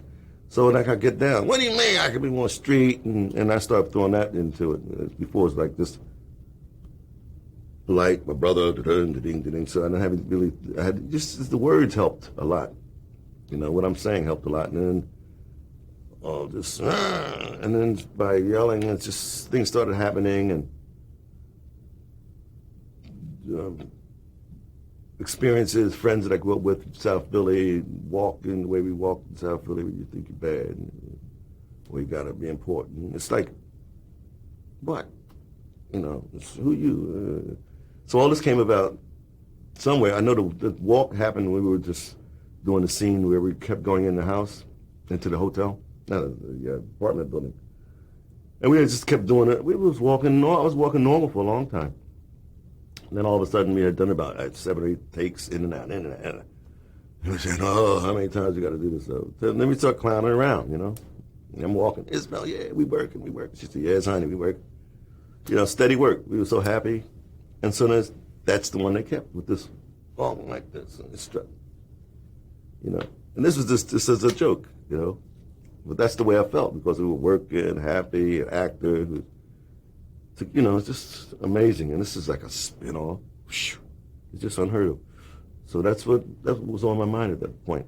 And then the next thing I know, everybody's talking about the walk. I said, what walk? I'm looking at it, I said, me too, I really did that on TV. And I'm sure my friends back home will laugh because we used to practice these walks in Philadelphia when I was growing up. Because you have to go through different neighborhoods, so you got to like your attitude, you know. What you looking at? Yeah, it's me. Mm-hmm. So the whole thing is that. So this fit right into the character. The first 5 years, I would hardly ever smile, you know. And then one day I just went to say, I gotta stop being so grumpy. You know, people are not gonna like me if I'm always mean. And I don't know. It must have worked or something, but they started giving me a little, you know, more relaxing type smiling, or just more of a prankster, you know. I don't know when it all happened. To be honest with you, that's just the way it developed. My relationship with the Willises and so slamming the door in faces, you know, all that was really hard for me because it's just rude and I just don't like to be that way. But it was a character. I had to do it. I had to be true to the character. If I was to hold back something, then it just wouldn't work. So I go,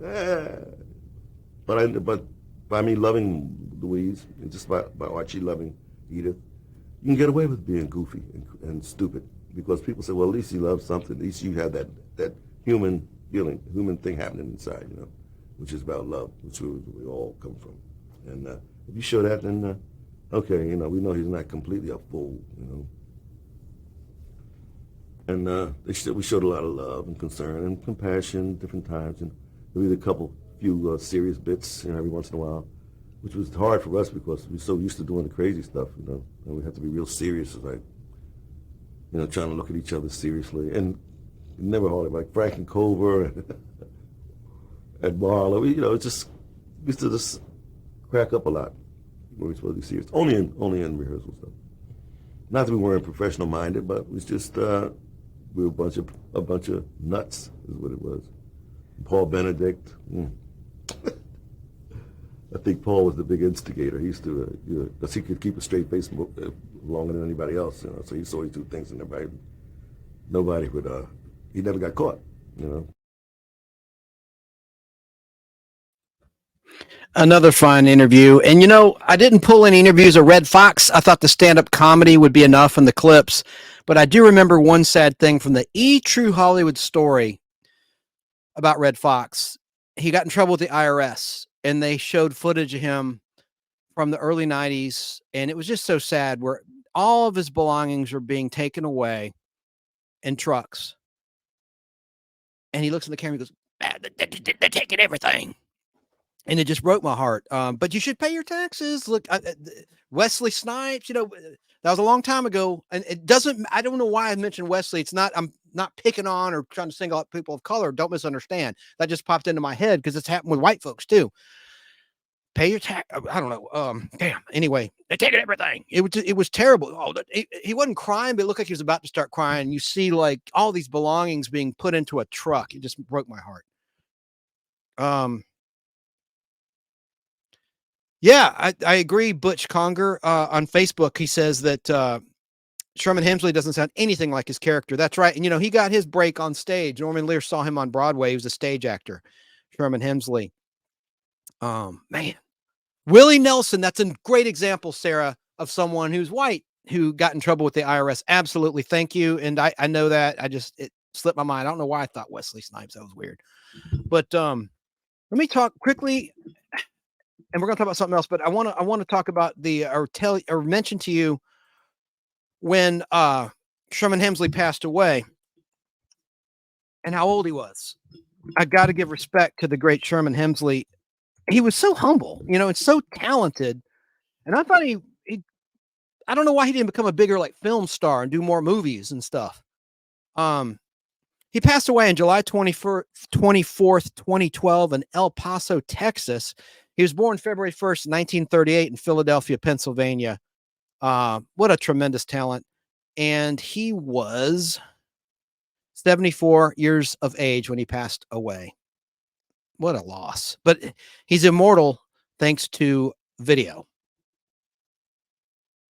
And the cause of death was a complication associated with lung and bronchial issues. Very, very sad. I just loved him. I loved him as an actor. Now, Butch Conger on Facebook land says Willie Nelson paid his taxes, but they wanted more. Oh, yeah. That's the government for you. God, makes me sick. Yeah, because they put all these penalties in there and interest. And, you know, and not that I know from experience, but I've read. And it's just make it impossible for it to be paid back. I mean, good Lord. All right, let's move on to something else. Let's see. Any other comments coming in? That's right. Esmeralda says the only thing we cannot escape, death and taxes. So very true, unfortunately. All right, man. Let me see. Oh, we got another comment right when I was trying to get to one other clip.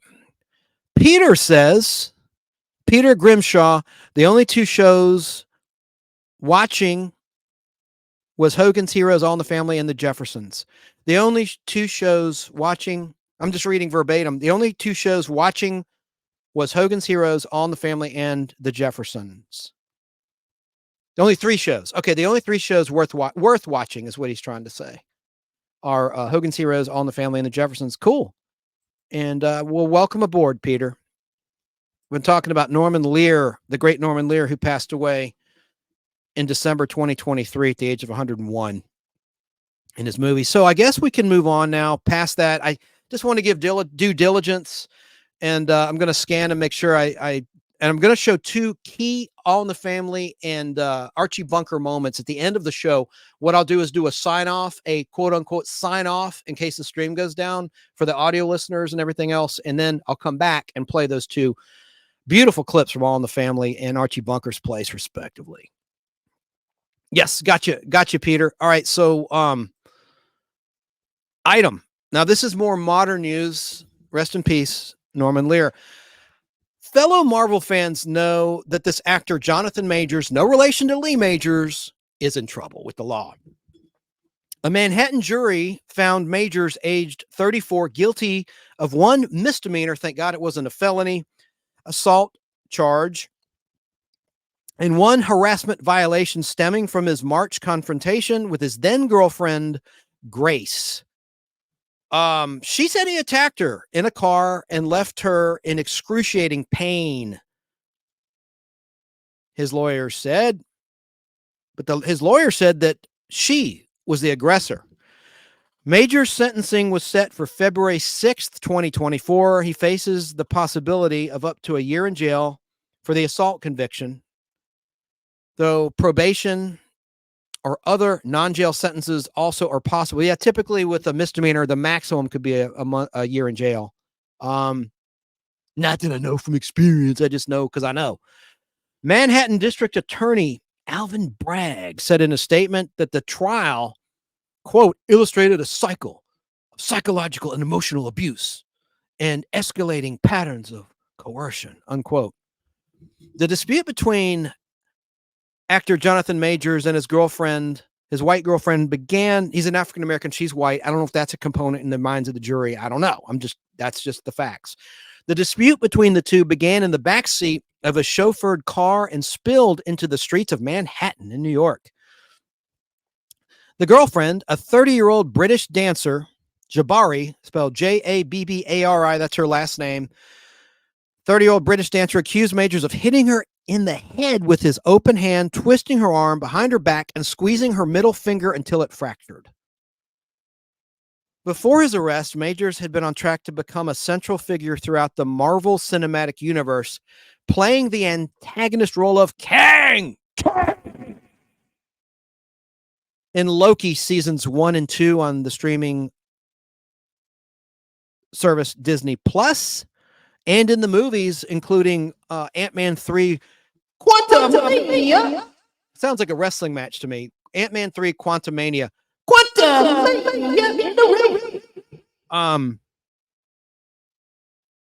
But he was also supposed to be, and this was already promoted, it's in pre-production now, in the movie Avengers, The Kang Dynasty, stated for release in May of 2026. Now, Jonathan Majors, whose credits include The Last Black Man in San Francisco, Devotion, The Five Bloods, and he was in the sequel to Creed, the Rocky movie. He had been one of the fastest rising stars in Hollywood. The Yale School of Drama graduate also starred as a troubled amateur bodybuilder in Magazine Dreams, which made an acclaimed debut at the Sundance Film Festival in January 2023 and was set to open in theaters in December 2023.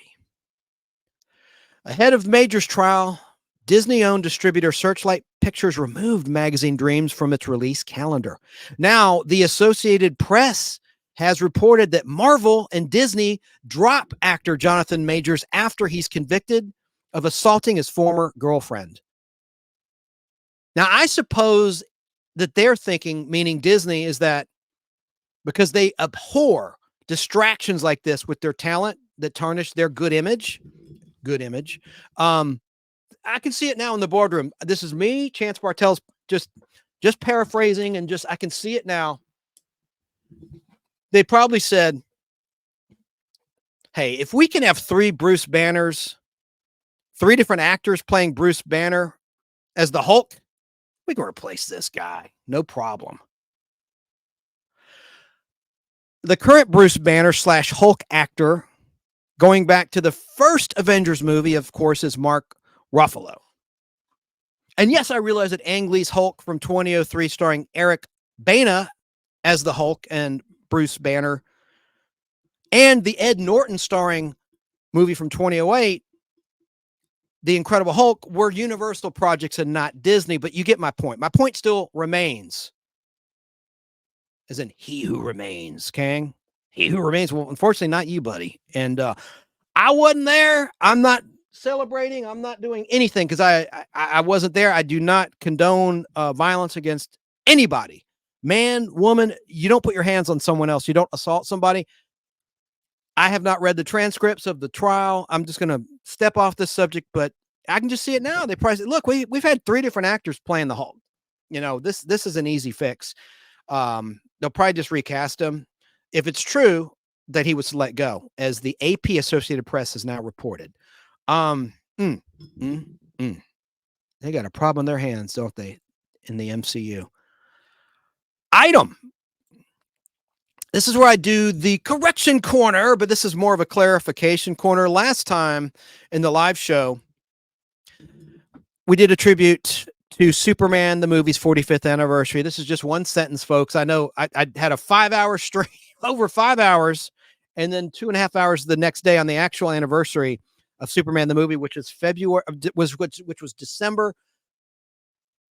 15th, 2023. That marked the 45th anniversary of the release of Superman, the movie, on December 15th, 1978, and wide release in the USA. But here's the correction and the clarification based on someone who'd written me. I asked a trivia question. I asked if anyone was killed in Superman, the movie. Yes or no. That was a trivia question, true or false. And then the answer was true. And I mentioned the guard Harry that got pushed in front of the train by Lex Luthor. And then that they mentioned that Lex Luthor murdered guards when he stole the kryptonite in Addis Ababa in Africa. Well, someone wrote me and said, well, what about all the people on Krypton?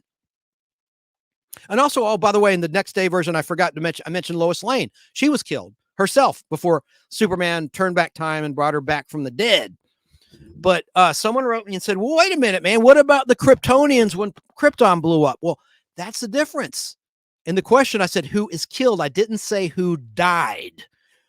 Killed means murdered, a la Lex Luthor's victims, including Lois Lane, because it was his missile he hijacked that caused her death before Superman brought her back to life in the fictional movie. Now, Krypton, that was a matter of a sun going supernova and engulfing the planet Krypton. So that's not killed, that's died. So I just want to clarify that. I wasn't wrong. I'll admit when I'm wrong. I make plenty of mistakes. And I'm not going to single out who wrote me and said that. But anyway, and it's no one you know. I'm just, you know, I don't want to be a dick, a jerk, excuse my French. All right. So finally time for the music video of the week. This is a holiday themed video and I'm going to play it right here. And we're starting to turn the corner on the show. I'm going to talk about the nostalgic treat of the week. It's a holiday themed treat. Esmeralda, good night. Yeah, I know. And I agree with Facebook. Bill Bixby was the only Bruce Banner for me. Correction, that was David Banner, because the network did not want the name Bruce. They thought it was too feminine back in 1977. November 77 is when the Incredible Hulk first television movie was released. But just for you, check out this quick clip. This is what I usually play at the beginning of my fake rant of the week segment. I don't really have a rant, I don't think, this week. So let's just watch this.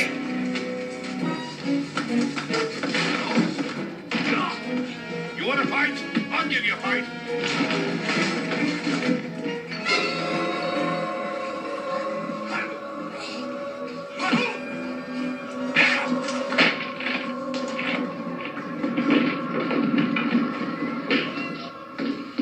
Come on, punk. Come on. You want some more? God, keep your shirt on. Or don't. If you're David Banner, kick that punk's ass, that bully. Wow. Okay. Let's see what else. Oh, the nostalgic music video of the week. Let's watch this. I hope this is cool with the bots on YouTube Live. Let's watch a music video together. This is going way back. This is my favorite Christmas song. It's kind of offbeat. My favorite Christmas song. Let's watch it together as we start to wind down the show. And then I'll get to the character actor of the week. Sarah, you know who I'm talking about, but anyone who tuned in late doesn't know yet. I haven't revealed it. Where the F is my music video? And then we'll finally show 2 final clips from All in the Family. Oh, and I have to use the restroom and take a whiz. TMI, TMI. Hang on, everyone's falling asleep.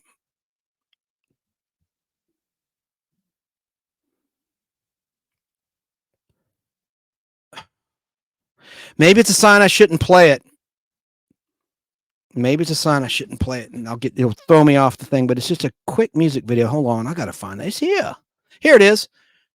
Remember this? And what's cool, when you hear this, it's a tribute to a great song from The Sound of Music, but also you hear hints of all things, the James Bond theme. Let's watch this together.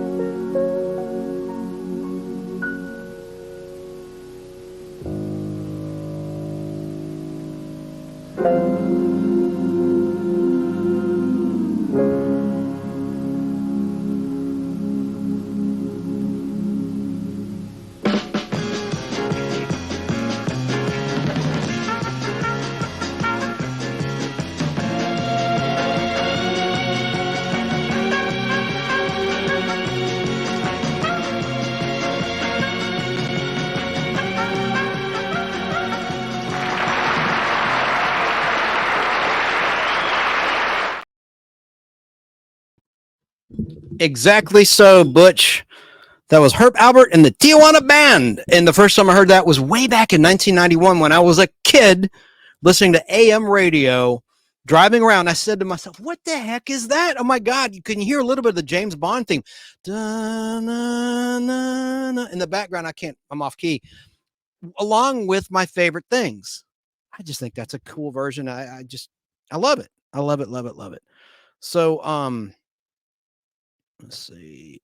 Let me try to find my bit on. Well, I've got to talk about our friends here and show some pictures from Remind Magazine. Oh my gosh, do they have an offer? Now, it's not too late to give a last minute gift. You can give a gift that'll last all year long for just $12 out the door, including tax. I just burped into the mic. Forgive me. Including postage, including everything. And this magazine, talking about Remind Magazine, is normally $5 per issue. and it comes in the mail to your gift recipient or to you yourself each and every month. And there it is. Now, I just want to quickly tell you how you can get this offer. You can redeem this introductory offer by going to remindmagazine.com. Now, what is Remind Magazine? Well, if you're here in the Nostalgic Pod Blast audio show or video show, the chances are you like nostalgia. Well, this monthly magazine I want to tell you about is loaded with interesting articles, games, full color photos, interviews with your favorite stars, creators, and personalities, and lots more. Remind Magazine offers fresh takes on popular entertainment from days gone by. Each issue has dozens of brain-teasing puzzles, trivia quizzes, classic comics, and monthly theme features from the 1950s through the 1990s. Nothing after the 1990s. So that's the wheelhouse, 50s to the 90s. And it's just like the old days when we were younger, when you would get magazines in the mail, whether it's Sports Illustrated magazine, Boys Life magazine, National Geographic's World magazine, Mad magazine, whatever, you get the point. But Remind is not written for kids like those magazines were, including Sports Illustrated. Remind, no, it's written for adults while gently tapping your inner child. Your entire family will love it, and the person you give it to will think you spent a hell of a lot more than just $12 out the door. You can also call when you order. Instead of going online to their secure website at remindmagazine.com, you could order with a kind order specialist at this number, toll-free, 855-773-6463. And please mention the Nostalgic Pod Blast when you order.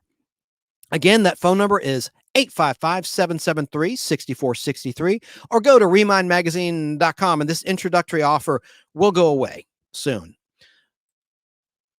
And it makes a great birthday gift. If you're listening to this after the holidays, there's birthdays year-round.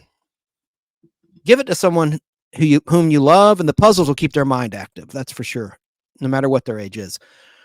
And now back to this edition of the Nostalgic Pod Blast. We're finally going to talk about the character actor feature, character actor of the week. Let me do that, and let me do this, because I want to cue up a clip. And this clip will feature the great Johnny Carson. All right, here we go.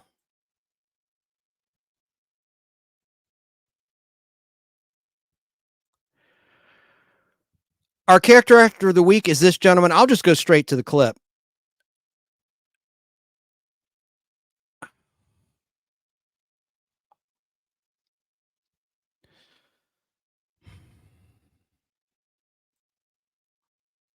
Here we go. Mustin is with us tonight. He is a lovely gentleman. He's a nonogenarian. What's no-no? That's 90 years and over, in your 90s, a nonogenarian. And he'll be appearing in a weekly comedy series called Love Nest, beginning in January. Would you welcome Burt Mustin?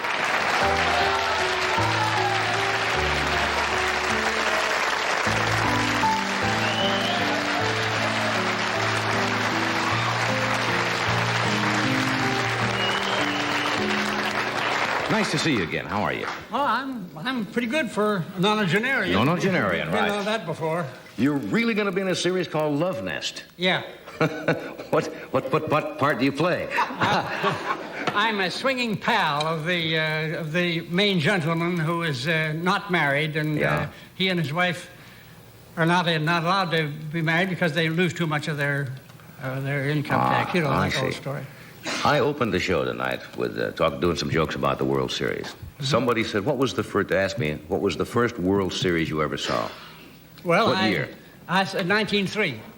Oh, my God. The 1903 World Series. That was the first World Series when Boston came to Pittsburgh in 1903. From Boston or Pittsburgh? 1903, yes. They came down there with it was the very first World Series. They took it very seriously up in Boston, and they sent 2 or 3 trainloads of fans down there with a great big brass band. And they had a theme song, and I have always wondered why on earth it was ever chosen, because it had nothing to do with baseball, nothing to do with Boston, nothing to do with anything in a World Series. Did you ever hear of a song called Tessie? I don't suppose so. Tessie. Well, that was it. How's it go? Can you remember? Tessie, you make me feel so badly. Why don't you turn around? Tessie, you know I love you madly. My heart is on the ground. Now, can you imagine anything less likely to...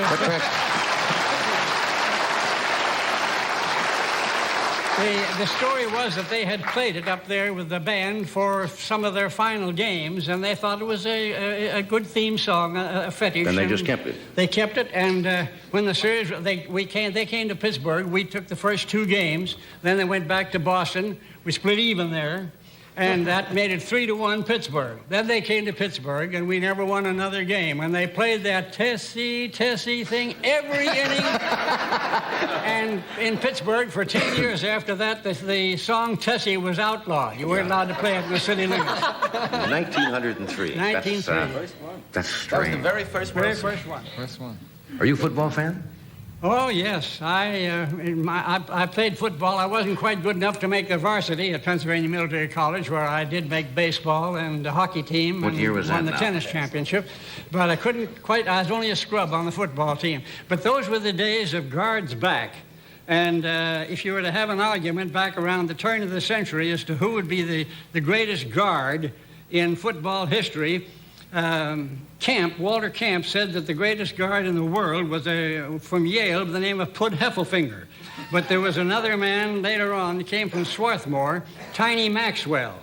Tiny Maxwell weighed 270 pounds, could do the 100 yards in 11 seconds, and with him lined up as a protective guard, all the halfback and fullback had to do was just fill in behind him, and he'd sweep the whole team right on over to the goal line. A magnificent player.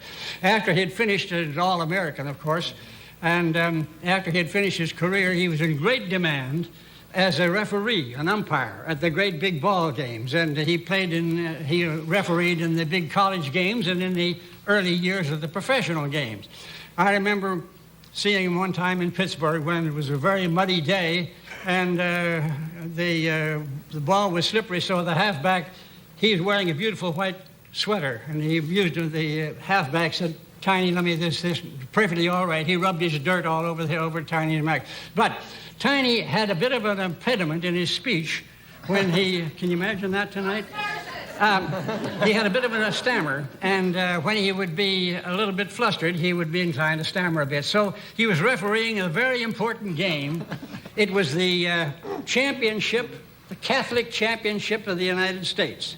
Now, this was before the days of Notre Dame and Fordham. This was the 2 great big teams then were Georgetown and Holy Cross. And when they went at each other, it was like a bunch of Kilkenny cats. It was all for blood. So they had gone along for a few minutes, and one of the Georgetown men came up and said, "Hey, ref, look at here, look at this thumb. That Holy Cross man bit me on the thumb. Does that go in this game?" Tiny said, "Oh, go on back and play football."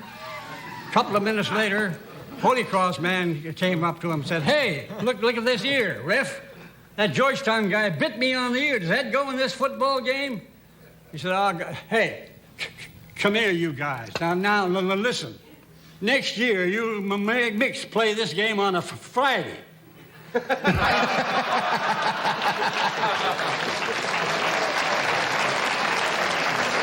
me take a break here, Bert. We'll be right back after this. Stay with us.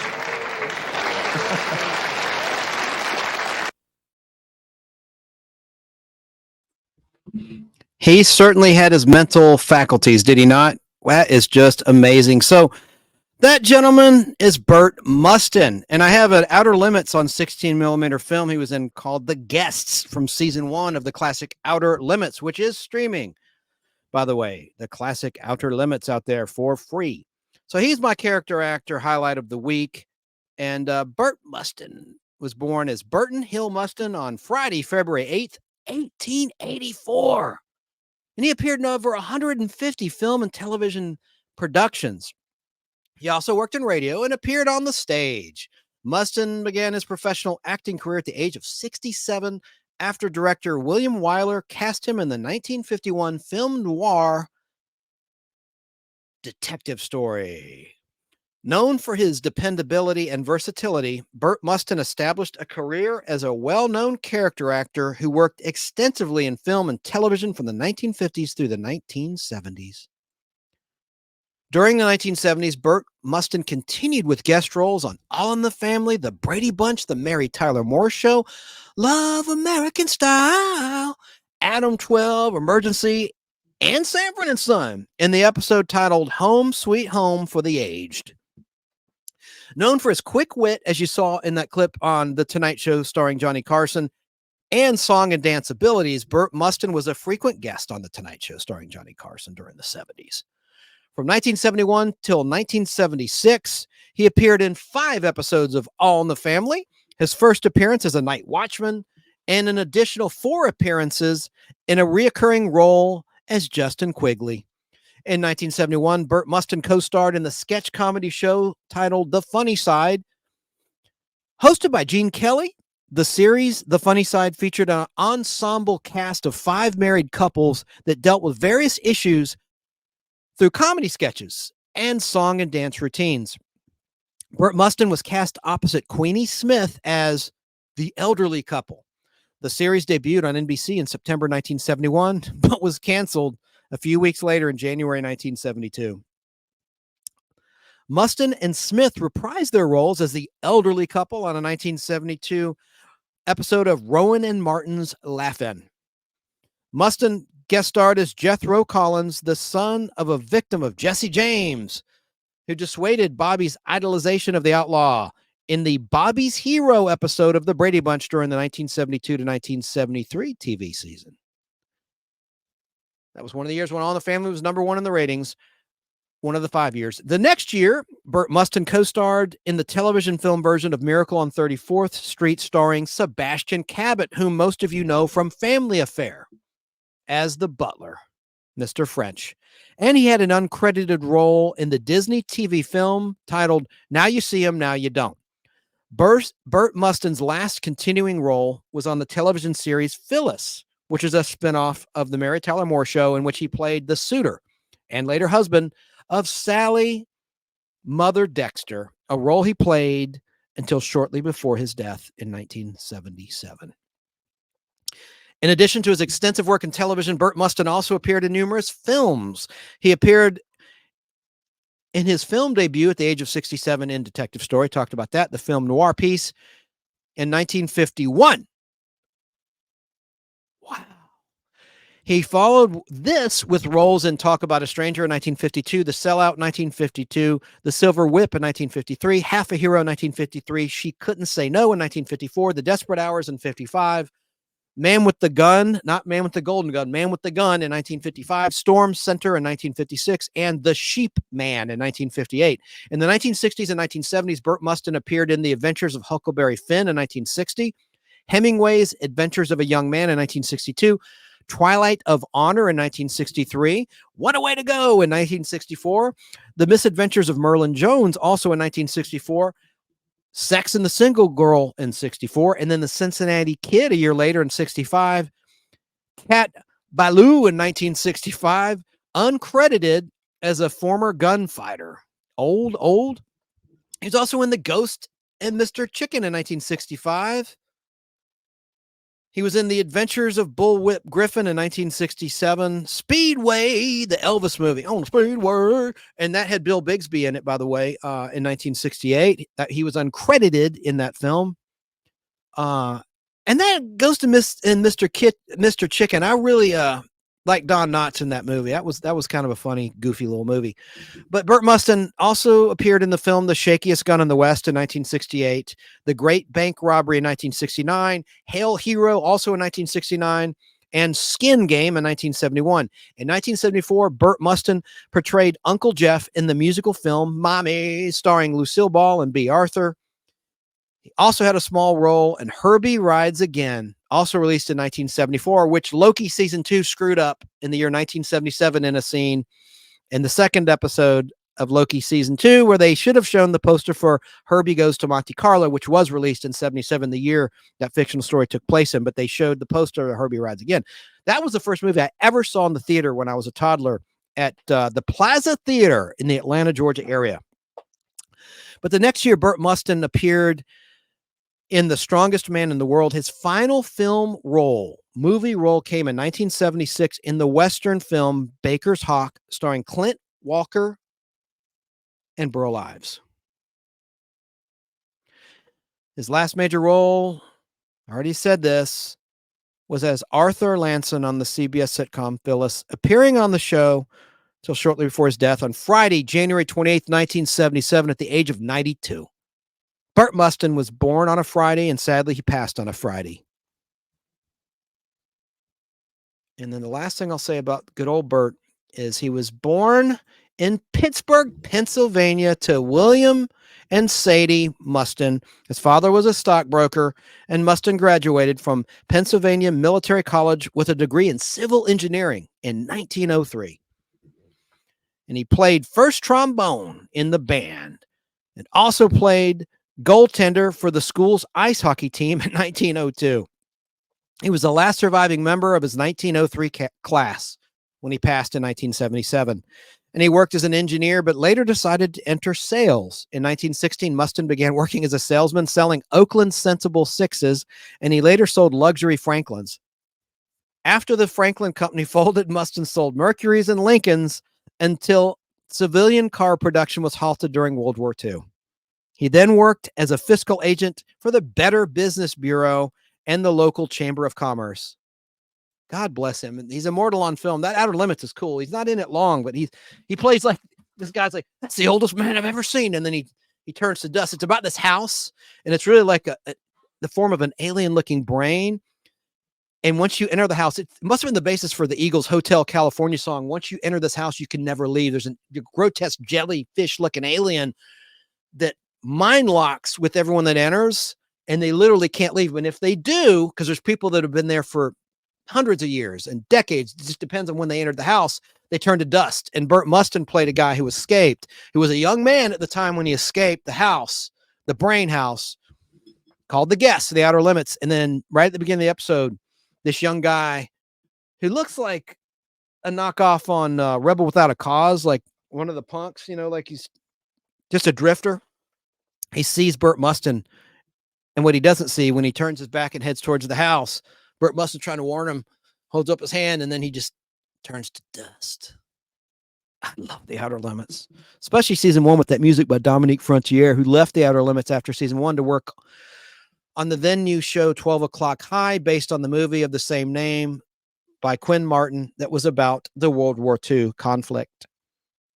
So I have something just for those who didn't. I don't think Sarah has heard this. This is a brief, just a few seconds of a feature I started. I need to get back to it. I only did it the one time. It's called the Out of Context Unfortunate Classic TV Scene of the Week, but it's just an audio clip. Listen to this. Let me see if you're still there, Sarah. Let me look at the comments. Someone on Facebook said, didn't Burt Mustin play the fire chief on Leave It to Beaver? Yep. Yes, he did. I didn't mention that. I should have. And someone else on Facebook said, probably our friend Butch Conger said, I miss old Johnny Carson, Ed McMahon, Doc Severinsen, and the king of late night television. Yep. Johnny Carson sure was that. Okay, so Sarah's still out there. I'm here. Okay, well then I'm going to play. This is the unfortunate out of context clip of the week, but it's one I've already featured. Let me cue it up. Just listen to it, and I'll explain. Okay. I sound like the Riddler there. That was a little psychotic sounding. All right. It's right here. I got to get my little fancy clip machine out. Okay, listen to this. No. Hey, why did you touch it? Can I tell you even if I promise not to? Whom did you promise, dear? Dr. Smith, when I helped him. Well, Smith, you're really hit bottom on that. Did that come through clearly? Let me make sure I knocked out my cancellation, but didn't that sound like something really nasty? Oh, and Danny says, I'm kind of here. Let me just check one little thing. Uh-oh. Cancellation was on. I'm taking it off. I'm going to replay the clip. It's just a few seconds. Okay. That audio. Yes, it was from Lost in Space. I'm going to replay it because I bet the audio was goofed up for the listener. And for you. I touched that thing, that knob. Penny, why did you touch it? Can I tell you even if I promise not to? Whom did you promise, dear? Dr. Smith, when I helped him. Well, Smith, you really hit bottom on that one.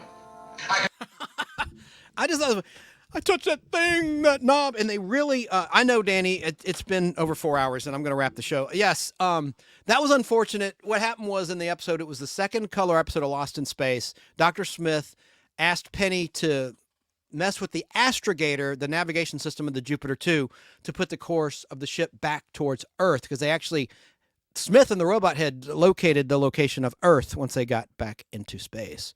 But I thought that sounded like some sort of, like a purpose, you know, I didn't want to put it out there. You know, it just sounded like I touched that thing, that knob. And they dumbed her down in the beginning. Penny Robinson was like a zoologist. These were the smartest, like the Robinson family was the smartest family on Earth. That's why they were chosen over millions of volunteers to go to Alpha Centauri. But by season 2, the writing got really weak. And so they make her sound like a moron. I touched that thing, that knob. But it sounded like she's talking about a penis or something.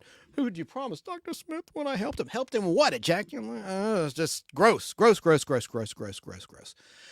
Well, I think about out of material that I prepared, thank gosh, right? But I do have one other thing. I'm going to play those final clips from All in the Family, and we will sign off. I did mention at the beginning of the show, this show, The Baxters, that Norman Lear helped launch, and it was from local Boston. 30-second clip, and then I'll play the opening to The Baxters.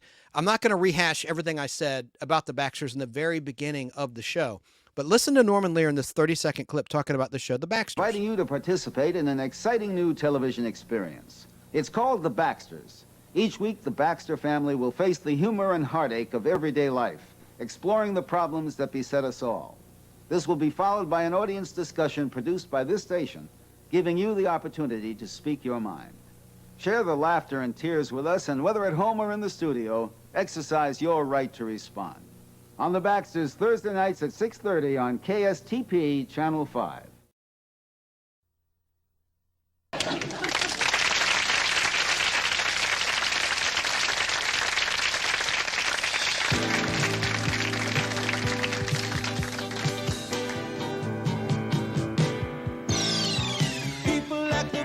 Have problems.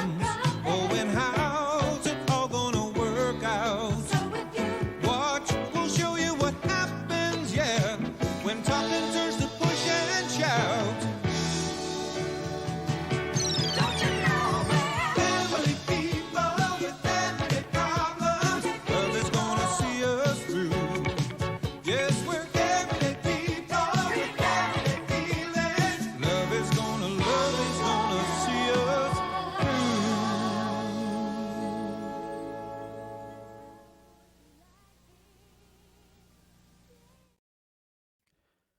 That looks like a parody of a show. Anyway, it didn't make it. I know it was. I talked about it at the beginning of the show, and I want to talk about the nostalgic treat of the week, which will be brief, and then we'll sign off. I promise. Let me just go to the beginning and just quickly see if there's anything I didn't mention, because I know I cut it short about that weird show. Yeah, The Baxters was created by Herbert Jessup, a Harvard Divinity School graduate, premiered on WCVB in 1977 and aired there until the first half of 1979. The program caught the attention of Norman Lear, who at the time had at least half a dozen shows on network television and syndicated. Didn't even talk about Mary Hartman and Fernwood Tonight. Norman Lear took over The Baxters and sold it into first-run syndication for the 1979 to 1980 television season, bringing its unique format to a national audience. While he kept the split sitcom talk show format, he did bring in a new cast and changed the characters. After one season, Norman Lear sold the show to a Canadian production company, which again recast the show but kept the format. It only lasted one more season before the plug was pulled entirely. Lear changed the landscape of television and what TV could be. And although the Baxters were never as big as the Bunkers, the Jeffersons, or the Evans family, it's nice to know that Lear, a New Haven, Connecticut native, was able to recognize when a local Boston station was doing the same. Okay, so there you have it.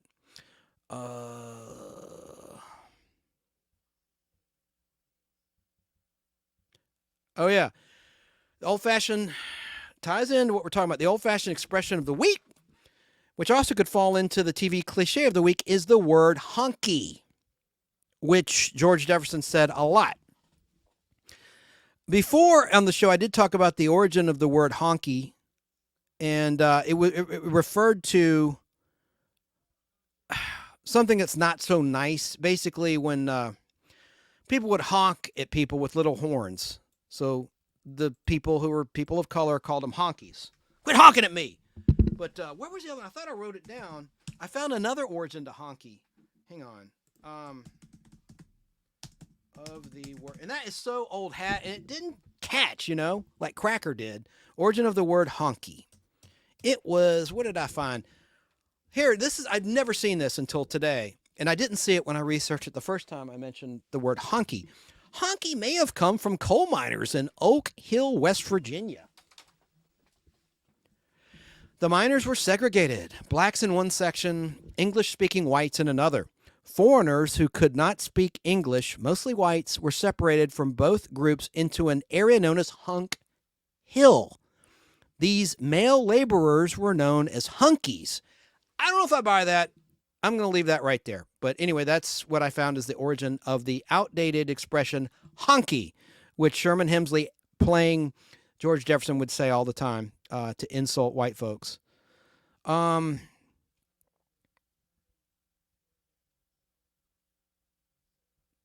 I have one other thing. I always say one more thing, and then I'm not going to go for. Let me see if any here's some comments. Okay. That didn't make me want to see it. Danny said, "Yeah, I know." The Baxters you're talking about? Now, let me just show some photos I'd pulled, and I swear we're going to wrap the show. I really appreciate everyone being here so long. It's just insane to go for hours and hours on end. I just prepared too much. Here's a record album I have, the Sanford and Son soundtrack. I couldn't play the theme because the bots will definitely shut me down. And I didn't mention who did, of course, Quincy Jones composed that great classic theme song. I like this cover. These are all in the background. I have all the DVDs of Sanford and Son. There's the second season. That's my favorite of the 6-season DVD set covers. I just love that photo. It just captures their personalities great. Danny Staten says, when a white horse mates with a white mule, you get, wait for it, honky donkey. I love it. Oh, you're a funny man. I love that. And this is the complete series of the Jeffersons that I bought from Shout Factory. They did a fantastic job. This is one of the prizes that I did. That's the one I did give away. If you sent in the information of where to mail it to, you know who you are. This is the one I did not give away that I will in a future show, along with the 2 Blu-rays of Superman the movie, the 3-hour 8-minute cut, and the Superman the movie special edition. There's 2 versions of the film on that Blu-ray and extras. That will be given away next time because no one got the question right. There's the One Day at a Time complete series by Shout Factory. Now, we didn't talk about this. I'm not going to get into it now. It's a syndicated show. Mary Hartman. I had a crush on the actress Louise Lasser, who played Mary Hartman when I was a kid. Now, that's not a good photo. It doesn't do her justice. That's a very unflattering photo. But I thought she was cute, and she was on Love American Style before Mary Hartman in a skit I saw in a rerun marathon on Decades Channel, which is now folded. It became Catchy Comedy, owned by Weigel Media, who own MeTV and a lot of other media properties. Here's another spinoff of Different Strokes, The Facts of Life. In the first season, the theme was partially sung by Charlotte Rae in the center, who played Mrs. Garrett, who was originally the housekeeper on Different Strokes, right? Then she got a job with the Eastland Private School for Girls. And that theme song was written by Alan Thicke and his wife, Gloria Loring, at the time, or his wife at the time. And I think they also did the theme to Different Strokes, but they definitely did the Facts of Life theme song. I guess now I'll just get into my nostalgic rant of the week. I've already played this video, but I got to play it again. Whenever I talk about and it's also, this is a combo. So I'm, in the interest of time, this is a combo of my nostalgic rant of the week and nostalgic treat of the week. So I've got to play, since there's a rant in it, I got to play this again. You want to fight? I'll give you a fight.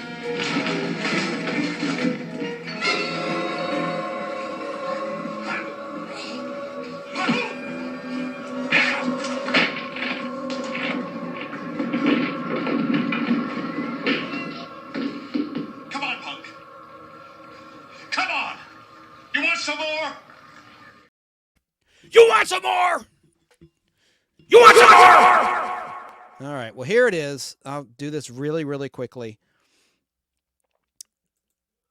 It pertains to my nostalgic treat of the week. I'm getting punchy. This. Now, let me show you the original ad for this product.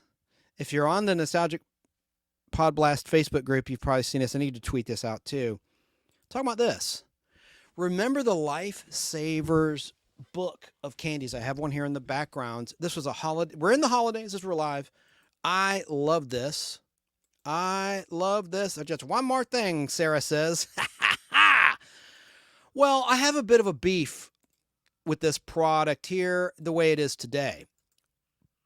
But I didn't prepare because I was already late and I didn't say. Let me just quickly look up the origin of when these things, the Lifesavers books, holiday storybooks they're called, the storybooks, were first introduced to the public.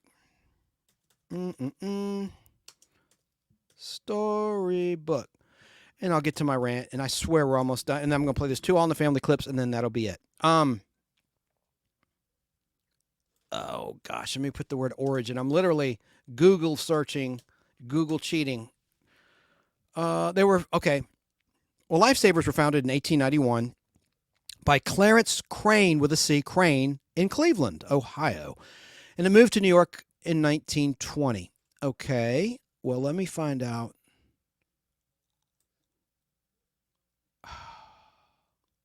The storybook dates from 1935. Hang on, guys and gals. Let me just go to this website, Brandland USA, as we're live. The original storybook, now a collector's item, it seems, had 12 Lifesavers rolls in them and a variety of flavors: peppermint, spearmint, butterscotch, later called butter rum, orange, lemon, wild cherry, wintergreen, clove, yuck, stick o' pep. Then there was butter rum. Wow, there's butterscotch and butter rum, Cristo mint, and 5 flavor. Then they went to a 10-pack, but still had a great variety. Eventually, they went to an 8-pack, then to the dreaded, get this, 6-pack. Even the 6-pack was mildly okay, with 2 wild cherry, 2 tropical fruits, and 2 5 flavors. Well, now, here's my rant. Now, all you get in the storybook is this. Comment from Facebook. I like the wintergreen, wild cherry, and butter rum. Cool. But now, here's what it looks like. Here's the one in the background, up close and personal.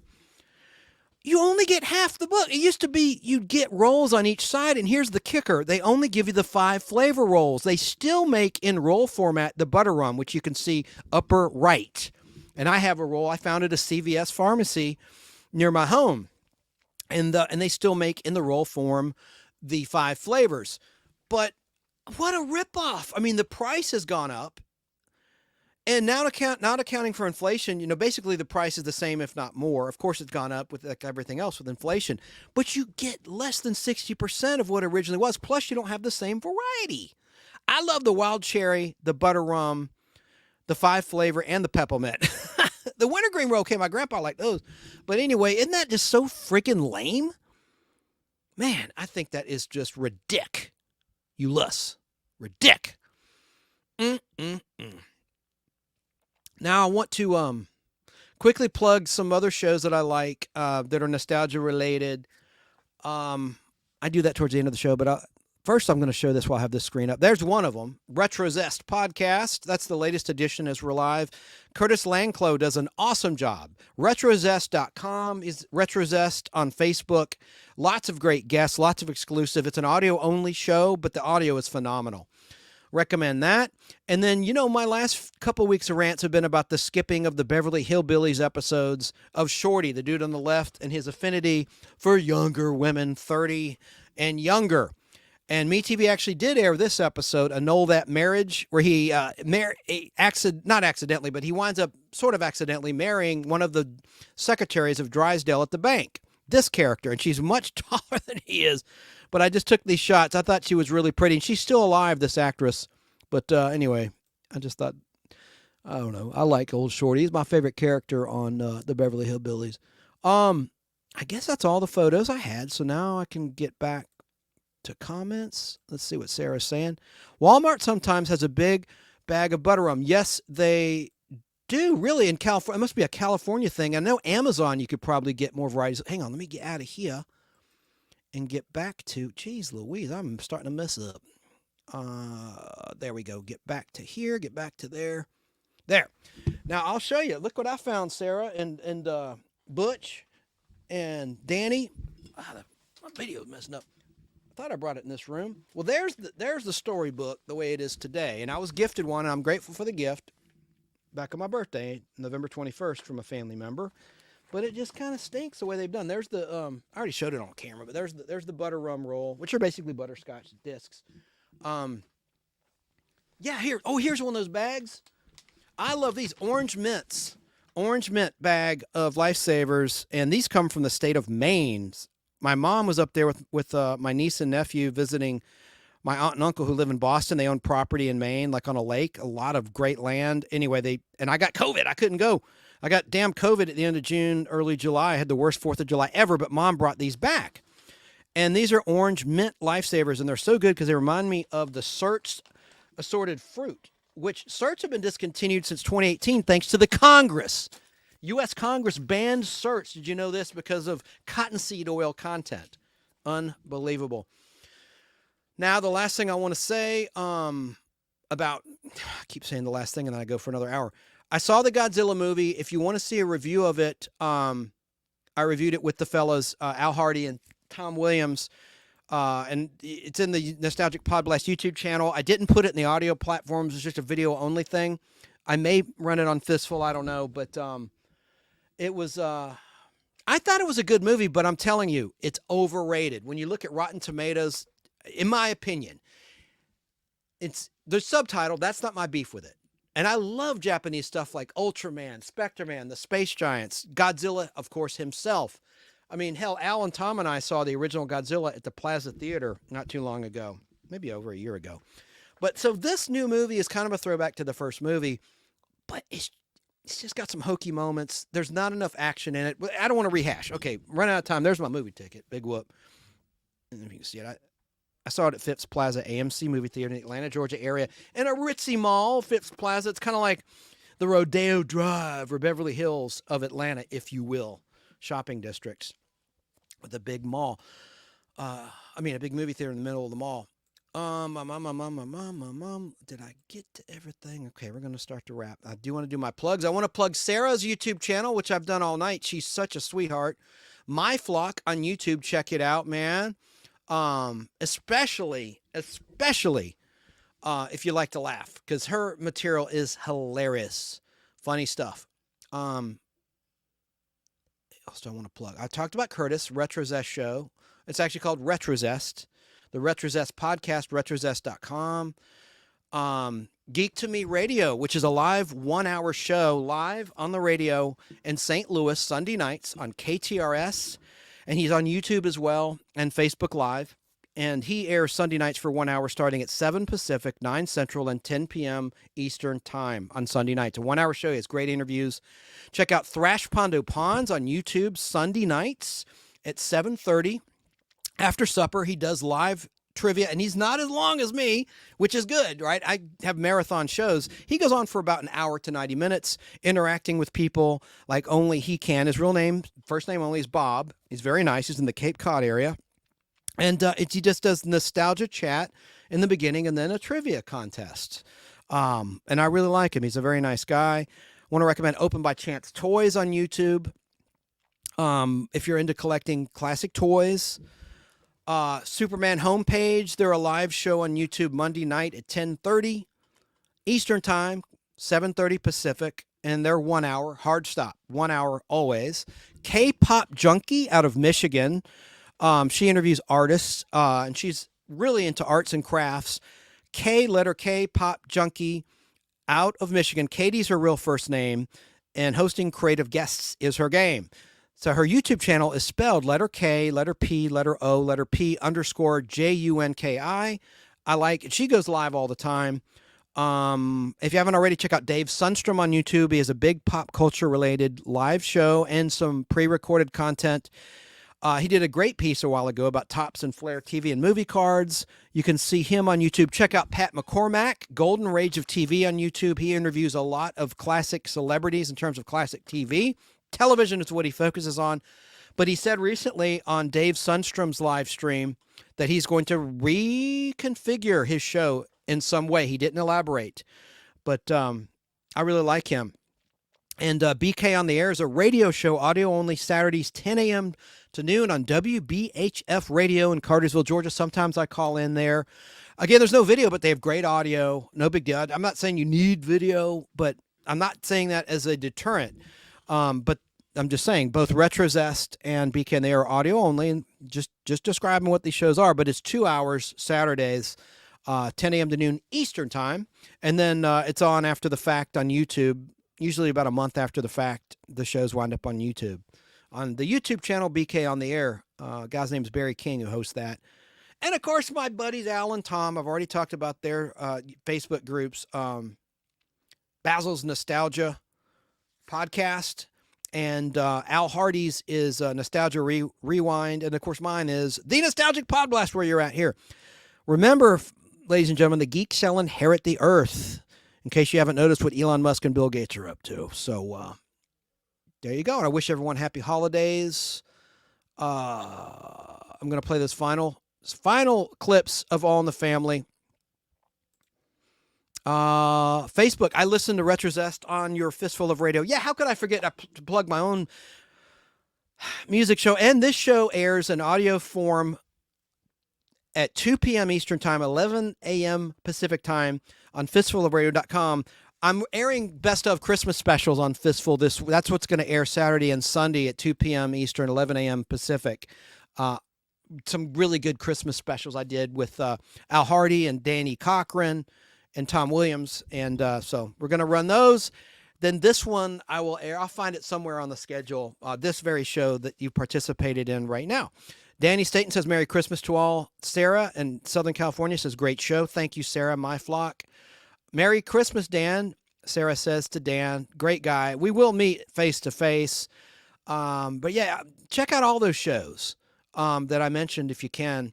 And I always forget somebody. Oh, Jerry Dobson, who was in earlier in terms of a Facebook group, Nostalgia World. Check him out. Classic Television Shows, a huge Facebook group about classic TV. I like that too. So now I'm going to do my fake sign off in case the stream on YouTube goes down when I play these All in the Family clips. I'll keep rolling them. They'll still be recorded. I'll try to re-upload them later. But that's the logic of a phony sign off now. So I'll just say, Merry Christmas, Happy New Year, Happy Holidays, everybody. Thanks for watching.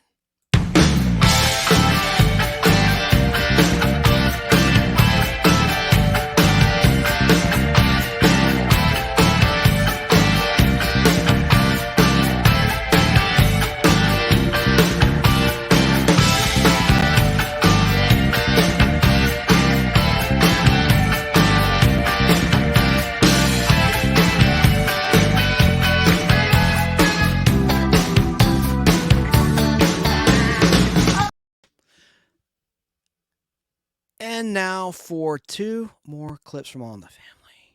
This is where the Stivicks say goodbye to the Bunkers before they move to California.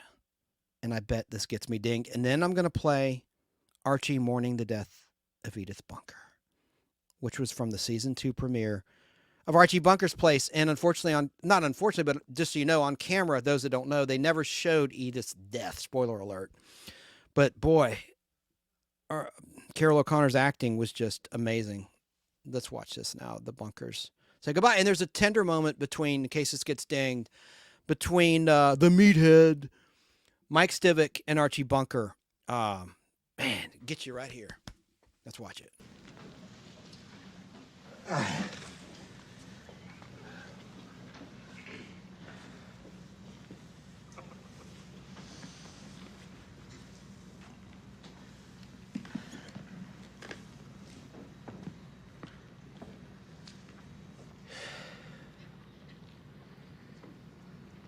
Well, I guess this is it. wouldn't be trying to make me feel good, would you?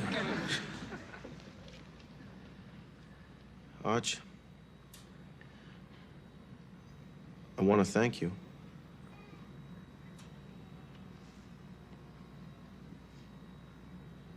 Well, go ahead. I want to thank you for all the years you let me live here and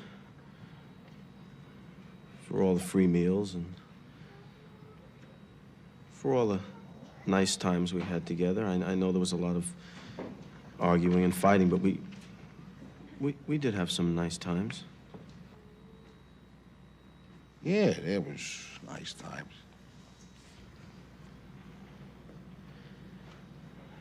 You've been like a father to me. Well, hey, you've been just like a son to me. You never did nothing I ever told you to do. Hey, Arch, we want you and Ma to come visit us out there. Oh, well, maybe your mother-in-law can do that, but, Well, I think you'd like it out there. Nah, I don't think so. Sure, fresh juice every morning. Well, you know me, I always take the candle. Lots of sunshine. Yeah, what I burn these? Pacific Ocean. Yeah, well, I don't like an ocean where the sun goes down. I like an ocean where the sun comes up.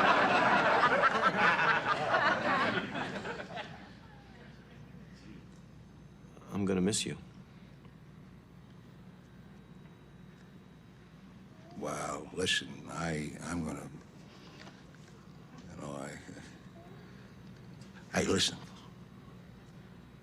You just take very good care of Gloria and Joseph. Those are two things you never have to worry about, Arch, I promise. Michael, I think Joey's hungry. Would you get him a glass of milk and a cookie or Oh, something? yeah, sure. Come on, pal. You know, I think I can use a snack myself. Yeah, eat something. I read in the papers where millions of Americans starved to death on the way to airports.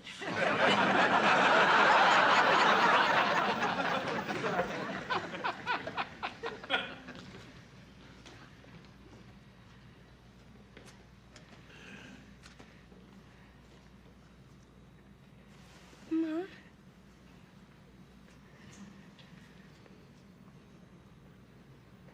Gloria. Oh, Ma. Oh, Gloria. Edie, come on now, huh? Don't start slobbering now, please.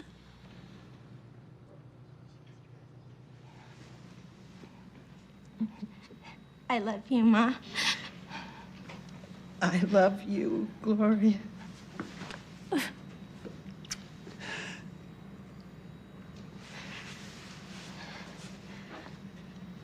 Hey.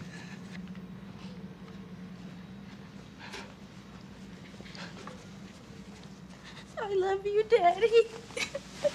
Well, your daddy certainly loves you, little girl.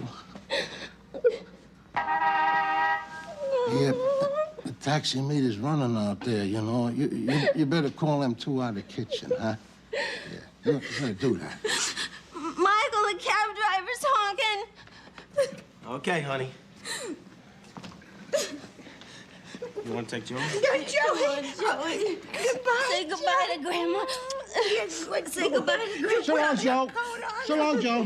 Goodbye. So long, Joe. Grandma loves you.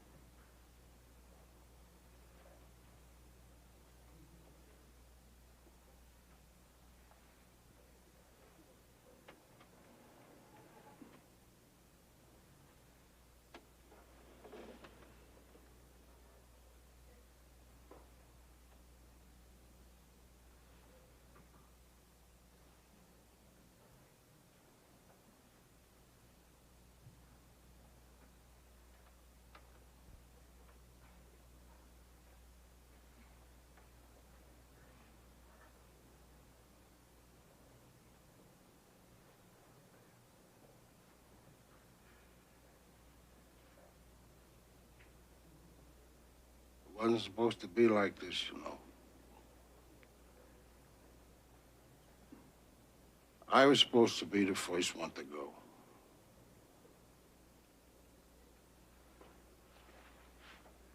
You know, I always used to kid you. Are you going first? You know I never meant none of that. And that morning when you was laying there, I was shaking you and yelling at you to go down and fix my breakfast.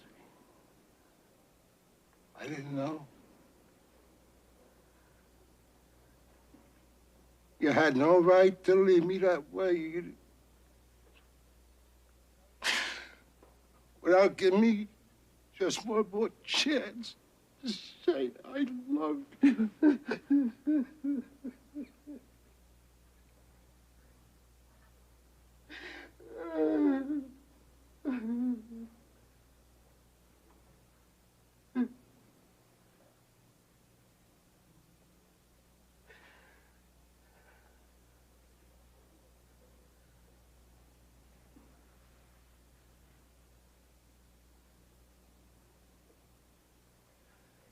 She was the one who was supposed to stay down here with you, you know.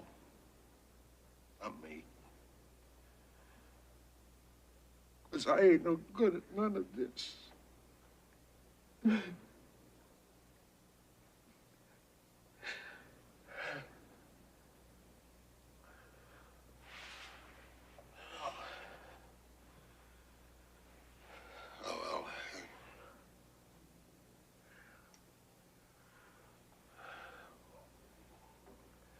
I'll tell you what we do. On Saturday, you know. I'll borrow Murray's car. And you and me would take a little ride to the cemetery. Can we bring flowers? Yeah, sure. What kind? Carnations. Oh, yeah, carnations. And she was always crazy about carnations.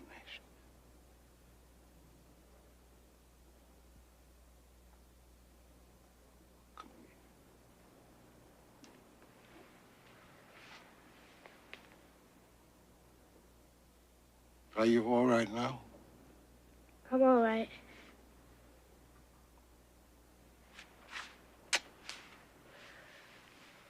Should I start cooking dinner? Yeah, you can do that. But first, I think you better go to the linen chest out there and get some stuff for the bed here. Jeez, who the hell stripped this bed? Aunt Mabel from Hackensack. Oh, Mabel from Hackensack. How did she think I was ever going to use my bed without no sheets and blankets and pillowcases here?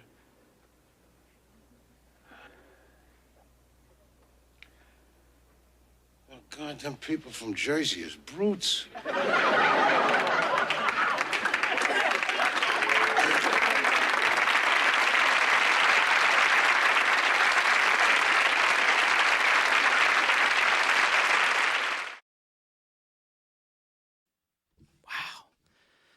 Whew, very emotional scene, very well acted and presented.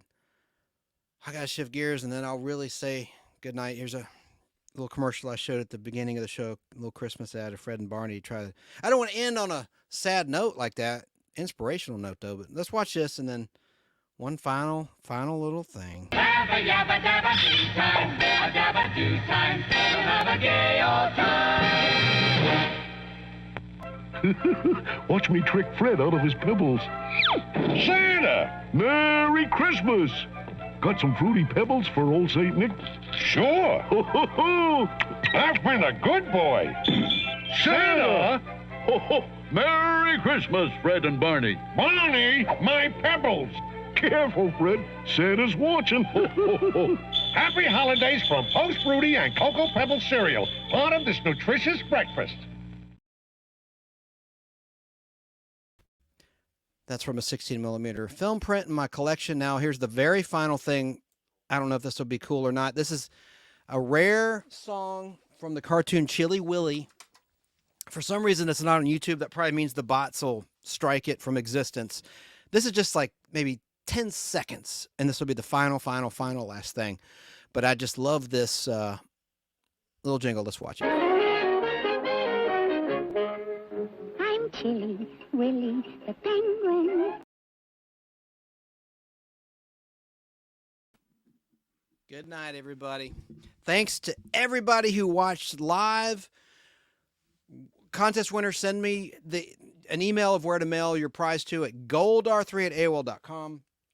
As well as this Lance Chafin, who's every time he sees me in chat, he says, when are you going to have me on as a guest? I'm like, anytime, bro. Send me the email. He never follows my simple directions. Send an email so I can contact you, not by phone. I just need to be able to at least send me an email address where I can say, okay, do this. I'll send you, where I can send you the doggone link, right? Okay. Happy holidays, everybody. One final comment coming in. Good night, says Facebook user. Good night indeed. Happy New Year. Merry Christmas. Happy holidays, everybody. This is Chance Bartels finally signing off from the Nostalgic Pod Blast. Farewell.